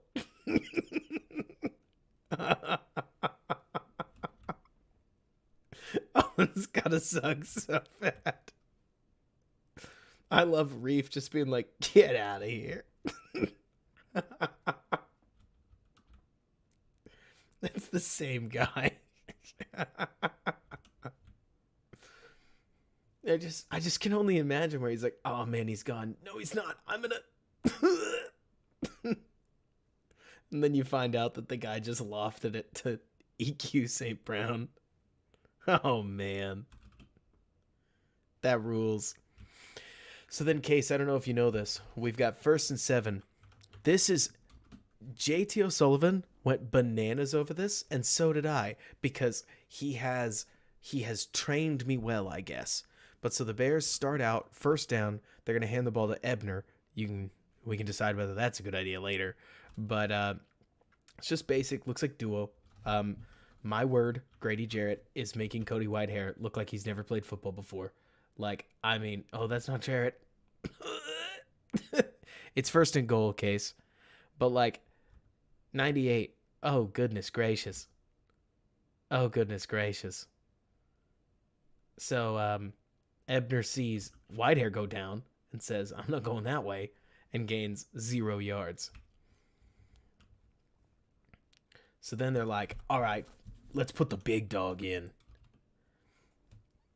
Woof, woof. He also gets 2 yards. I can't imagine. Maybe we'll get there. I would like to hope so. On this play, Whitehair gets controlled again, but Montgomery sees the linebacker in the gap, breaks right. Literally crawled like a dog. I mean, anything to get the yards. But moreover, what I really want to point out is, from my understanding, nothing pisses a quarterback off like a quarterback having to make a that dude play. Oh, by the way, we saw a couple examples of this. I haven't pointed out all of them, but Fields got Claypool in particular lined up a lot. Like, hey, you come on over here. And then they flip, and now they're set. But so, anyways, what I have heard is that there's nothing that's going to make a quarterback angrier overall than, let me see. So, nothing makes a quarterback angrier than being the reason that they're on that they get the 1st down. And then, let's see, 100% why crash down when he doesn't pass those. Wait, what are we talking about, Reinhardt? Anyways, hang on. So what I was about to say is nothing a quarterback hates more than being the reason that you picked up a 1st down and then handing it off twice ineffectively and saying, go get us the next one, bud. Thank you.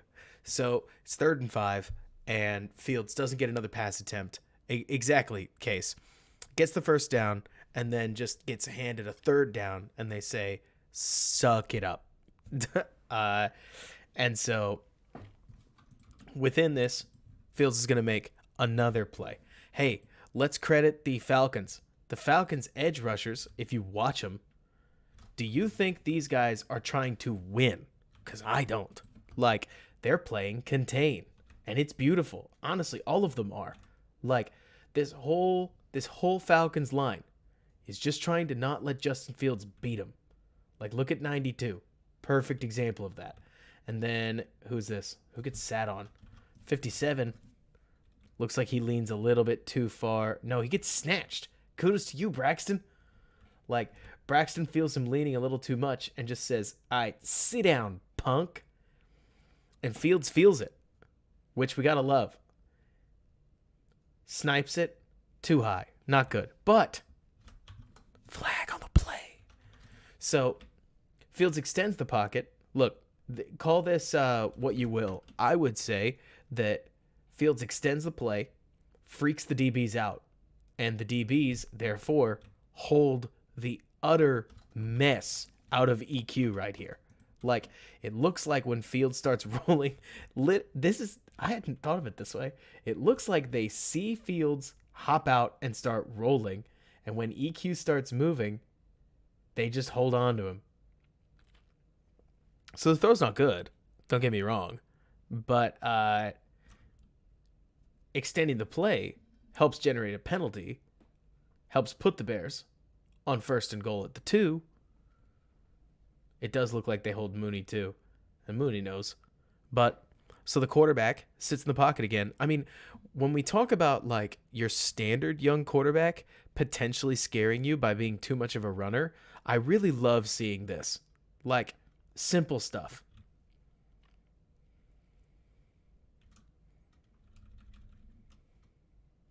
Right.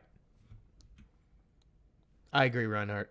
But so this is fun, if only because from a process standpoint, it is nice seeing Fields step up, realize, you know what? I don't need to run this. I'm being contained. How about I try to see what I can create over here? Looking for it. I think it's a miss case. I think it was supposed to be a snipe, so to speak. But whatever. Doesn't really matter. Maybe there was a little bit of throwing it high to be safe.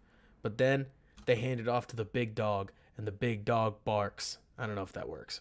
But either way, Montgomery scores, goes for a swim.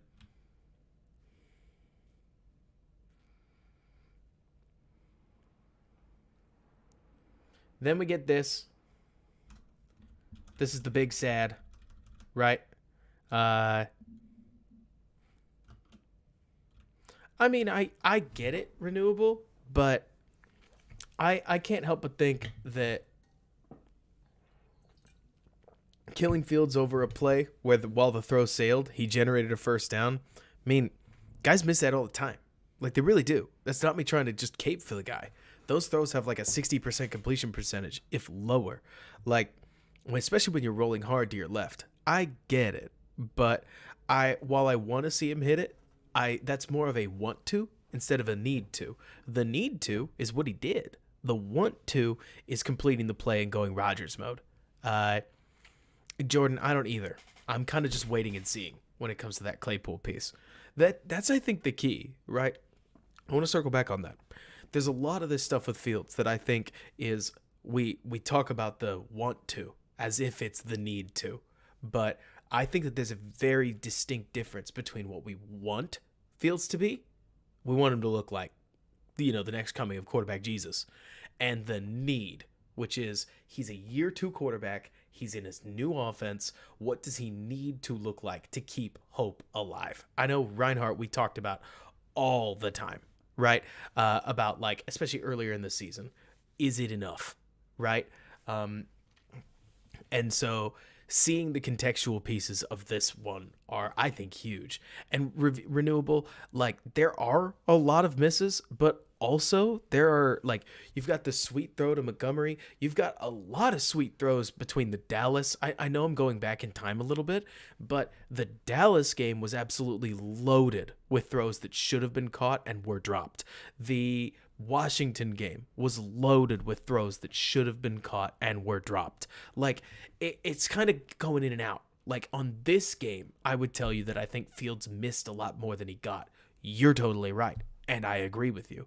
And, like, it's more to say that from a context perspective, we are seeing some push and pull there, where the feet get it right and the arm gets it wrong, or the feet and the arm gets it right and the receiver gets it wrong. And Ace, I can't help but also agree with you that I think that there's some ball security aspect to it. I mean, Fields plays like he has no trust in these guys whatsoever. I don't think all that is good. But I do think Fields is showing us something where if he can get better, because I agree with you too, Stop.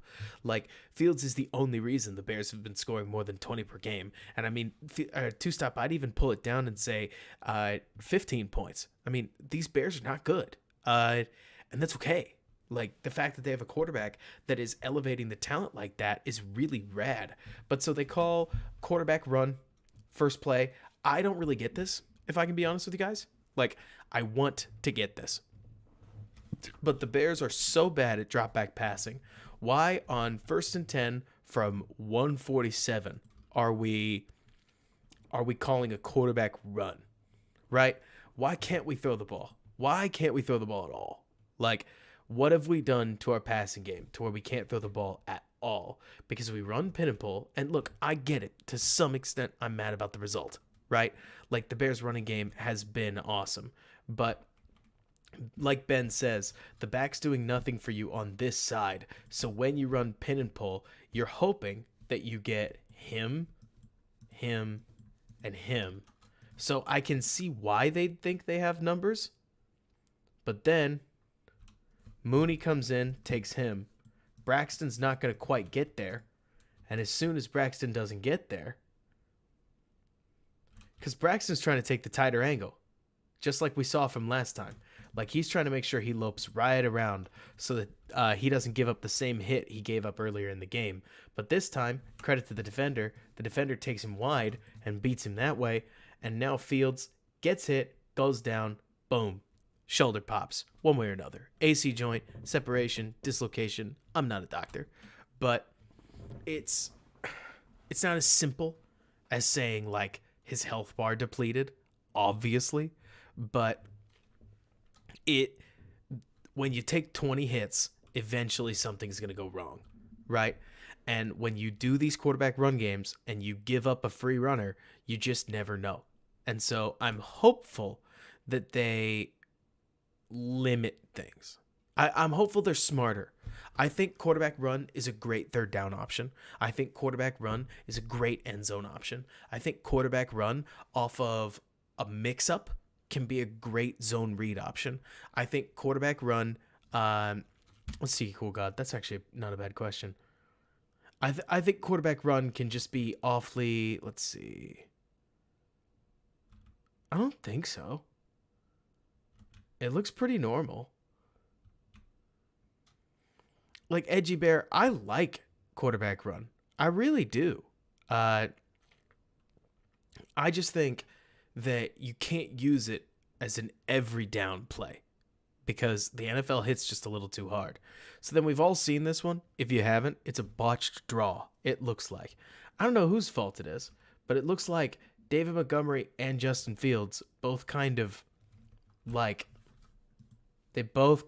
screw up, you know? Like, one of them doesn't try to hand the ball off. The other doesn't seem to take the handoff, but also Montgomery leans over and looks for it. I think Fields just kind of gets weird. But like you're saying, Ben, I also wouldn't be surprised if he's just in pain right now. Because I agree, RB draw followed by, and not to mention, John, to be fair, the play caller, the quarterback did just get hurt, right? So it wouldn't surprise me if there's a little bit of that. But Fields then immediately taking another hit was really bad, obviously. And then we end up with the infamous pick. But I can't help but wonder if there was some of this that was just toughness that didn't work out.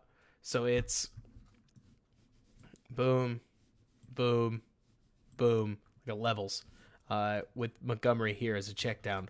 And I do think that there is legitimate question about where he's throwing the ball.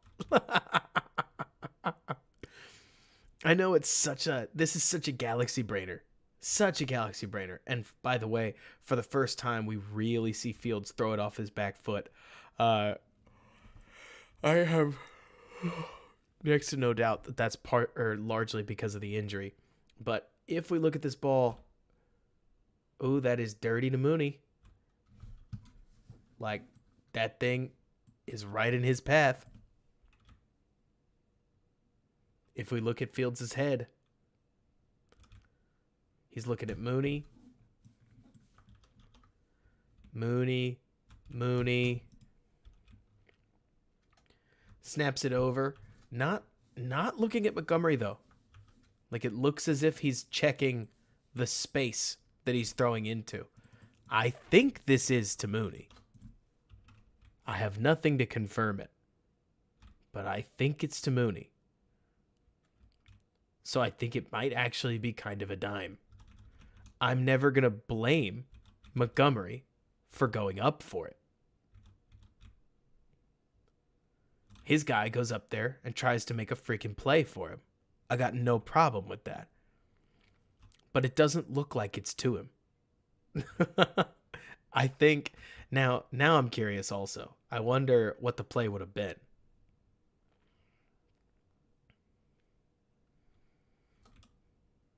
Because let's see. Oh gosh. If he catches that here, like, he's got somebody biting down on him. It's not an Orlovsky touchdown, but, like, in theory, he'd be running, he'd turn up field, and if he beats this guy in the open field, never a given, right? It could be a huge play. The Bears are so close on some of these. Like that Kmet one, where Fields found Kmet on the read, and then Kmet got knee to knee and went down. Like, they are really getting close on some of these late game scenarios, and they just catch some bad luck. So, John, you mentioned, is it a spacing problem? Not technically. I don't think Montgomery would ever realize this until you screw it up, right? But Montgomery drifts just a little bit. And to be fair to Monty, he's trying to help. Montgomery's trying to make himself an available conversion, right? Like, I mean, it's so funny because you mentioned Sean, or reviewable, looks like Monty was a few yards too deep. I can understand the smart football aspect of 32 saying, yeah, I'm not sticking here. Like, I'm going to move to right here so that if my quarterback needs to outlet it to me, I can catch this ball and convert a daggum third down. And like Case says, if Monty catches this, nobody talks about it. Like, this is, not to mention, it looks as if the main reason that Mooney runs the route the way he does is because this defender reroutes him right there, and Fields is watching it. Like, when we talk about anticipation, had Fields thrown with anticipation, I have no idea where this route is. It wouldn't surprise me if this route's a tiny slant. You know what I mean? And so it looks as if Mooney converts it to like an in and up kind of thing, and Fields throws it, and they're on the same page. Like, it looks like they'll make the play. I'm never going to kill Montgomery for effort, but the more I'm staring at this all-22, the more I really think that's to Mooney. And if it is to Mooney, credit to Justin Fields for getting in the presser and immediately saying, yeah, I mean, he really is. He's trying to avoid Monty, which is hilarious. What do you want to bet now there's going to be some high throw where Montgomery lets it go because he's like, that's not to me, and it gets picked. But all the same, I mean, it could all be a bunch of flukes. It could all be a bunch of goofs. Like, the fact that like he said, the fact that all of these keep turning into bad luck moments for the Bears is so intriguing because it drives draft position up without technically being, I don't know, colossal failure. Like, it's, I don't want to say they're meaningless. Let's see. Where is Justin? Where did he go? There he is.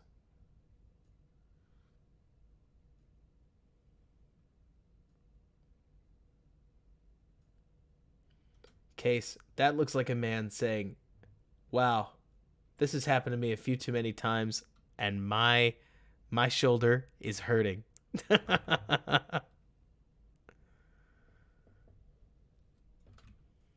Oh, Ace, I'm so sorry.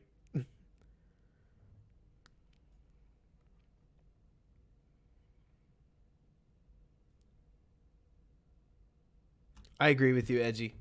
I'm not worried about the picks, especially when it's like this. All right, now for just like a sample of no, Sir Lord, I don't think he was either. Especially since I cannot imagine that these Bears don't feel so close. That Lions play in particular really sticks out to me, because the like that one was almost a huge gainer. All right, so let's watch a little bit of this. So we did cover the deep Mr. Mooney. I am Skox. This is hilarious because Trevor Siemian's playing in this game. I mean, how funny is it? I pulled a random game from Hertz, and I happenstantially picked New Orleans, completely forgetting that in 2021, Trevor Siemian was starting for the Saints sometimes. So we got a Siemian game. Look at that. Look at that beautiful play. Let's see.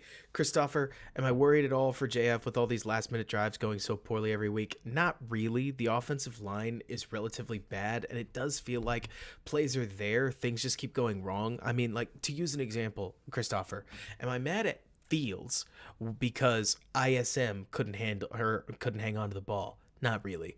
Am I mad at Fields because Equanimous St. Brown dropped a pass that hit him right in the mitts against Miami? Not really. Am I mad for apparently John? Like, am I mad at Fields, Christopher, for Justin Fields delivering a ball that should have gone to Cole Kmet relatively safely and things didn't work out? Not really. Like, the Santos missed extra point, sure. Like, I completely agree with you, Christopher, that I think that it takes a toll on his mental. I also wouldn't be surprised that like, if Fields of all people is resilient enough for this. My guess, Christopher, is that, so look, I'm guessing, right? I don't think Fields is stupid. I think that he's easily the kind of guy who's smart enough to read the tea leaves and walk away from some of these games. The body language on that last game, for instance, is, well, I'm glad we made it a game. Not literally, right? Because that's not how competitors think. But it just wouldn't surprise me if Fields is a little more clued in than we might give him credit for. Like, as much as J2K says that, the fact that Fields has to win on last-minute drives is more of an issue. I also think, J2K, that there is... Okay, so look, not that they're looking for moral victories, right? But that that it wouldn't surprise me if there is a piece of, we made it a game again, right? Nomad, I don't know where you're getting the idea that I want a pocket quarterback. I want a quarterback that plays on time as much as anything else. I love the mobility. The things that Justin Fields can do are amazing. Like, they are huge wins. If you watch the channel much, you'll know that I am all over Justin Fields. I just want to see some of his throws be thrown on time when they're supposed to, on the body, on the break. That's it. And so it's not that and if it sounds like I'm raking him, it's more pointing out potential growth area, because when we see it, I think we will. I want everybody to know what they're looking for, so they go, oh shoot, he's coming on. And it'll be awesome. But so let's keep going here, because what I really wanted to show is 2021 Jalen Hurts. Like, yes, it's funny to me that that Siemian is playing, because there's a play that I want to find. All right, we're going to start with Siemian. Because, let's see. This is the play that I personally think, if we do see Siemian, we're going to see a lot of this. Okay, not a lot, right? But if memory serves, they are going to run a stick variation. And Siemian being, an immobile pocket quarterback, or like not immobile, but just your basic NFL pocket quarterback, is going to attempt to lead the throw to the side with a medium anticipation on what is a 3rd and 5, right? And so takes the snap. I really hope this is the right play. Yes. Throw comes out. It's wide. This is not about hating Simeon, by the way. This is when we look at the difference between Simeon and Fields. Fields might run, or at the very least affects the defense differently than Simeon does. With Simeon, they're perfectly comfortable putting all of New Orleans' receivers in one-on-one man coverage with a single safety over the top, and they are not worried about potential rush lanes. For obvious reasons, it's Trevor Siemian, right? So when all these strange people that I see on the internet, look, I don't know if you guys deal with these people on the internet, like on Twitter and whatnot, that for some reason think that Trevor Siemian's going to outpass Justin Fields, like he's going to make the offense better. I'm like, no, he's not. Like, they're just going to fail on 3rd down somewhere. Like, it's going to be an extremely normal looking failure on 3rd down as he leads, I don't know, Equanimeous St. Brown a little bit out to the side. They dive for it. They don't get it. Like, you have truly seen this play 100,000 times, but I expect that's the big difference. It's not, oh, well, Simeon's going to not be accurate downfield. It's not about that. It's about the fact that on some humdrum 3rd down, like, the Bears will fail. They'll punt from like the 45, right? And that'll be like the whole game. I know that sounds silly, but like that's the big difference here, is that Fields has this ability to just steal yardage with his legs that Simeon can't. And on this offense, I think that that's what keeps the boat floating. And it's not necessarily been as simple as I think Fields totally converts it. It's more to suggest that, I mean, I agree with you, John. Like, it won't surprise me if Trevor passes more. It wouldn't surprise me, by the way, if Trevor passes for less. I mean, especially when you've got, remember, it's not just yardage that'll go up, but you've also got plays like, oh, don't spoil it. You've also got plays like this, where like when you pass it more and you're under pressure, you throw picks. Like, it wouldn't surprise me if Trevor Siemian puts out the first 3-pick game of the Bears season, especially if they end up really under duress because they realize just how much they've been leaning on, just how much they've been leaning on Justin Fields.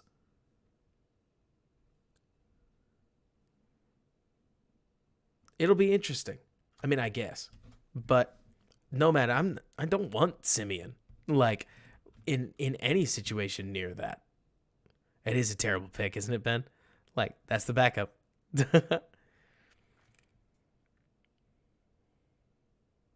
Probably, Grant. Like, it'll be, we've seen it before. I trust you guys to know what I'm talking about, but it's like, it's not that, I just don't think the offense will look near as stress-free. And instead, I think that we'll just see the defense put them in a pressure cooker.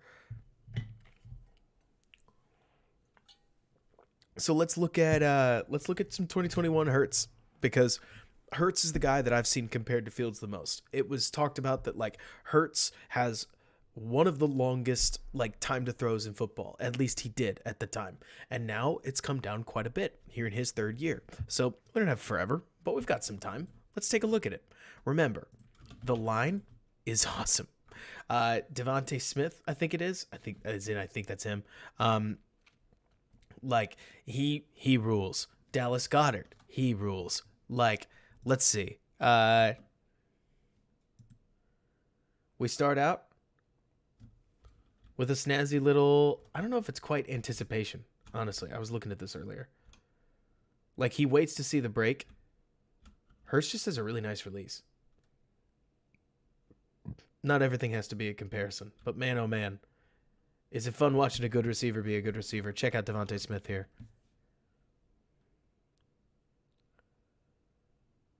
7 stop, hard break, beautiful break too. Oh, that is just so nice. Even if I'm in slow motion, so fast. Man.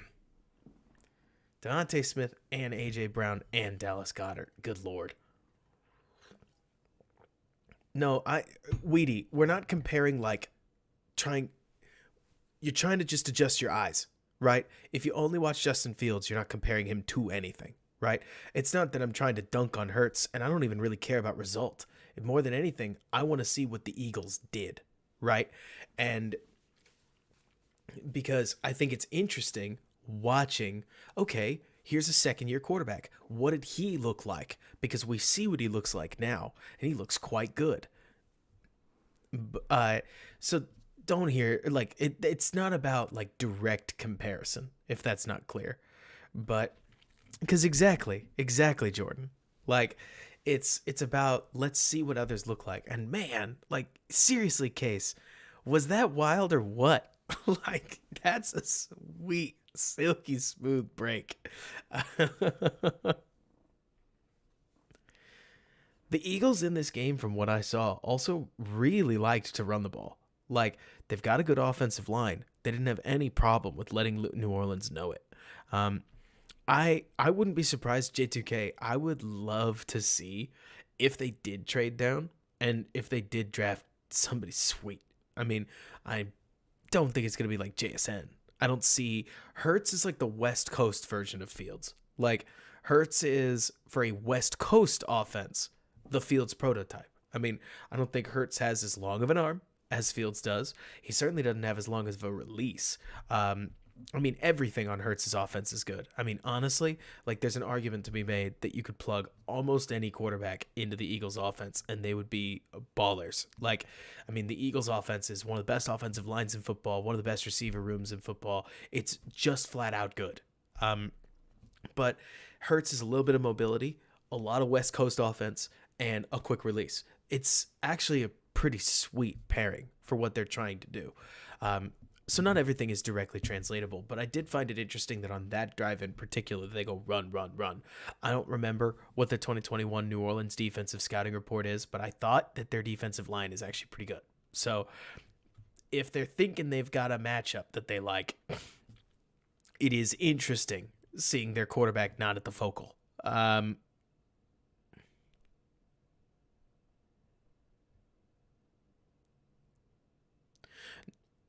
No, man, I know nobody's looking to get into a spat, but I don't think I understand what you're talking about with people struggling to see it changing. I tend to think people in this room especially have done quite a good job of watching it change. I don't think I understand the changes you're attempting to illustrate that some aren't seeing. You do have to throw from the pocket. You can't just throw from outside the pocket the entire game.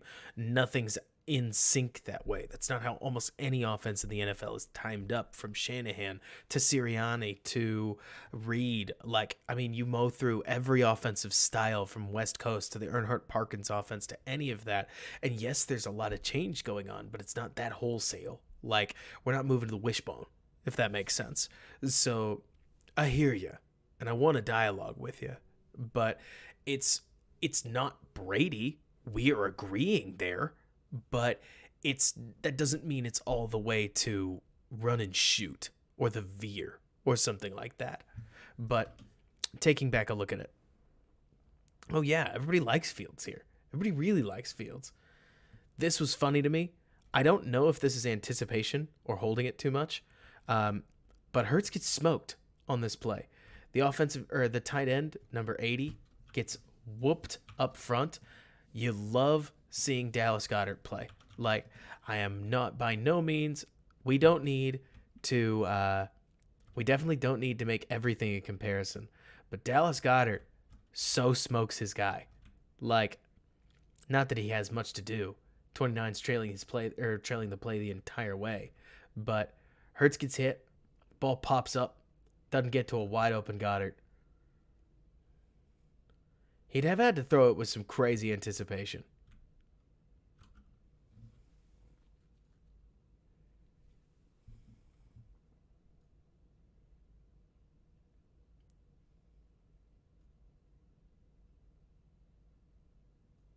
He really does, Jordan. So then the play after that, I thought this was really interesting because it looks like they're going to have two routes clear out for Goddard. And I've seen this before. We saw this today, right? Snap has to roll out to hit the out route. Look, could he have thrown it here? Probably, right? He's rolling, but he gets out, throws it. Again, more than anything, it's not about trying to bully like Hurts. That's not what this is about. It's as much about just seeing similarities, because Hurts' time to throw has come so far down that what I am exploring as much as anything else is, was Hurts a little behind on the game, or were the past concepts that they were calling for him just, what would you say? Like, the past concepts they were calling for him just as long in the tooth. This is a sweet little throw. Like, catches Goddard breaking right there. That's a strike. It's not, and again, it is not as if Fields couldn't do that. Not every compliment is an implicit detriment. And I'm going to stop pointing this out, assuming that we all are on the same page. But that's a nice throw. Because I've seen Hurts now, and I want to see what Hurts looked like then. Because I really didn't pay any attention. I actually was one of the haters that thought that Hurts wasn't going to be in the league. You've seen this before, haven't you? Roll out when nobody's open. Batted ball. They're all over the league. Ben, it is. Like, he trusts the routes. I think, did they change in his second year? Like, this year, 2022, is his second year, isn't it? Am I crazy? Is it his third year?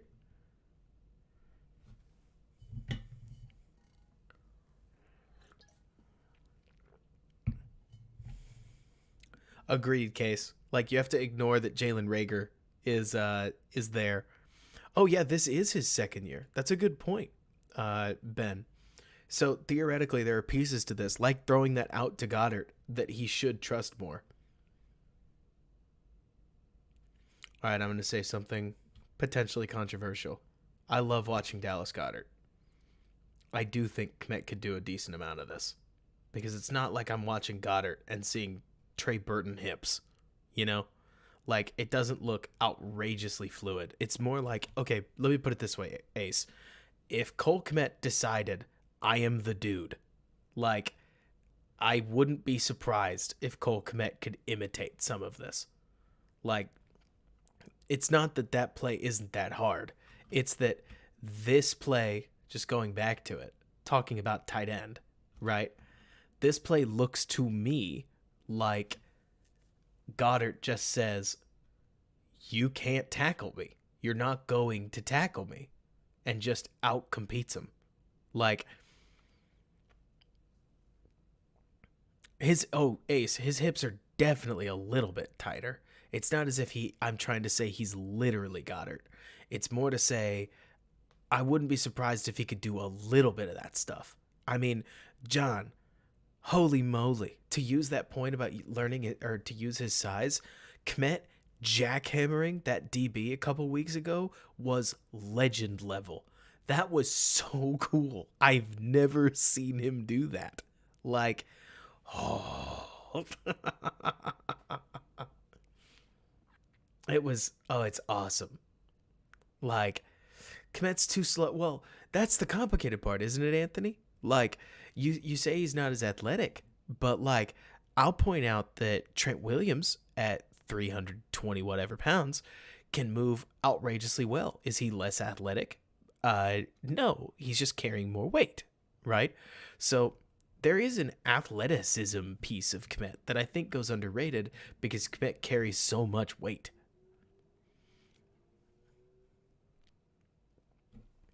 Let me see, but why only once? Talking about, are we talking about Kmet? Yeah, Ace, it'll suck you in. Let's see. Love these little zone reads.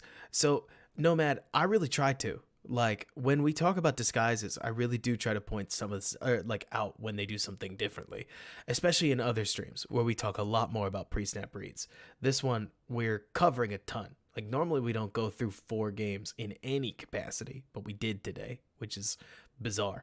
But so, because of that, some things like, hey, this looks like cover 1, they stay in cover 1, we got to throw this on cover 1 or cover 3, is stuff that I left out. But the chat generally knows what's going on. But so, no, Ben, I mean, nobody does. Like, Justin Fields has a different level of burst. This play is a great example, right? Where does Fields get? I'm not about to say one way or another, but it's Hurts is quick. Fields is outrageously fast. Like, Fields gets a superlative. Fields is, how did he do that fast? And Fields' agility doesn't make any sense. Fields isn't a jump cutter, but he just turns. Like, I don't know how you code that. I don't know how you replicate something like that in Madden. Fields can go one way, and then he can just turn up field and be somewhere else. Like, it's crazy. Oh, that's a nice little run. Big Mitch Dallas. No, I get you, Nomad. I'm glad you're here.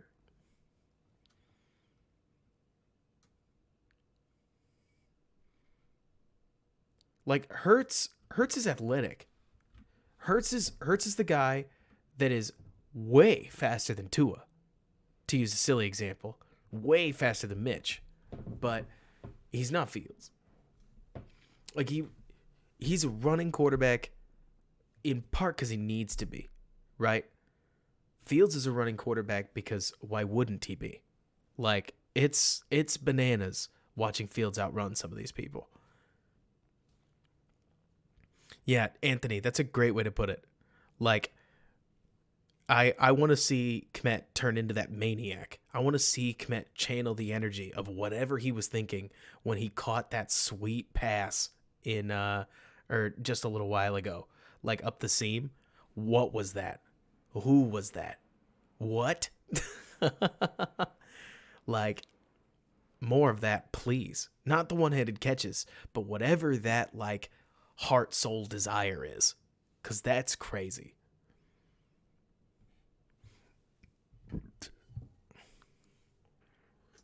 Mm-hmm. Reinhardt, honestly, no, I mean, do you think Fields is just a 4-4-1? I mean, it's not like it matters, right? As we watch a bunch of, they're actually giving Hurst a ton of carries in this game. Like, he did, Weedy. It was wild.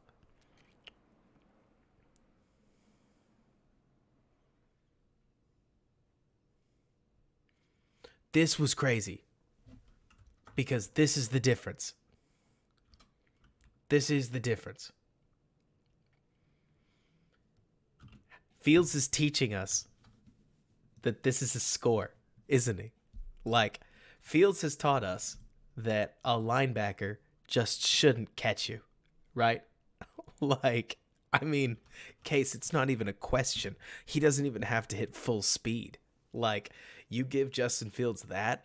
I mean, this is crazy because Hurts isn't slow. Like, Hurts might be a top 10 foot speed quarterback in the NFL. And so you would think it's a walk-in, but Demario Davis catches him. Like, causes a fumble, for crying out loud.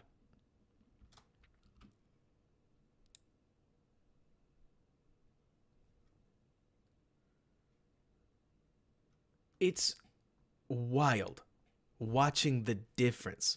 I mean, he would have, Weedy. The crazy thing about Daniel Jones is that Daniel Jones is, I mean, he's kind of electric. He's just a goofy looking electric player. And so a lot of people really hate that. But it's just crazy looking at this play because, I mean, Hurts even has the initial break. Like, Hurts is ahead of him, so to speak. And so, no kidding, Grant. Like, he's fast and he's electric speed. I mean, just electric speed. Yeah, I agree, Case.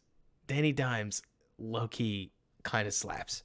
Like, but it's more to say that, like, where Justin Fields is changing the math is that Demario Davis catches him on a flattened angle right here, and you can't afford to do that. Like, if you do that to Justin Fields, he walks in the end zone and celebrates on you. It's why he's scoring so many points. So you don't have to make quarterback running a focal point of the offense, but you always want Justin Fields. I mean, I would tell you with a 100% certainty that when Justin Fields figured out he was just flat out faster than everybody else on the field, I think the game changed for him. I think the game changed for the Bears.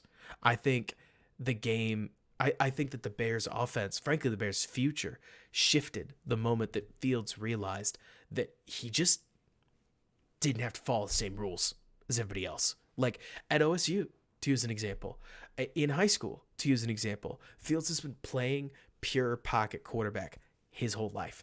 Like, there's no point at which Fields played like this until now. It is as if Fields got to the NFL, realized that developing on this offensive team was always going to be hard. He and Getsy talked about it, and they were like, we should use what you got, bud. And wow, like, Fields has just taken over. And the best part, Renewable, is there's a very, very real chance that the Bears try to blend the two, that they get a better offensive line, that they add more to the receiver room, that they get all of those pieces in place to make you remember that the quarterback run's still there. Like, you can't sleep on these, or we will beat you with them. But also, you can't just leave our receivers alone. We'll beat you there too.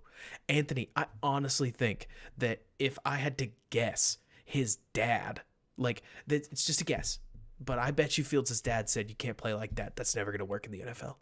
Like, you can't do that. That's never going to work in the NFL. Like, it's not how we play. We play like this. That's not going to work in the NFL. And then he got to the NFL, and it works in the NFL. Like, it wouldn't surprise me if there was like that, the tequila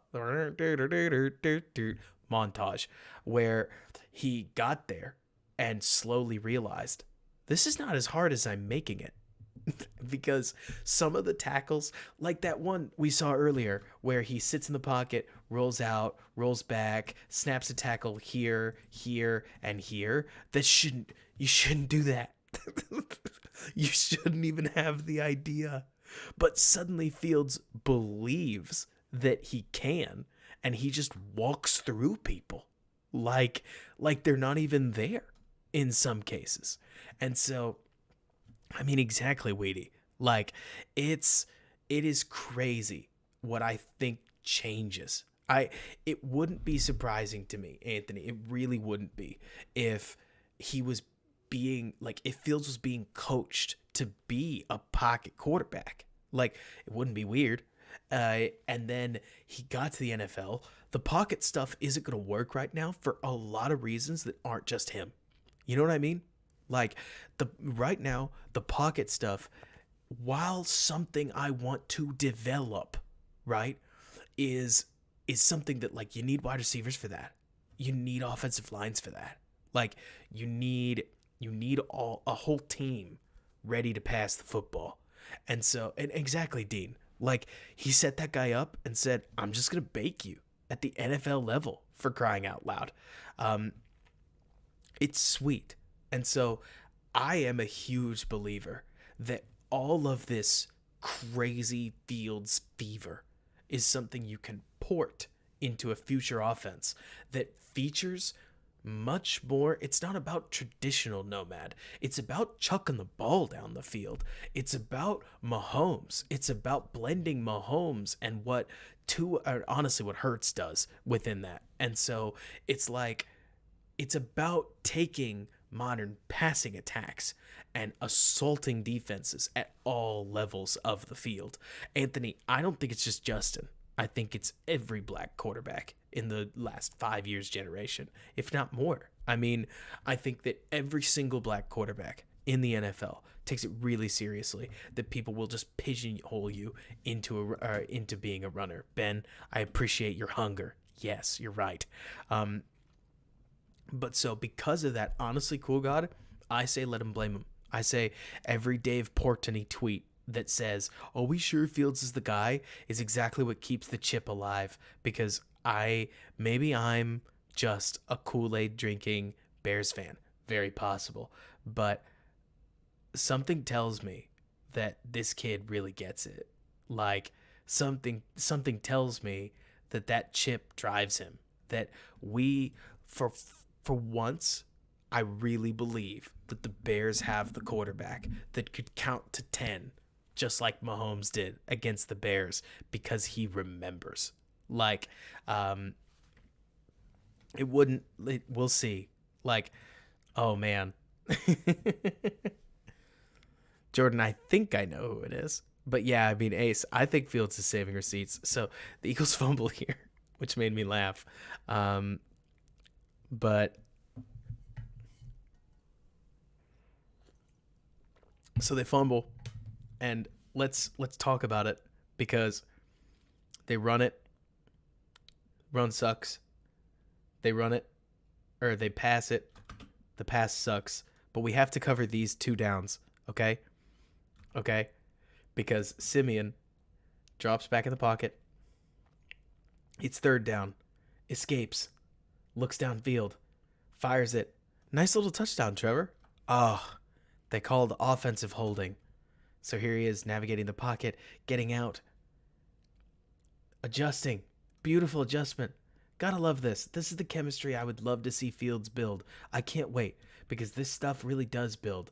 Like, he and Trevor have understood that that's just how we're going to do it. And like the moment he plants, he fires, touchdown. But it's a hold, right? So then on, what is this, 3rd and 15, Trevor just launches it and scores. How funny is this? Like, you want to talk about YOLO balls? Like, dips around, just says, "Go get it for me," and the guy does. Reminds me of the Horsted touchdown. But it's just always funny watching guys that I guess you're not assuming, right? Like, why would I think Trevor Siemian would convert a 3rd and 14? Why do I think Trevor Siemian would even try that?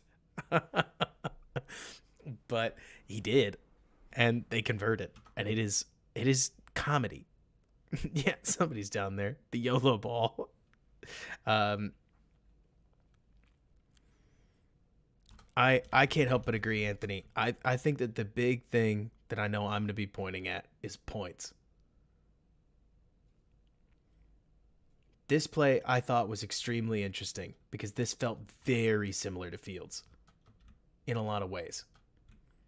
So Hurts looks downhill. I'm not expecting him to throw this. That's not really Hurts' arm. But he's got 30 just sitting here, right? What looks like open to me, at least, on stick. And I think Hurts loads to try to throw this. Doesn't get it, right? And ends up taking off and running. Sound familiar? Should, right? It's a perfectly fine play. This isn't like critique. It's more like these are the kinds of plays that right now people are trying to lace Justin on. And it's cool to see the progression, because the Eagles hang 40 on the Saints in this game, if you didn't know. But let's see. Ben wants the tape, so we roll the tape. QB draw.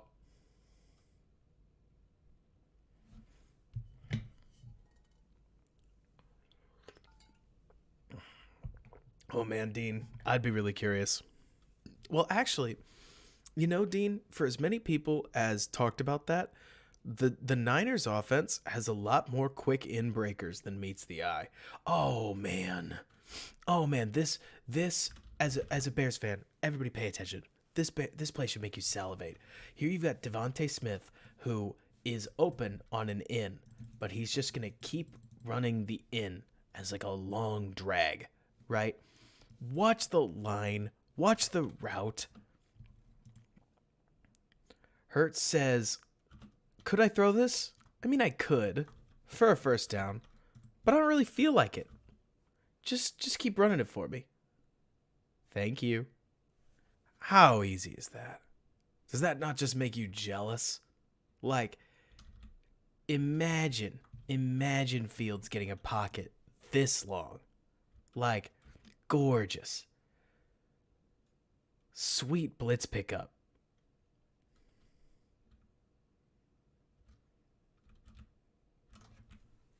Like, the running back comes over, takes the first blitzer, and and Hurts just waits long enough. Oh, it's a huge play. But, like, how sweet would it be just to go back one more time? You can't guard him in man coverage.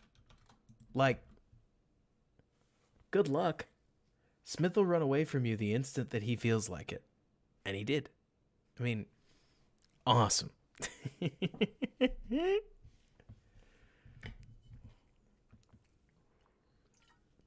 Check out Hurts' pocket movement, or lack thereof. Just vibing in there.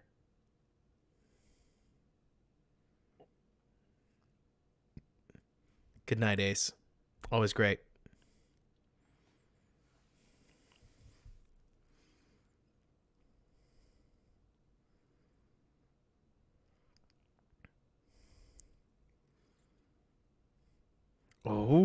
Oh, can you get it there?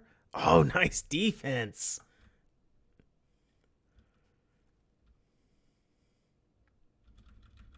Every time, John. Though we've watched more film than usual today, which I'll take as a win. Yep, I can see it now. People would have said, Justin needs to throw this now, and instead he waited too long and the window closed. That is a play. Jordan, you know this. So does everybody here. Like, I can see it. They'd see him roll. They'd say, you see him? You got to throw it. No hesitation. And instead, it closes. And then, like, I don't know, Hogue would get, like, 1,000 retweets or something like that. Like, I completely agree, Anthony.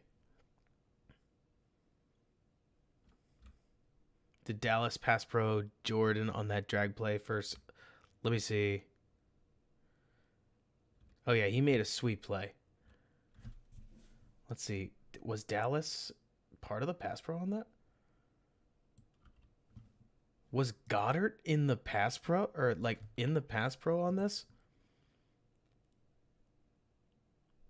Oh, man. He did. Goddard's a beast. Yeah, no kidding. John, this is like spit and image kind of thing.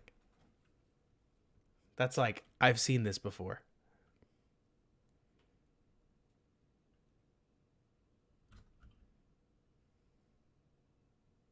Screen. Blown up.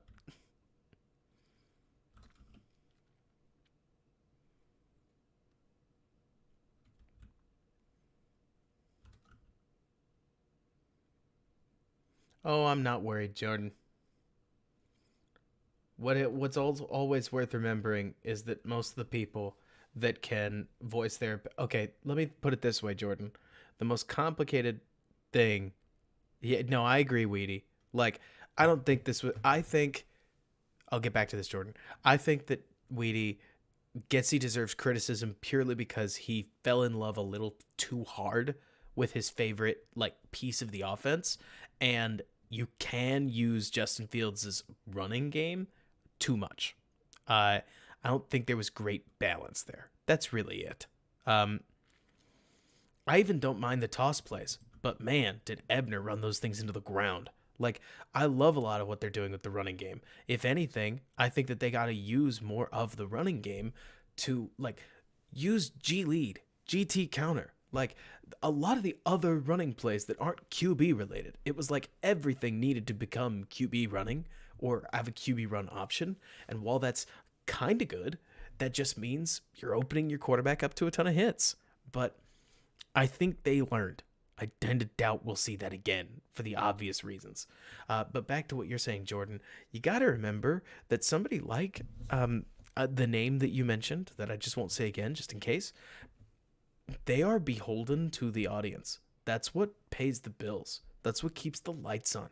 Somebody like me, I deliberately have a different job. And it's because I don't want to rely, as much as I love you guys, I don't want to rely on donations for a livelihood. I think that that actually leads to dishonest content. Like, I hate that word content. It leads to dishonest analysis, right? How can I analyze something that would be potentially controversial if my audience isn't going to like it? And like, while there are some that want honest analysis, that takes a lot of trust, because how do you know that I'm not just being, I don't know, mean? Like, how do you know that I'm not just saying some other hot take, right? Everything's a take in one way. Like, and so I get it. I really do get it when somebody is just an ultra bright sider all the time. It gets likes and retweets. Likes and retweets get likes and retweets get, what is the word? Views and clicks, and that gets you bills paid, because if you write, I'm worried about bitch, Hogan Johns, love him. One of the best podcasts. We're back on the Mitch train at the end of 2020. That was ridiculous. Like, it's not that you had to be off the Mitch train. It's not that you're not cool if you weren't on the Mitch train. It's that everybody knew that it was a lame duck season, and they had to turn it into a story somehow. So they turned it into, is Mitch proving something, right? Because that kept the podcast getting downloads. Our Windy City Gridiron podcast, I mean, not completely nosedived, but people tuned out. Why wouldn't they? A lot of people tuned out for good reason in that 2020 season. Like, yeah, they made the playoffs technically, but it was a rough road. And so I get it. Like, it's complicated for a lot of these guys. I don't quite get why Wiederer has to be so negative all the time, but that's just one person. Most of these guys, I don't know, Patrick Finley, to use an example, like, he's got to get paid. And like, you got to do specific things to get paid, or your kids don't, get, I don't know, a new backpack. Like, I think that that's dangerous analysis. That's all. Like, think of the human behind the analysis. Are they free to say what they want? Not everybody is. I mean, and so I try to have a heart. Me personally, I know that's corny, but like, I really try to have a heart for the person who depends on this thing going off, right? Because somebody who's working at the Athletic, for instance, they're trying to get the Athletic working. Like, they're burning money over there. And they're trying to keep the lights on within that. But I don't know. It's tough. And like you're saying, J2K, I think CHGO is going really hard. It's a lot of the guys from the Audible that are just rolling at this point. But exactly like you're saying, let me see. If you think about it, most analysts on the networks have yearly contracts, but still have to spew hot takes because they could be gone next cycle. Otherwise, if they don't bring in viewership. I mean, Reinhardt, perfect example. Orlovsky's all over the place. All over the place. And sorry, Ben. Let me get this working again. I wanted to see if there was anybody open. Not really. Hurts extending the play, throwing it out of bounds. That's solid. But like, Orlovsky to me is a perfect example where it's like Orlovsky is just all over the place. I mean, all over the place sometimes. Orlovsky was super Team Mitch, but then he swiveled and he hates Baker Mayfield, and it's like it's something all the time. And I like him as a person. I can't stand listening. Are you kidding me? Did Goddard catch this? Did Goddard catch this? Do we see this? What? It's not Kmet's catch, but holy moly. Oh my gosh. Boom. Defensive back has the hand right in the play. Goddard, I think he palmed it. Oh my goodness. Way to make a play for your quarterback. Like, that's awesome. Thank you so much, John. That is so kind of you. Give me good. Oh my word. What a grab. I want that for Fields. And I'm with you, Jordan, but you got to remember that we don't live in a world where everybody's, this is why, if you want my honest opinion, I know that this isn't cool, but if you don't like what Shady McCoy is saying, don't even talk about it. Like, don't post about it on Twitter. Don't QT dunk. Like, if Clay Travis has taught us anything, and honestly, like AOC, like you see it on both sides of the political aisle. Let's not get political, people. Like, QT dunking, saying something deliberately ham-handed so that people try to dunk on you, signal boosts really hard. Like, it's how the game works, guys. Like, Skip Bayless is a king in our generation because he really believes whatever he's saying at the time. I can't believe we live in a world where people keep coming on Stephen A's show and out hot taking him. Like, it is crazy. Stephen A. Smith isn't even the hot takesman anymore. And so, like, Weedy, I think you're right. I think Skip does do it for the clout. I think Skip is a showman as much as anything else. Like, it's more to point out, not like this guy's right, this guy's wrong, but more saying that, like, you get a Mina Kimes occasionally, and even Mina Kimes, I think she's awesome. Right now, I think she is so over the moon with who can make what throw, and that's great, right? The only problem is that I really do feel like Mina is missing on Tua a little bit. Now, maybe I'm the person who is a little soft-hearted for Tua, but I think the more Tua Tagovailoa I watch, the harder it looks to play that quick and that pure and that on time. Tua killed the Bears. Tua was faultless on the Bears, versus the Bears. That was fun. Like, Tyreek Hill, Jalen Waddle, absolutely. All of these are true. But Tua hit his drop, found his mark, got the ball out. Him and McDaniels are rolling right now. And for as awesome as it is to watch Justin Herbert, I don't have to pick one or the other, right? Everybody keeps turning it into this person versus that person. You want my favorite quarterback in the NFL? It's Mahomes. I think he's the dude. I think he's in a class of his own. I think there's Mahomes, and then there's everybody else. And right now, Fields is in that everybody else, purely because Mahomes just does it all. Mahomes is the guy who makes a backyard play, who pulls a quarter on a string, and it works. And everybody wonders why you can't do that, right? I don't know, Jordan. You could be. It wouldn't break my heart. I'm the guy who says, who cares? Don't the Dolphins play the Chargers? Jordan, does this make me a pseudo boomer? I'm the person who says I don't have to see I don't have to rank Hurts versus Mahomes. I get to watch them play a football game against each other. I don't have to rank Allen or Mahomes. The Chiefs-Bills games always rule. It's a team sport, and that's okay. I agree with you, Anthony. It must be nice, like we're seeing with Jalen Hurts. Come on, for crying out loud. He completes this. I feel like I've seen this so many times where they roll out. This is getting thrown away. In Chicago right now, we're not trying anything. Hurts throws it anyways, and Goddard is a catching machine. I want to go back to the other play. 88 is just having a wild game. Like, take over harder, bud. How is he underrated? This guy is crazy. I mean, goodness.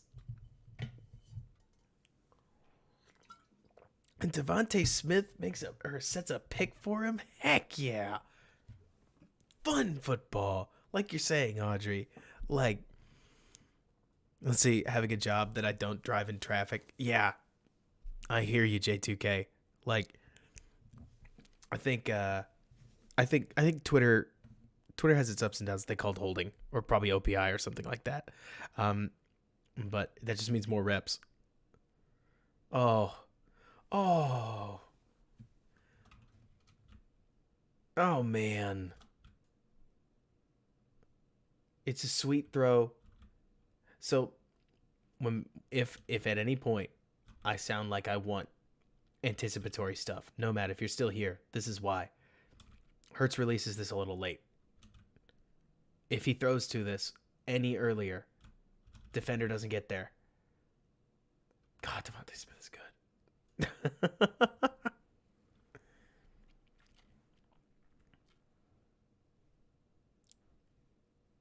Yeah, J2K, I can't imagine driving in traffic. I work from home at this point.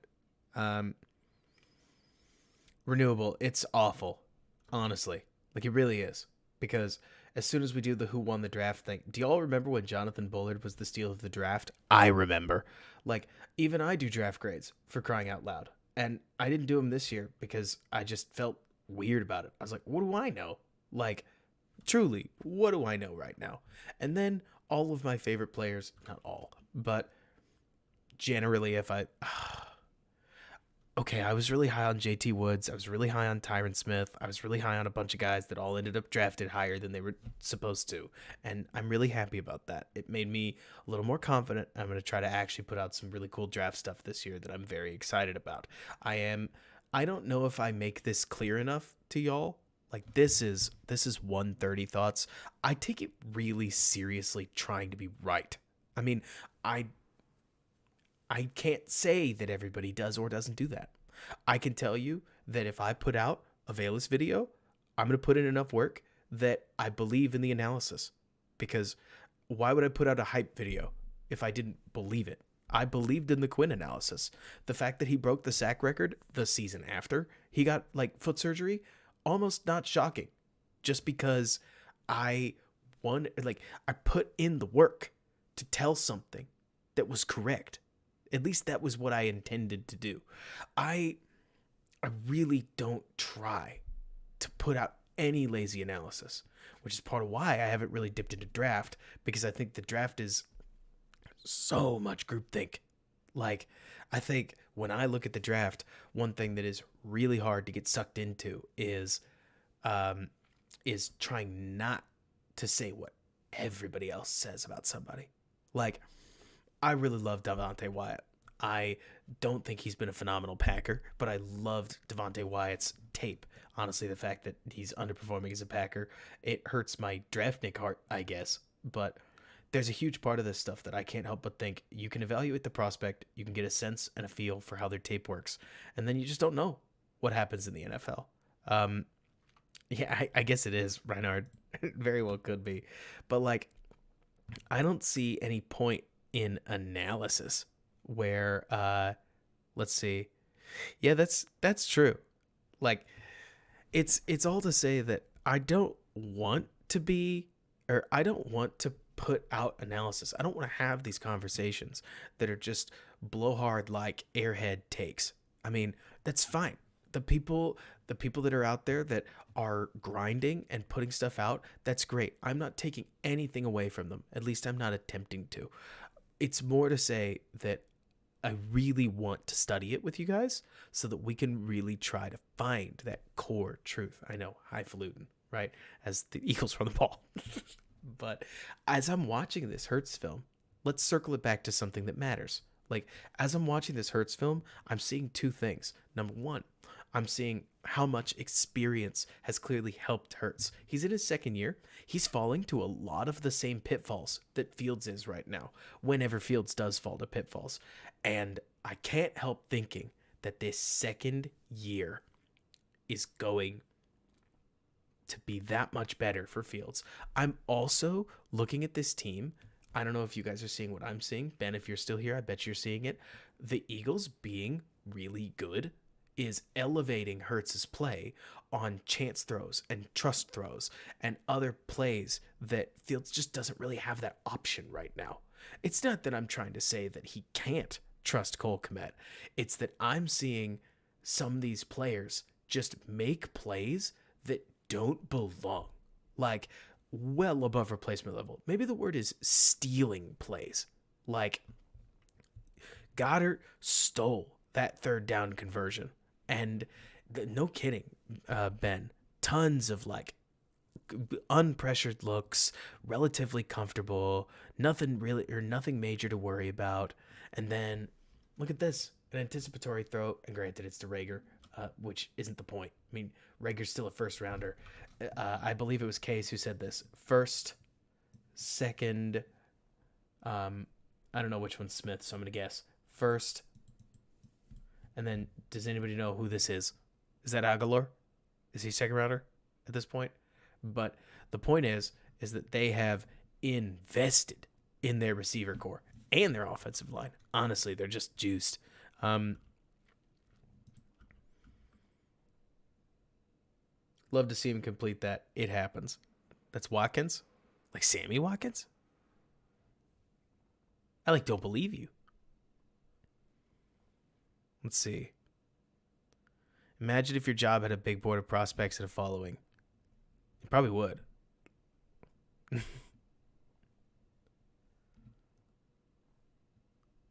Quez Watkins. Yeah, Dallas was the second. They're just built.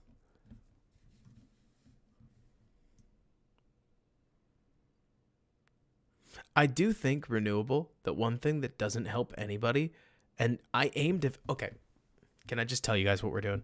Because it's going to be freaking rad. We are going to try to build a whole draft board.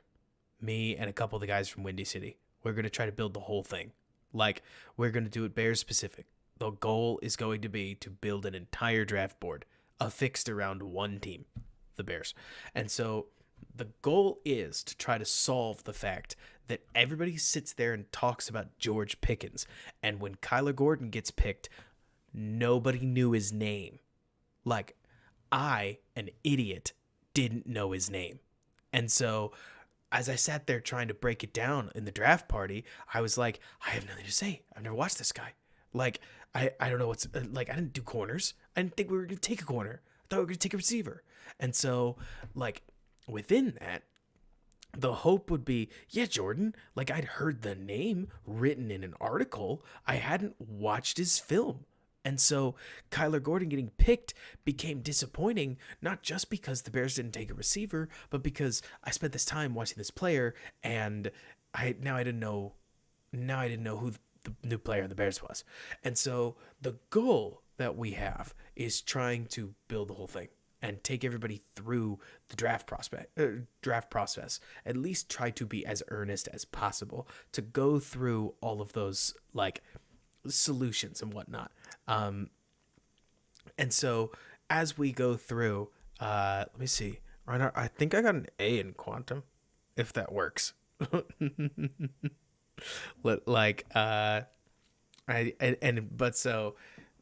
I've got a bunch of them. I've started reading the partial differential equations book to my son, and that's 100% real. But so the point is that we want to try to build the whole thing. John, all that's going to go into it, right? Like, that's the fun of it. We're going to take everybody through the process. You're going to get input. Like, some of it's going to be live streams. Some of it's going to be comment based. Like, the whole goal is going to be to push all kinds. Exactly, J2K. The whole point is going to be to try to build a board together. Probably try to build, or to bring some community engagement in and write a hell of a lot of draft reports. But the goal would be, like you're saying, J2K, to have those discussions, to say, I think he belongs in, to answer the question of, like, what do they need to fix in the Eberflus system? What free agents do we need to be targeting? Like, all that kind of stuff. I mean, Weedy, exactly. Like, it's that's the point, is we can go through and we can have somebody come in and say, I'll offer you this. Do we want that trade? Cheers case, absolutely. And so it's going to be interesting going through it, trying to pocket, like, where can we get value at what position? Can we get a sweet tackle in the second round? Do we have to take a tackle in the first round? Are the best tackles going to be in the 10 to 15 range, or do we think we can get better value in the 25th? Like, trying to do it for all positions too. Make an exhaustive list, because if you only specialize in wide receivers, then you think they're worth the 7th round pick, or the 7th overall pick. But if you do all of the positions, you may very well say, just being blunt, guys, I don't know if Jalen Carter's the dude. It might be this dude, right? Like, it would be so fun, like you're talking about, Jordan, where all these guys come out there, and instead of just going Will Anderson, Jalen Carter, I'm a Bears fan and I only know those two names, that it becomes, here are these names, right? And like, this is what they do. Here's a quick report on them. Get yourself familiar. Like, oh, Dean, yeah, current team for like I think it is the 2023 draft, but yes. Oh, okay, so now I get what you're saying. Anyways, let's see here. More running. It should be fun. Like, we're excited. We're gonna get a bunch of people involved. I hope it works. The main thing is going to be taking the work and figuring out how to bracket it into ways that are consumable. And like you're saying, renewable. Everybody's board will be different, but the big goal is to try to build in positional importance in a way that that fits the Bears. Because I can't help thinking, J2K to use an example, that the Eagles board is going to look completely different than the Bears board, which is part of why I don't think you can just make a flat big board. I think you can try, and I think that's like what makes the Mel Kiper Juniors, but you have to, but I think to make a true draft board, you have to pick a team. And so it makes too much sense to pick the Bears. We'll see. We want to see if we can't create a lot of fun discussion surrounding the draft, and I can't wait, because the more I actually learn about it, the better I'll be when I go to the Senior Bowl and know some of the guys that I'm watching. This is a silly one because I don't even know if he's been particularly good, but I really loved John Ridgeway, like the nose tackle out of Arkansas, and so to see him get taken higher, I was like, yes. But it's like, I can't wait, because eventually, hopefully, yeah, no kidding, Jordan, like, that guy could move people. And even though he couldn't rush the passer much, like, hey, when you find somebody that can play, they can play. I mean, Jordan, to use an example, Max Markham, like, went higher than expected, right? And there's so many players that I know we talked about where it was like, if there's one thing that I think is frustrating about draft simulators, it's that draft simulators will let you in February get Devontae Wyatt, Tyler Smith, and I'm trying to think of somebody else, because I got like Devontae Wyatt in the 3rd round. I got Tyler Smith in the 4th round. I got oh my gosh, how have I forgotten his name? Like, yeah, no kidding. Like, I got Christian Watkins, I think that's it, and Watson in the late 2nd, and it's like, oh my gosh, this is stealing. This is stupid. Yeah, I do think Fields avoids this guy. Like, Ben, I think you're right. It's just silly what happens. Like, because J2K, then suddenly you end up, like you're saying, where people are like, is Christian Watson overrated? I don't think he's better than Chris Olave. And it's like, who said he's better than Chris Olave? Nobody said he's better than Chris Olave. But yeah, the early sims are weird because you can go through the mock draft sim and just steal people. I mean, Christian Watson, if memory serves, was like in the 4th round at some point. It's like, he's not going in the 4th round. I mean, Alec Pierce, Jordan, Bears fans told me up to the day of the draft, take him at 71. And I was like, I don't know. Okay, here's my hot take. I think the Bears wanted Christian Watson at 39. The Packers went up and got him. I think that they wanted. I think that the Bears wanted Alec Pierce at 71. I think that he then got drafted properly by the Colts at 51. I think that I personally think that the Bears did not. I think that the Bears didn't anticipate the inflation of receiver value happening when it did.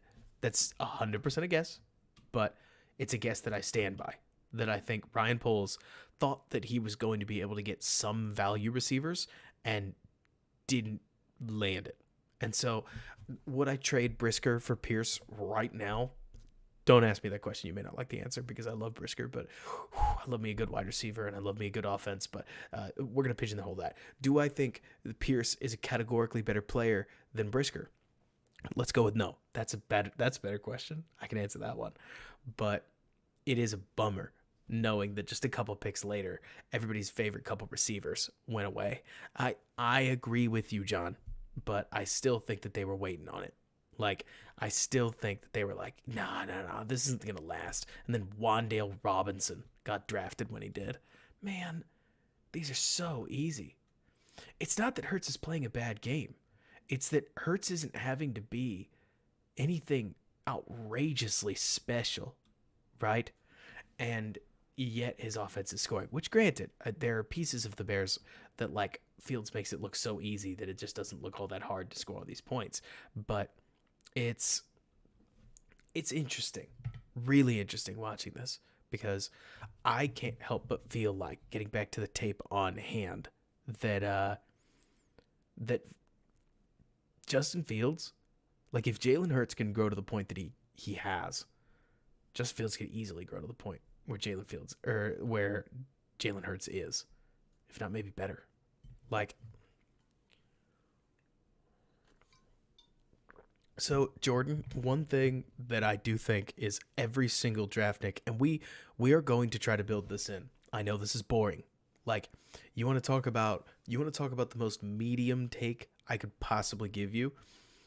I would tell you with a straight face that the other thing worth remembering about this Claypool pick is that 50% of second round picks are awful. Like, not literally, you get it. But while it sucks to lose a second rounder, it is the NFL's worst habit to go, we just lost a second rounder? We just lost an Antoine Winfield. No, you lost a potential Antoine Winfield. You also lost a potential Anthony Miller. Like, it goes both ways. And so if you trade it for Chase Claypool and it doesn't work out, what a bummer. For sure. It's not a Pro Bowler. Like, you didn't lose a Pro Bowler. You lost a potential cheap contract that also played really well. And so, I mean, Reinhardt, I do think VJJ was a panic pick. I also think VJJ can be... It is hard to find guys that electric with the ball in their hand. I want to give him time. He's a rookie. He's apparently struggling with the playbook. What a bummer that he is, because that's the kind of thing. Me personally. Okay, so worth remembering, VJJ's route tree at Tennessee.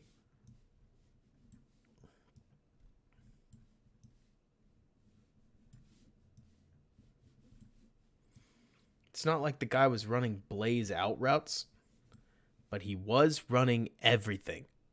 Like, just saying. Velus Jones Jr. was not some doofus. At least you didn't think so. Where he, like, I've got too much tape. It's in there in that video. Like, Velus Jones was their possession receiver, for crying out loud, in a first-year offense in Tennessee, whose coach escapes my mind all of a sudden. It's that's not to say that VJJ is like a given. It's more to say that if you could just find a way to get him the ball, and if he's really not that bad with some of these routes, he could be a weapon in a hurry. It'd be a gimmick weapon. It'd be kind of a gadget thing, but a weapon nevertheless, because he rules. Like, when he's touching the ball, Velus Jones is awesome. And Dean, I'm with you. I wish it was the Ravens pick too, but I mean, Ben, he can block. Like in college, Velus Jones was a hell of a blocker. So what's going on? I don't know. Like, John, maybe it is. Like, maybe the offense is too complicated. Maybe it just needs OTAs. Like, I don't I don't know.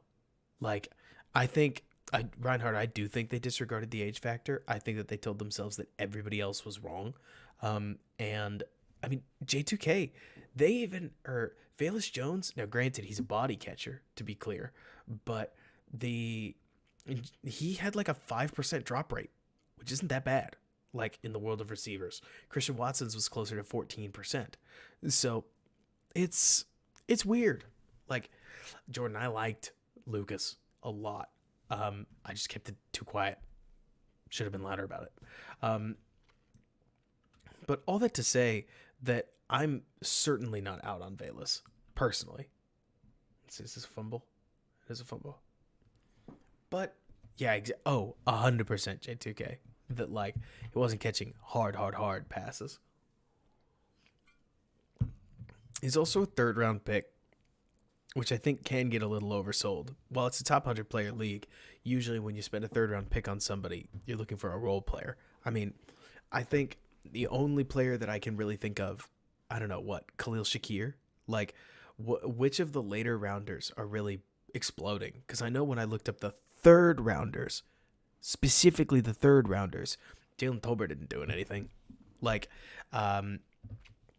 it's not as if Velas's compatriots in the third round are doing much. The big problem is, you guys remember how we talked earlier about how, let me see, like, Jordan, I think it can be even simpler described. I think, you remember how we've talked about how it's a top 10 overall edge league? Like, I think it's just becoming a top 60 wide receiver league. Not quite. Like, I still think you'll always be able to find a sweet Z or a sweet slot, right? But I think especially if you want that X receiver, top 40 picks. Like, if you want that tall burner, top 45 picks. Like, you can't get Quentin Johnston low. Who do you guys think will be wide receiver 1? Because it wouldn't surprise me if Johnston goes 1, just off body type. Like, body type and movement ability. Ooh, that is nice from Hurts. And he gets sacked anyways. But that's by no means any critique of Addison. It's not critique of like any of the other first round guys. It's more because, especially if you can run in the mid 4.3s, like, it wouldn't surprise me if Johnston's is like the number 1, because John, that's a great way to put it. Like, Addison might be better, but it won't shock me at all if Johnston goes first, just because he's harder to find. Perfect. Well, this is the latest one yet. It's almost 2, which I told you guys that I'm staying up till 2 anyways, but I can't believe we did it. So we could finish this game. I don't think we need to at this point. I feel like we can see just like, let's see, Wilson was better than London, but London has that size. You're 100% right, Reinhardt. And I mean, like, watching London was fun in this defensive tape. You could see why people like him. Honestly, when then we turned on the Jets, you can watch Wilson and he looks electric. Like, gosh, good receivers are awesome. Love them. What happened here?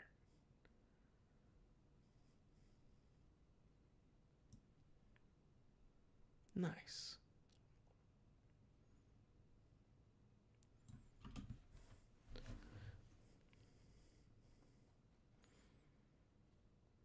It gives me a much better, clearer picture about Hurts, which is exciting, honestly. Really exciting. Because I was worried about a little. I was a little worried about, like, how much better can Fields get at some of this stuff? Like, how many people are we really going to, like, how much do I really think he can improve?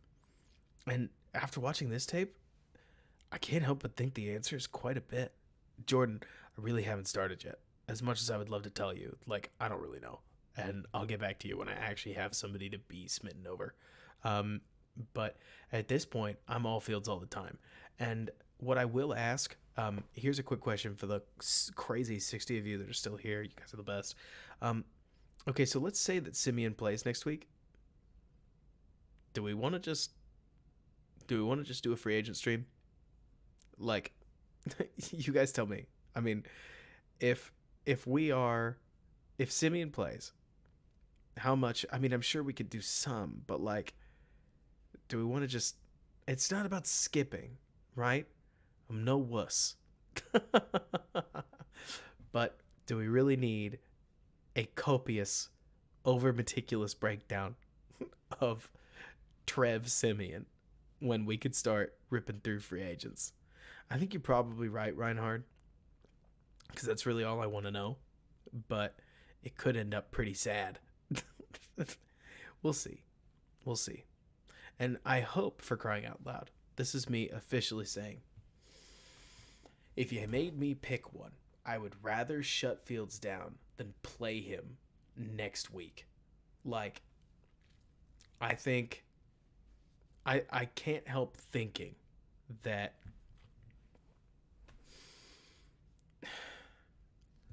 I completely believe in Justin Fields. I'm not certain that he's getting better behind this team. I do think he's finding ways to get better, but we could be in a weird... This could be officially the weirdest spot as a Bears fan, where we are actively hoping to lose, and no matter what. And we're hoping that our star quarterback, the face of the franchise, doesn't play. So things could get real strange up in here. And I just want to acknowledge that, because it could be a weird time. But you know what? I'll just say this. When you look at the most successful beat writers on or in sports, there's a strange but real connection, right? That connection is that... Let me see. Wait, the bad news. The Jets coin has us winning. Oh no. But so let me see. What was I gonna say?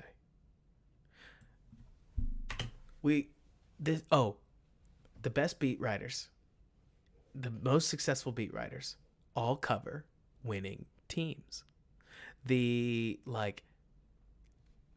Jordan Rodriguez of The Athletic covers the Rams. Biggest beat writer in the nation last year, at least in my circles. I don't know about y'all's circles. The Chiefs guys are all over the place. Like, the Bills guys have absolutely exploded recently. It's not about me.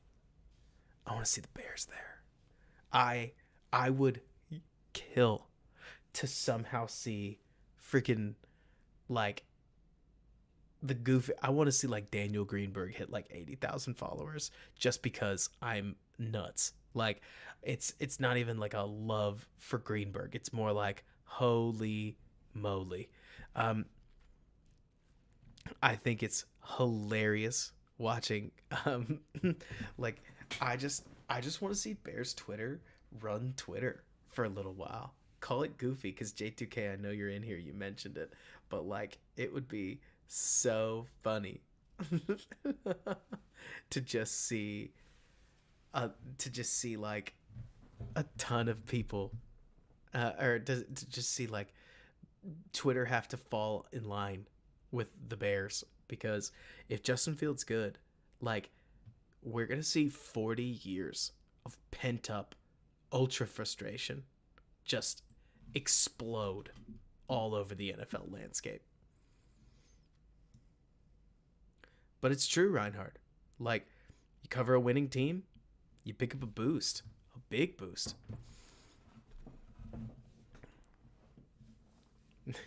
It's true, Jordan. Rashab's killing it. Rashab's doing a great job. Braggs would be all over it. I don't even know what the score is. What is the score? I feel like I'm seeing the Saints find a way.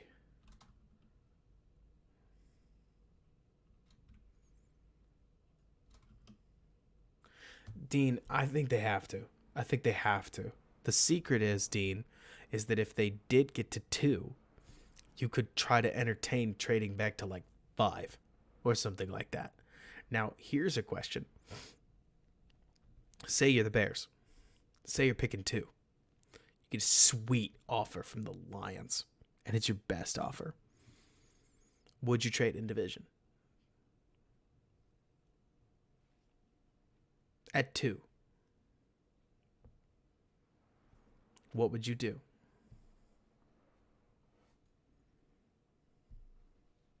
You really might, Dean. You might get the trade down to 3. But would you trade in division?